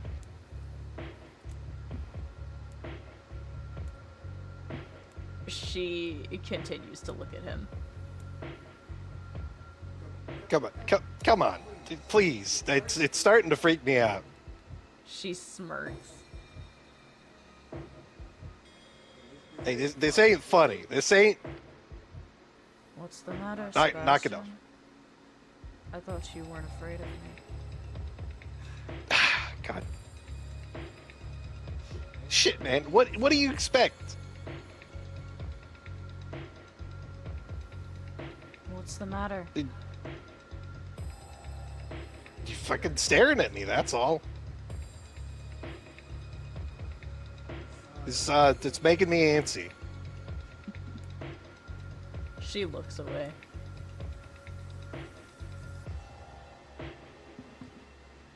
Afraid I'm gonna rip you apart. Oh, come on. I mean, of course I am. I'm afraid I'm gonna die every day.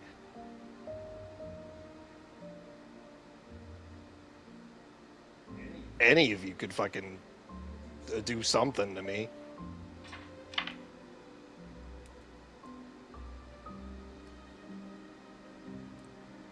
It's unlikely. You're valuable. There are plenty of other options around you. Yeah, I know. That's why I do this job. It's one of the reasons.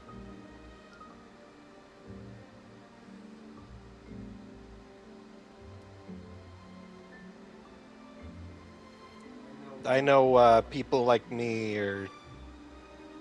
Well, there's a reason that we're alive. Not.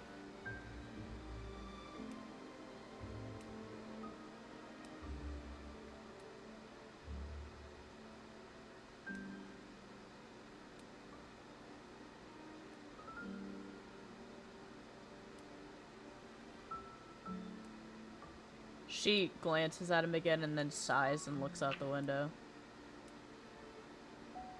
What? Why you acting glum again?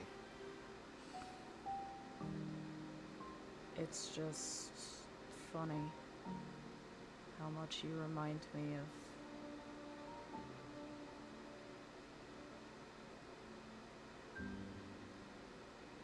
Somebody else you knew? Yeah. Well, I'm sorry you had to deal with two of me. He was insistent on becoming my friends.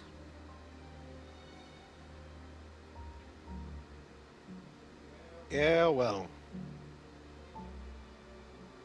If you want my opinion, I think you'd be a good friend to have. I'm not. Oh, bullshit, man. Like, I ain't trying to be sappy or nothing. Like, come on. Look at you. You could do shit like that to those guys. Like, come on. Who wouldn't want to be your friend? Definitely better than being your enemy. I got a feeling it was the same before you could do all that, too.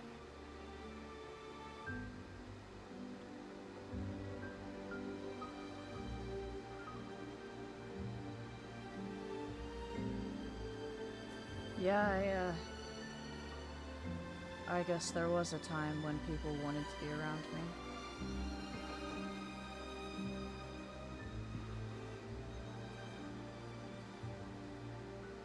Yeah, well, It didn't end well for them. yeah. Yeah. That I know. I mean, I already told you the story about the kid. Yeah, but that wasn't your fault. You kidding? I vouched for him. I got him the job.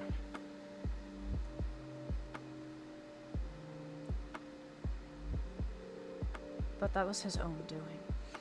It was his own fuck up to get him to where he was. That was his consequences. Nah. I mean, sure, maybe, but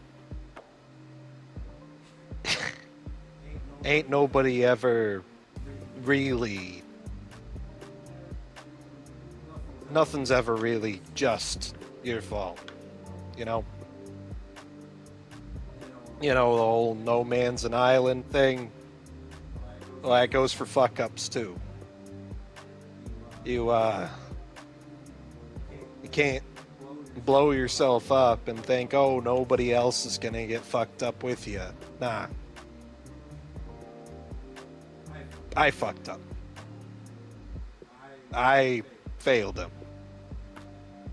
And sure, he was like me. He wanted the money. He thought he knew what he was getting into. Made all the mistakes. Probably deserved it. Who knows? I ain't no moral philosophizer. But I got him in that. I got him into my life. I got him into my way of living.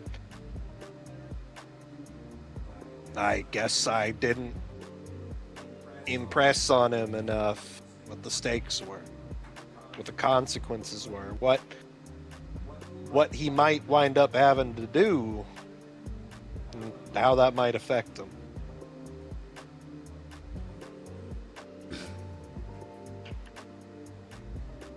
I ruined that kid's life just as much as he did. Don't get me wrong, I ain't like broken up about it or nothing, but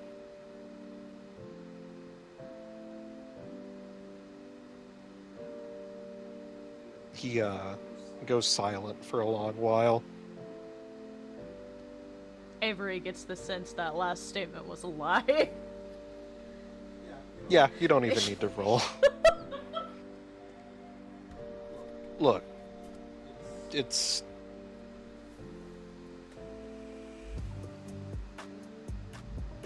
I don't know what happened with the people in your past, but She holds up a hand to him. he stops and glances over at you. I'm gonna tell you something. I'm gonna tell you something once that I haven't told hardly anyone else. And you can determine if you still think I'm a person you want to be. She uses air quotes. Friends with.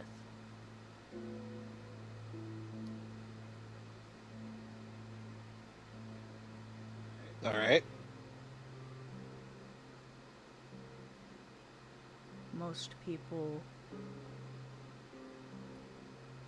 they join the army to protect something, to make their family proud, to defend their beliefs and their home. I was pretty much like that. But I knew what I was going for. I got into a special program. It was a canine unit. And the day I walked in and I met my partner for the first time,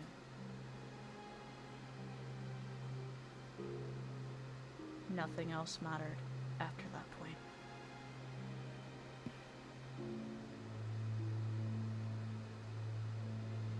But I wasn't just a handler. I was a sergeant. Over there, you do a lot of things. You wear multiple hats.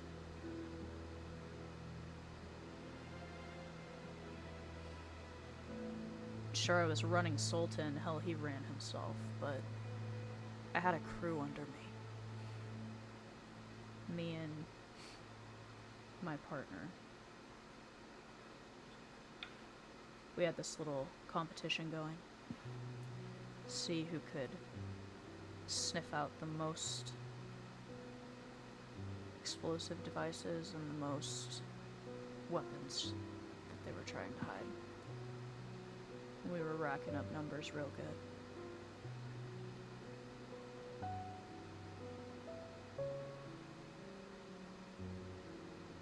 He didn't like me going out because if you're a female over there,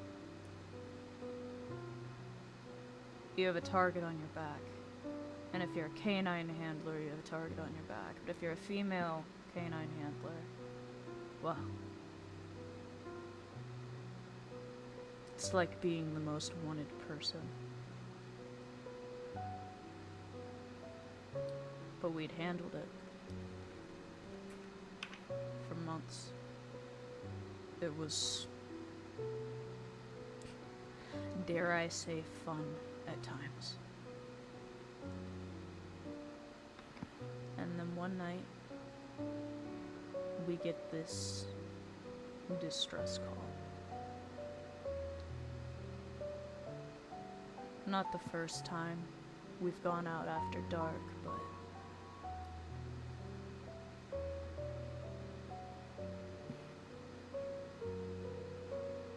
anyway, the guys said it was a bad idea, that there was something looming, it felt like we were cursed, like we'd been watched.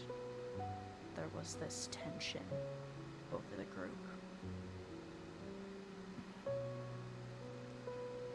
But me and the guys, we weren't a bunch of bitches.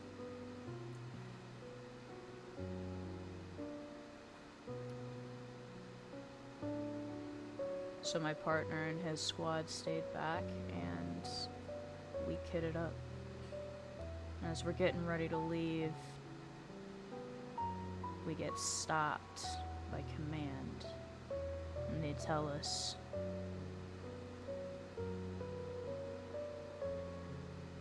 "Storm's rolling in. We're not going out." All fine and good, right? You de-kit, you call it a night.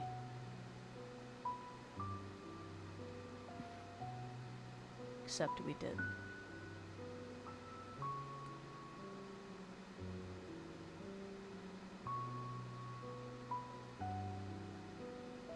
I convinced them that we were gonna go anyways.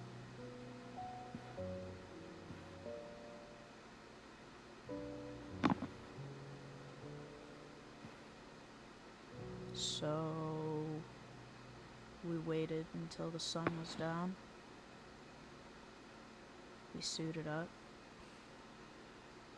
We commandeered a couple Humvees and we left.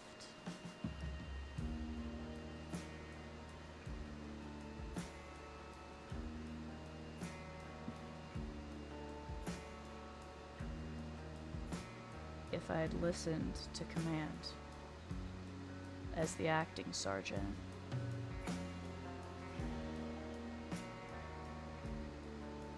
then they might still be around.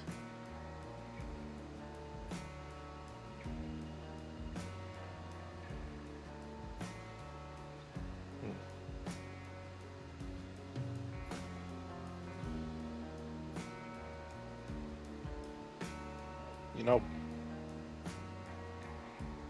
you remind me of somebody I used to know.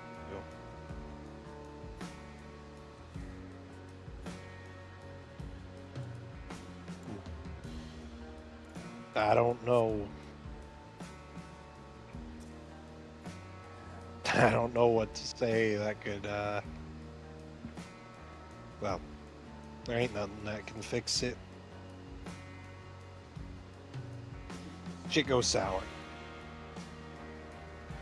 It's hard being in charge of people. It's even harder when you got a job to do. When you really need to get that job done.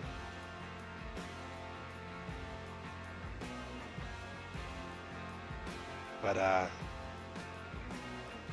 mean, even though it went south and you made a bad judgment call, you don't know. You don't know what the outcome of that what if is. You don't know if it would have even changed nothing. Shit. You could be telling me the same story, same way, right up to that. Still be cursing yourself for not making the other choice.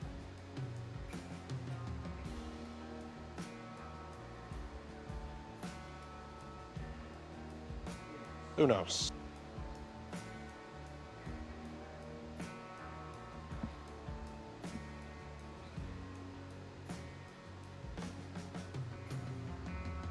At least that's what helps me sleep at night.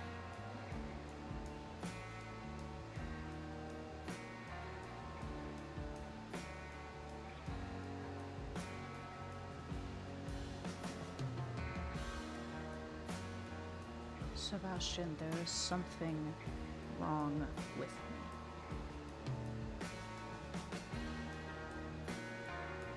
How do you mean? I told you I don't do the friend thing anymore because I don't want bad things to happen to people around me.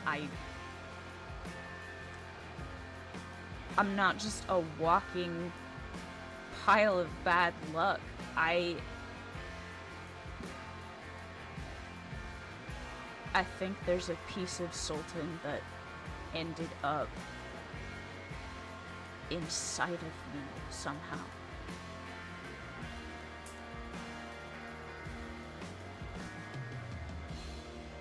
and I can't control it.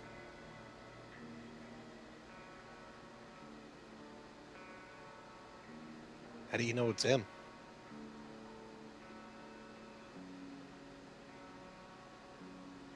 Because it feels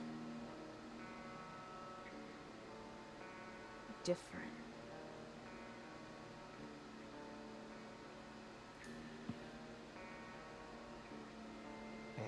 It feels different, but it feels the same.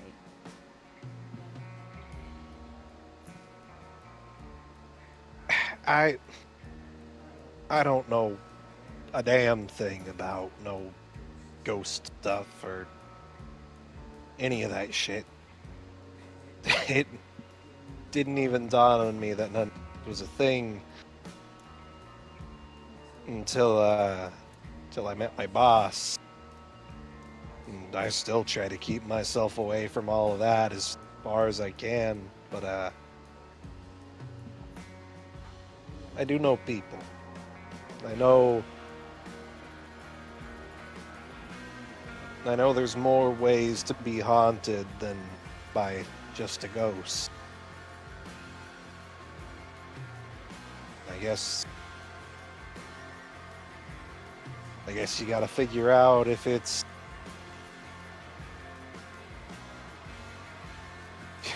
ghosts or if it's your own demons. It ain't something that nobody else can figure out.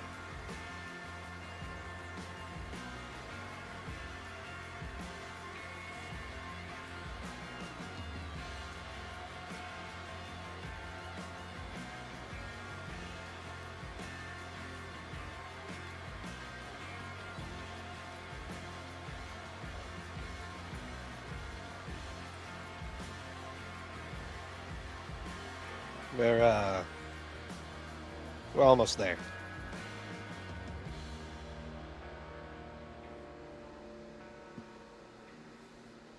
Yeah, she says. Her canine ears perk up a bit.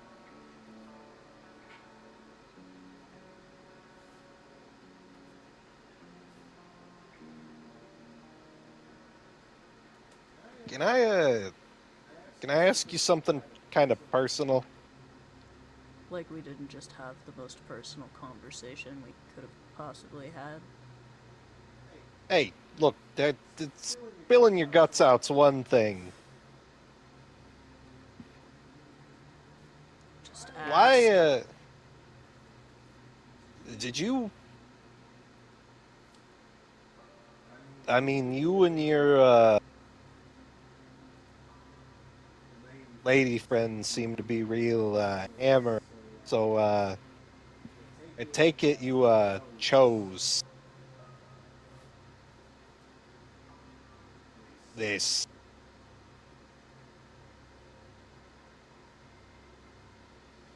And Well, I guess I just wanted to know why. Not to suggest that that I don't understand the reasoning, but like, guess I'm just curious. you know that description you gave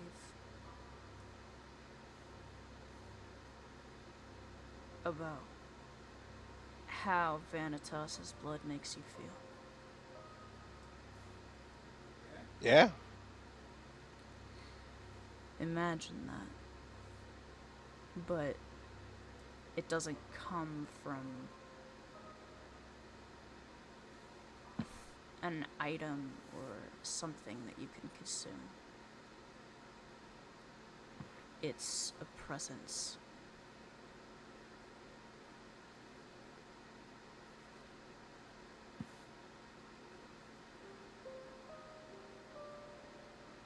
Being around her.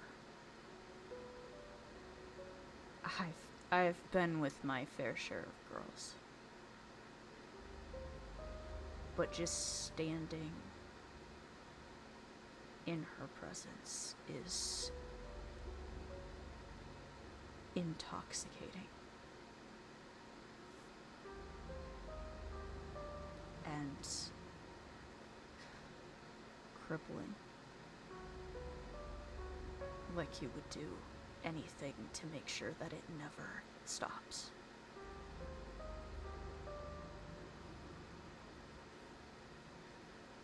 Now imagine that tenfold from being able to touch her. To just brush your fingers against her skin.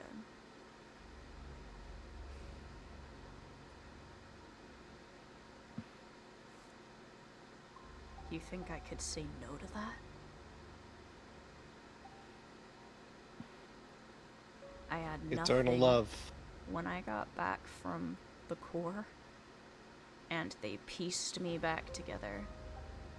All these rods that are screwed into me to replace what that thing did to me over there. I had nothing. She gives me a reason to want to be here.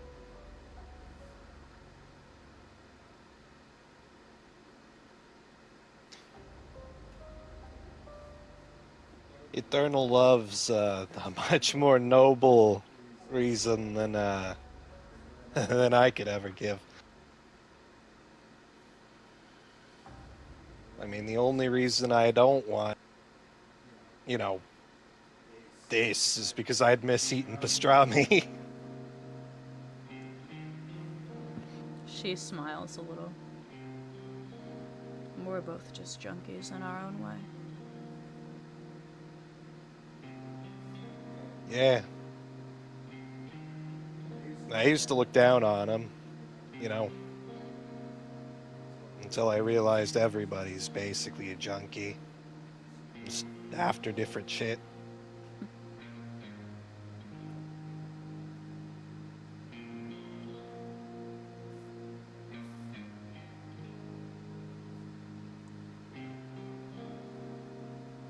You'll forgive me, your company is surprisingly pleasant, but she glances toward the trees. Yeah, I ain't gonna keep you. Nova already running out the car. It was good talking to you too, though. You have a lovely morning with your true love. She gets out of the car and puts her hand on the door to close it, and without looking at him says, Sebastian. Yeah? Don't make me regret this.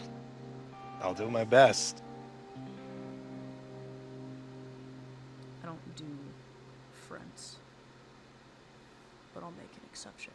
And she shuts the door. He gives you a light salute and starts the car back up.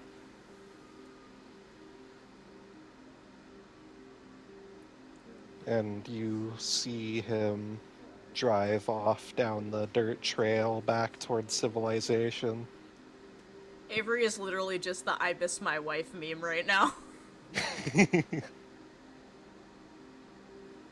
And you return once more to the dilapidated cabin.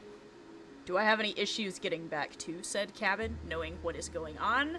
Because I also would like to kind of take stock of what I've missed. If you would like to, you could make a check. I mean, I got two separate Probably. groups to worry about out here, so... That's fair. You could make like a wit. Trying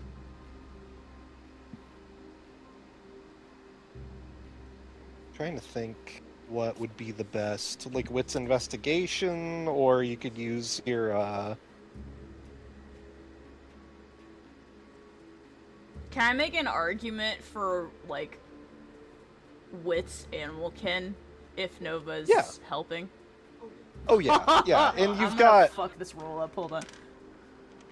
there are lots of animals who are With animal kid. Yeah, that should be funny. effectively your eyes and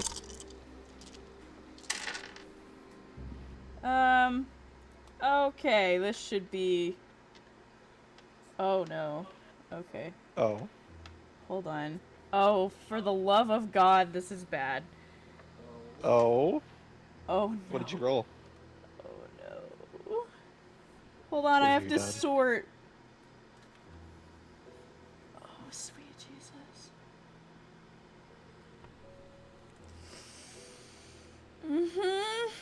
Mm-hmm.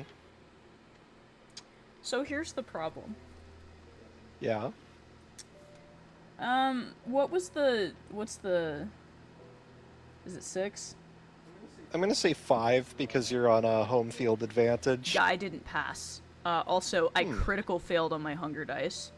I crit Oh. successed on a regular dice, and I have 2 more crit fails on my regular dice. Okay. I only have 3 passes. So you have 1 crit fail So on I have, hunger. out of 8 dice, I have a Mhm. critical fail hunger dice, 2 crit fails regular dice, 2 regular fails, 2 regular passes, and 1 crit pass. Okay. So let's see. Let's see what happens.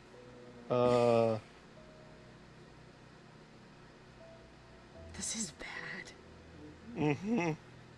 It's not the worst, but it is kinda bad. 8 dice. It is pretty bad that you failed on 8 dice. 8 dice! I mean, you had 3 passes total. And 3 So it's crit not fails! yeah. To be fair, a bestial critical is really the only one that because I'm pretty sure that regular critical failures don't matter as long as you make at least 1 success. Um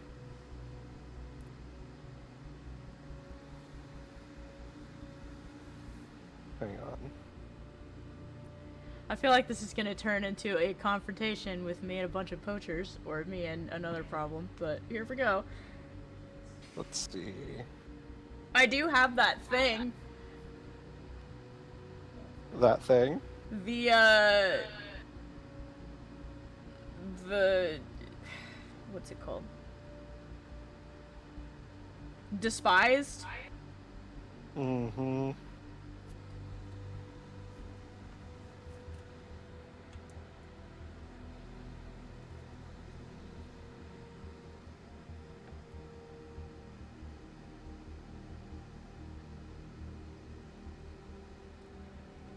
Okay.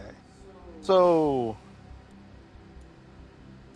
you look out into the forest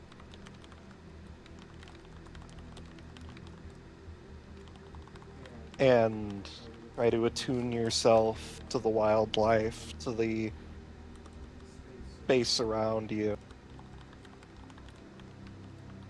And off some way out in the distance, you hear the snap of a twig. Quiet. Almost imperceptible. If not for how keen your senses are.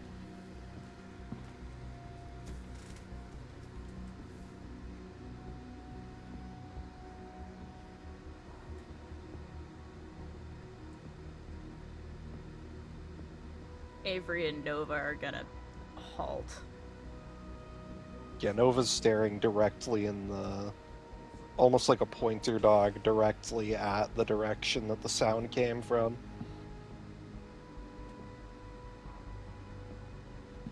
It is cloudy. And it is out in the forest, so it is pitch black.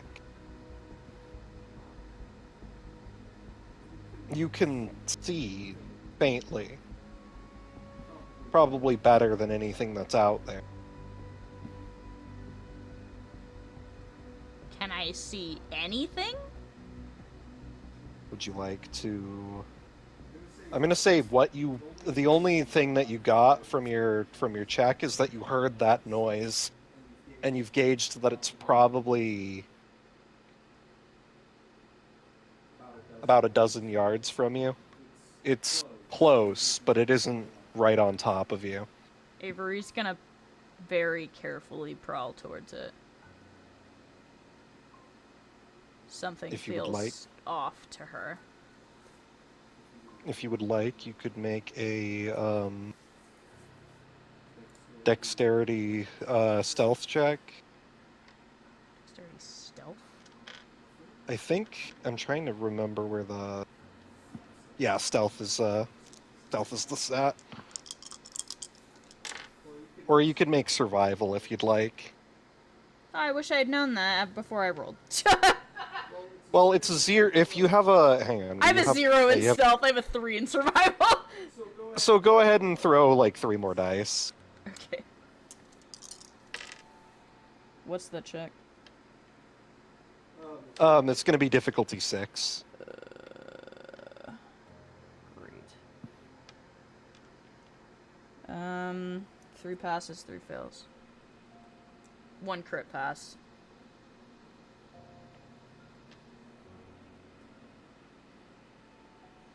Okay. You prowl quietly along the ground towards the noise, and you can make out vaguely a humanoid figure. They don't seem to have noticed you, but they appear to be looking around. Am I close They- enough to, like, get a description of them? You can't really see their features, and as you get close, you see them pull out a flashlight and light it up. You're not within its beam. You remain hidden. But the light obscures their appearance from you. They appear to be investigating the area where the car left.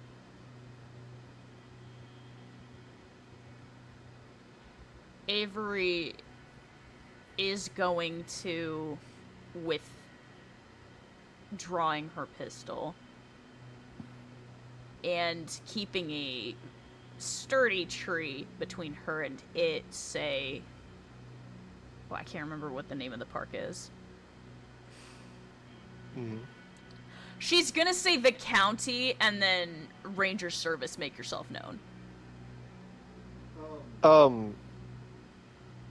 Go ahead and make me a. This would probably be, I'd say, your choice of charisma, manipulation, charisma or manipulation, and then persuasion, because you are technically a member of the. I'm not lying. Yeah, you are not lying. It is persuasion. Could also be intimidation. Oh, but for the love of fuck! what did you roll? I don't have a single pass. I have 2 crit fails. My dice hate me. They hate me. So, immediately the flashlight points towards the tree that you're behind. And you can hear the person silently beginning to step back away from the tree. You move, you're gonna get shot.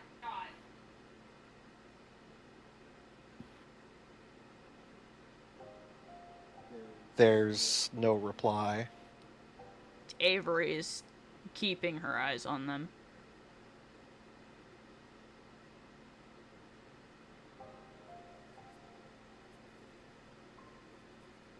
There's an extremely tense pause.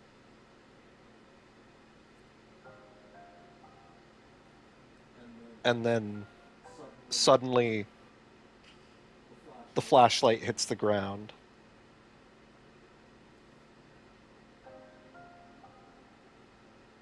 And you can hear... It almost sounds like they're attempting to make a run for it. Oh, I'm gonna follow. Make me... You know, if my dice allow, I'm gonna follow. Let me Yeah. rephrase. I'm gonna say make me another wits awareness to try and keep track of them. I don't have awareness.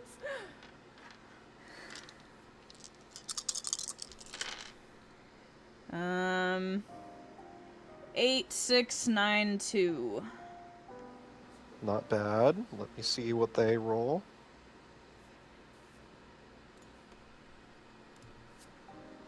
Oh my god. So, you jump out from around the tree and rush after this person, but they leap into the tree line and you can't find anything. What in the goddamn? I'm sending Nova. Alright, let me see if Nova... I have a hard... Let's see if Nova can roll well. Let's see if Nova can beat that. Oh god. Oh, I'm so sorry. So as you run out, Nova also bursts out and begins barking at the tree line, snarling, but you see that she stops, sniffs the air, and then looks over to you. Really? She says to Nova. You see Nova walk over to the flashlight and then sniff the air and then just start walking in circles. What do you mean you're Sniff it, she says, picking up the flashlight. She sniffs the flashlight and then starts walking in circles again around where it was. Nova, you literally... She rubs her temples. And then she sits and looks over towards the direction that the person ran and then tilts her head. That's literally not possible. Their scent can't just disappear. She whines. She's gonna start walking in the direction that they went, looking at the flashlight. Is there anything unique about the flashlight? It appears to be a bland, generic, fairly heavy-duty metal black flashlight.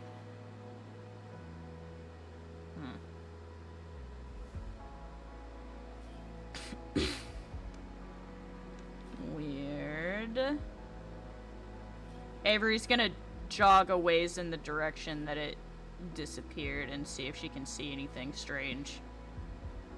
Yeah, you follow where you think that this person thing might have gone, and you just don't see anything. There's no trail, there's no footprints, there's not even any broken branches or twigs. That bodes well. Alright, come on, Nova. Let's go find Aradia.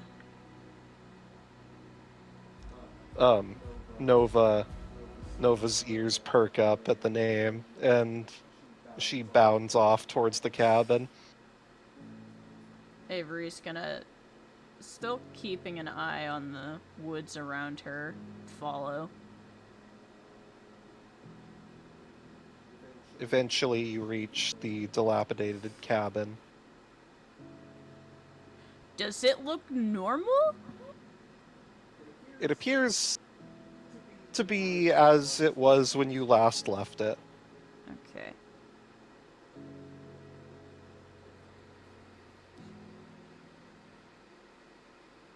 I'm gonna look for my partner, I guess.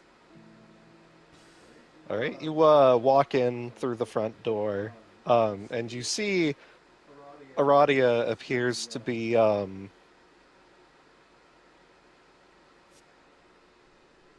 fidgeting with a pile of bones. She seems to be trying to construct another one of her totems. Avery looks relieved for a moment and doesn't say anything. You see her head snap in your direction, her baleful glowing eyes, the only thing that you can really make out in the dark.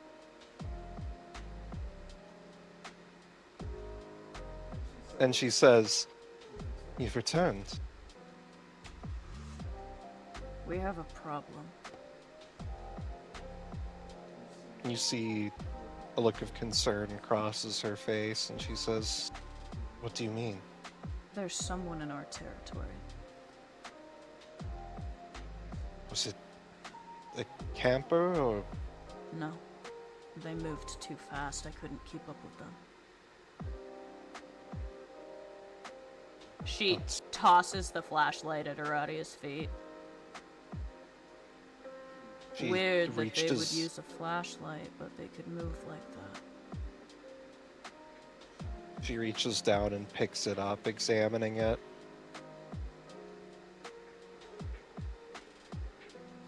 Some things still have to rely on human mechanisms.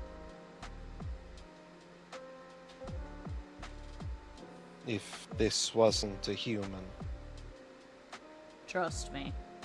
I have never in my life seen a human jump like that.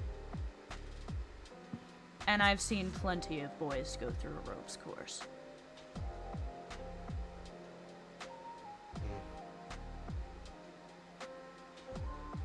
To make matters worse, Nova immediately lost the scent the second they moved. that's extremely concerning. Which is why I'm bringing it up.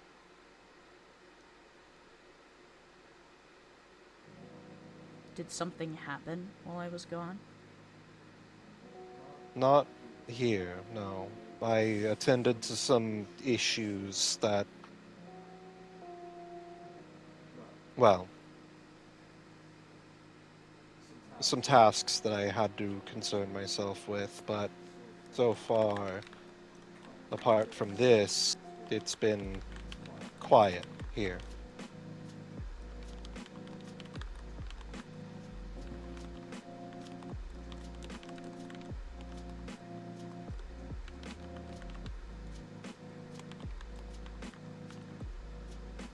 At least there's that.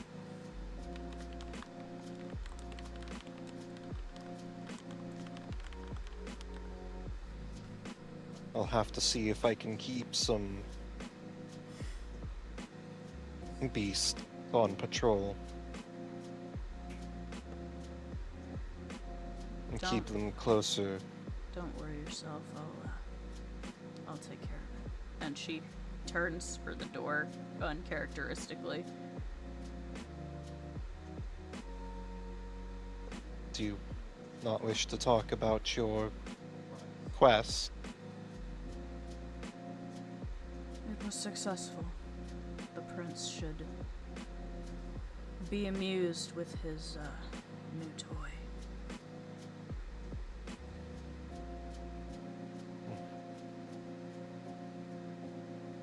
She That would doesn't be- look at her. Still covered in blood. You're, did you go hunting? She grimaces.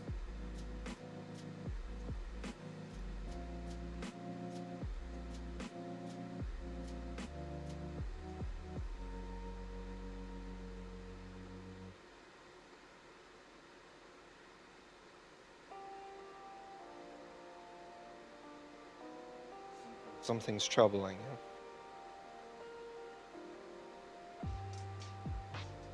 She digs her claws into her palm.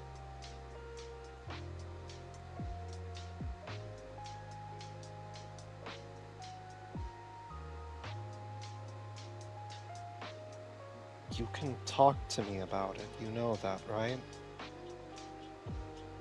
I lost control.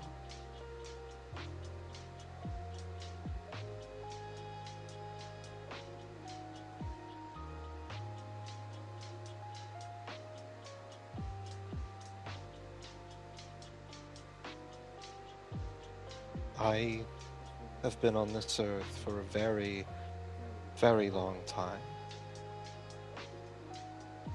I've had moments.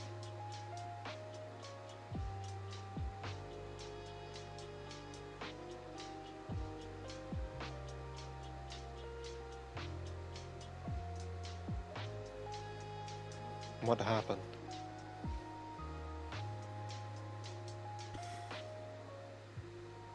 The kid the prince once made some bad choices and pissed off a biker gang. The others decided they would pay off the biker gang and they tried to take him captive. I tried to stop them.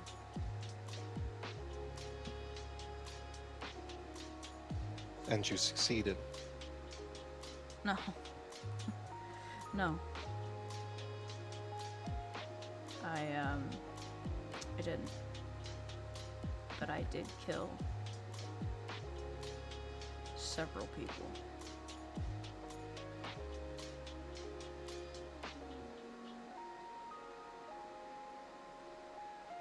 And it weighs on you. It shouldn't. I've killed people before. It was just different. Like I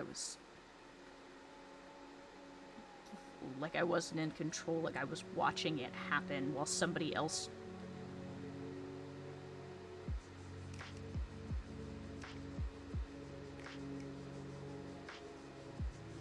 She puts a hand on your shoulder.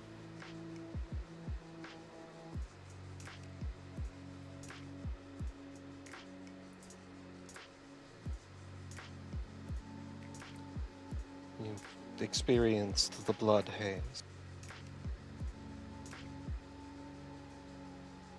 The frenzy.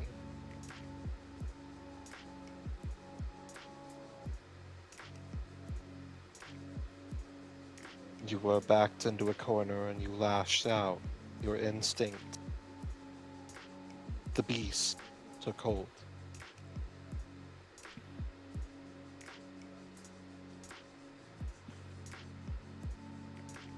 It's distressing, I know. Not being able to control yourself, even if the lives you've taken were necessary ones.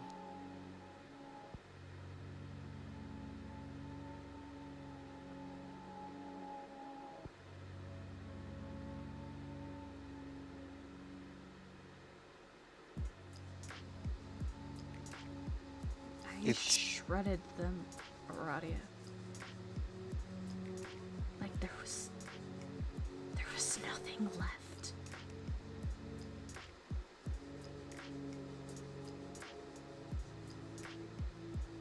And then to make matters worse, in their negotiations to get the kid back, they blamed it on the Sabbat.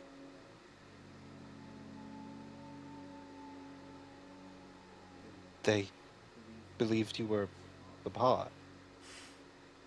A quick-witted comment on the kid's part that the others rolled with. I'm pretty sure we may have just started a blood war between them and the Sabbat. And left them to clean up the mess. And the masquerade breach. And nobody seems concerned.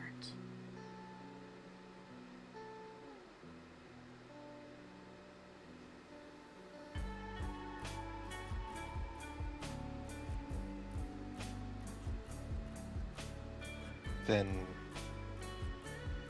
they believe that it was the Sabbat that caused that chaos. Yes. Means that that information is likely going to reach others. Do not speak of your involvement in the incident as the ones inciting.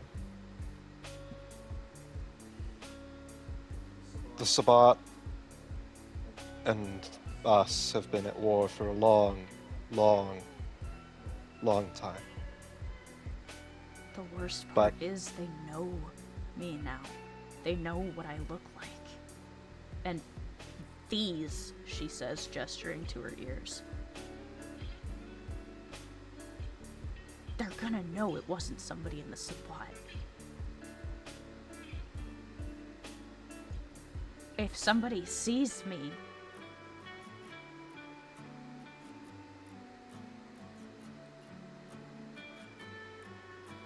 And how do you know that they'd be able to discern such a thing? do you see any other girls with weird furry ears? Well, not that much, no, but you know,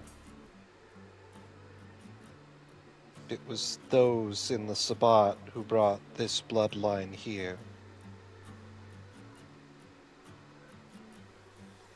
So you think the lie's believable?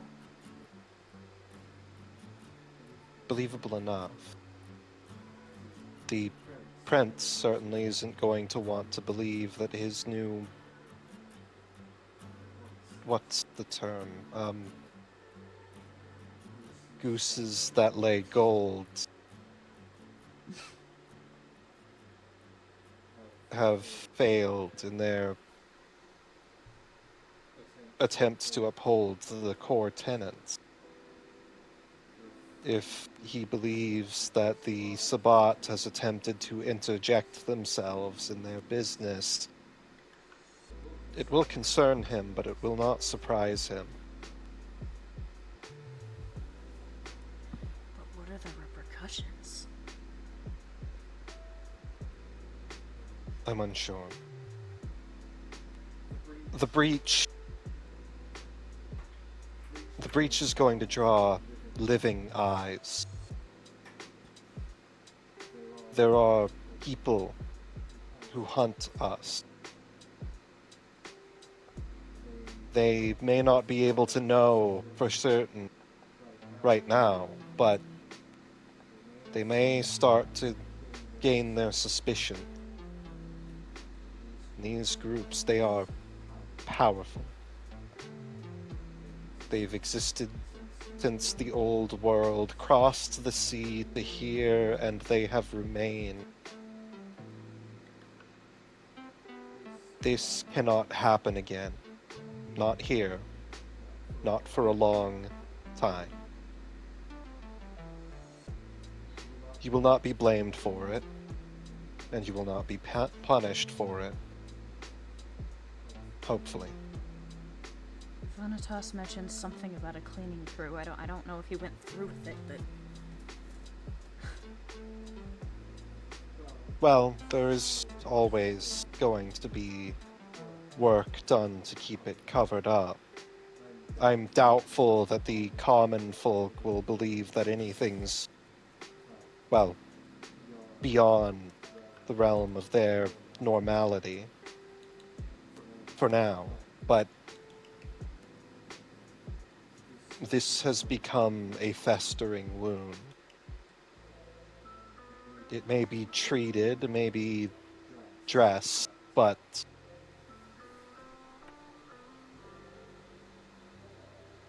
do you think if the it is hunters not are given here? in this forest, Do you think that's who I ran into? she shakes her head. No. The hunters are human. People. Some, in legend, have been capable of great things, but they would not send someone like that. Not here. Not now.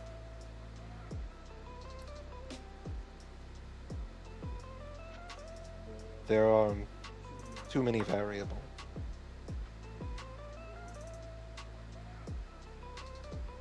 But there is attention now on all of you. You need to tread lightly. I need to not leave here, is what I need.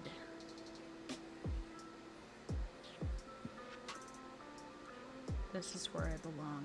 I go out on these little missions and I fuck things up.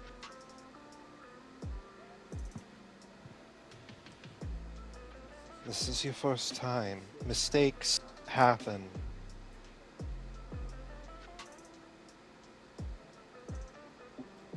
A newborn cub does not know how to hunt.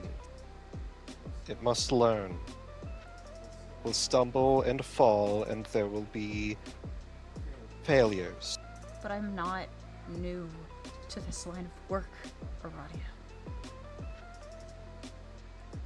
I was a sergeant. I led missions.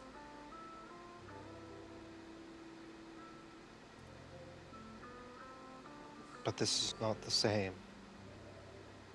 You are not the same.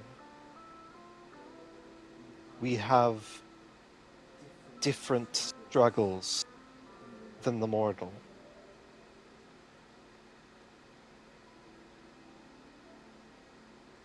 These may be familiar grounds, but you are dancing a different dance.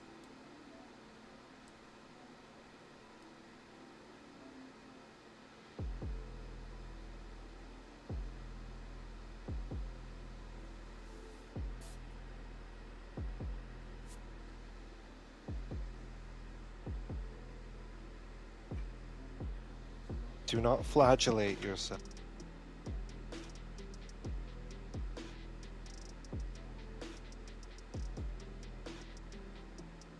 The Camarilla may be less forgiving. This is the nature of things.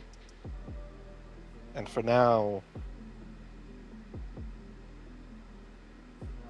there is room to make mistakes.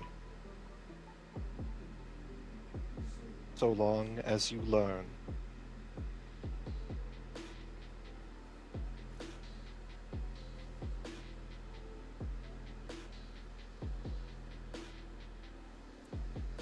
Right.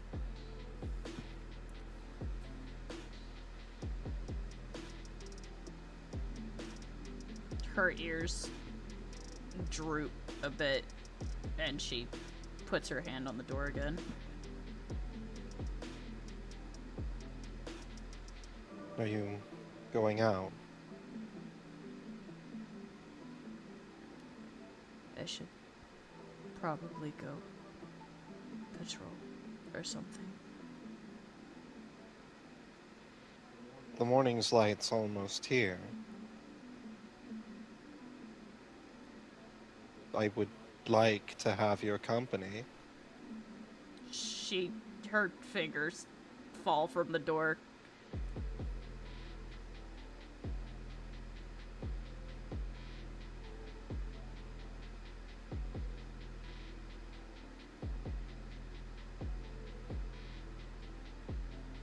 She sighs and turns back to Aradia. There's kind of a faint look of relief that she is hiding well. You see your audio smile at you.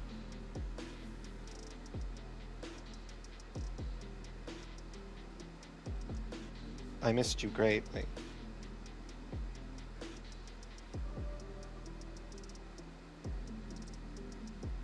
Every second I'm away from this place is hell.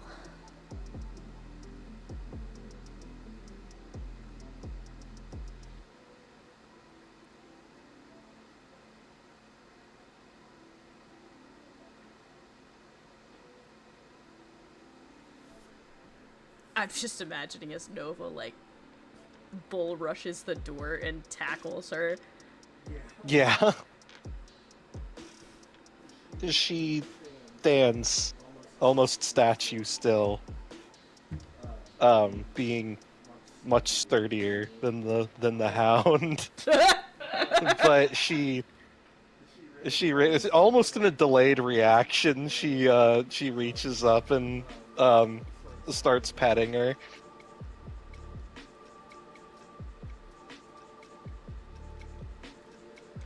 I was concerned for your safety, but I know Nova will always look after you.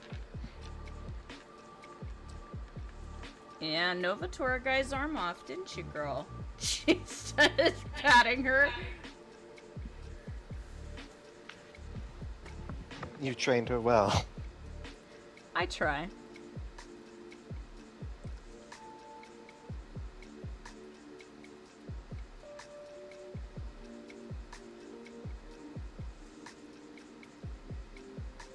And apart from stressing about who the fuck that was, that's all I really wanted to do.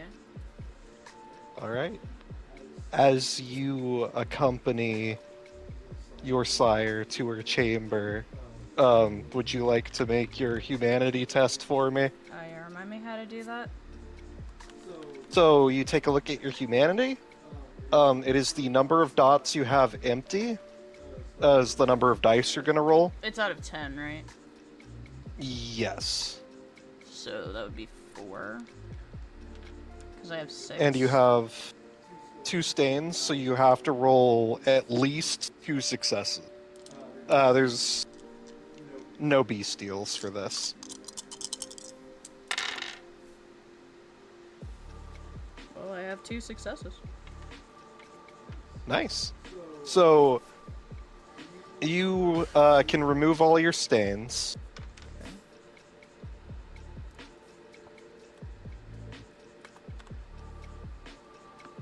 And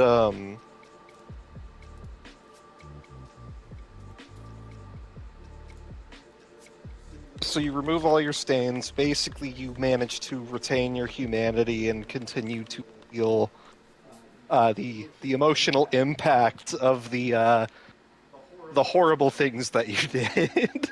Great. Love that for me. Yay! Yippee! You still feel guilt. Oh, who the fuck is in the forest? Don't worry about it. I'm worried about it. I'm gravely worried Don't about worry it. about it. This definitely isn't something that'll come back to haunt you in the future. I do not believe a word you say. What Oh, no. consequences? Never. Oh no, the In the Sabat funny- thing isn't going to bite us in the ass someday. The second that Chris said that, I was like, oh no. Yeah, I Oh, had to. no. So I made. So the thing is, I made a roll to see if he was smart enough to know that that was a potentially bad idea, and he failed that one horribly. Oh, good. But he rolled the convincing check really well. And Mel rolled with it because that could lead to at least not dealing with it right now. Yeah, I will And- say, to peel back the curtain a little bit, he was about to fucking try and kill you guys. Oh, I'm very aware. Oh yeah. And Oh, he was a Brewhog, so he would have been fucking scary.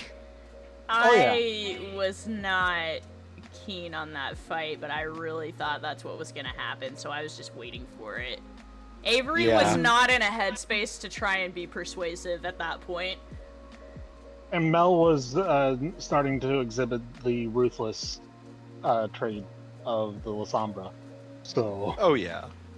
Yeah, honestly, all things considered, that's about as well as it could have gone. yeah. Considering Vanitas hissed him off. There was an anger tracker to see like how beyond reason he would get, and every single time Vanitas spoke, it went up by 1.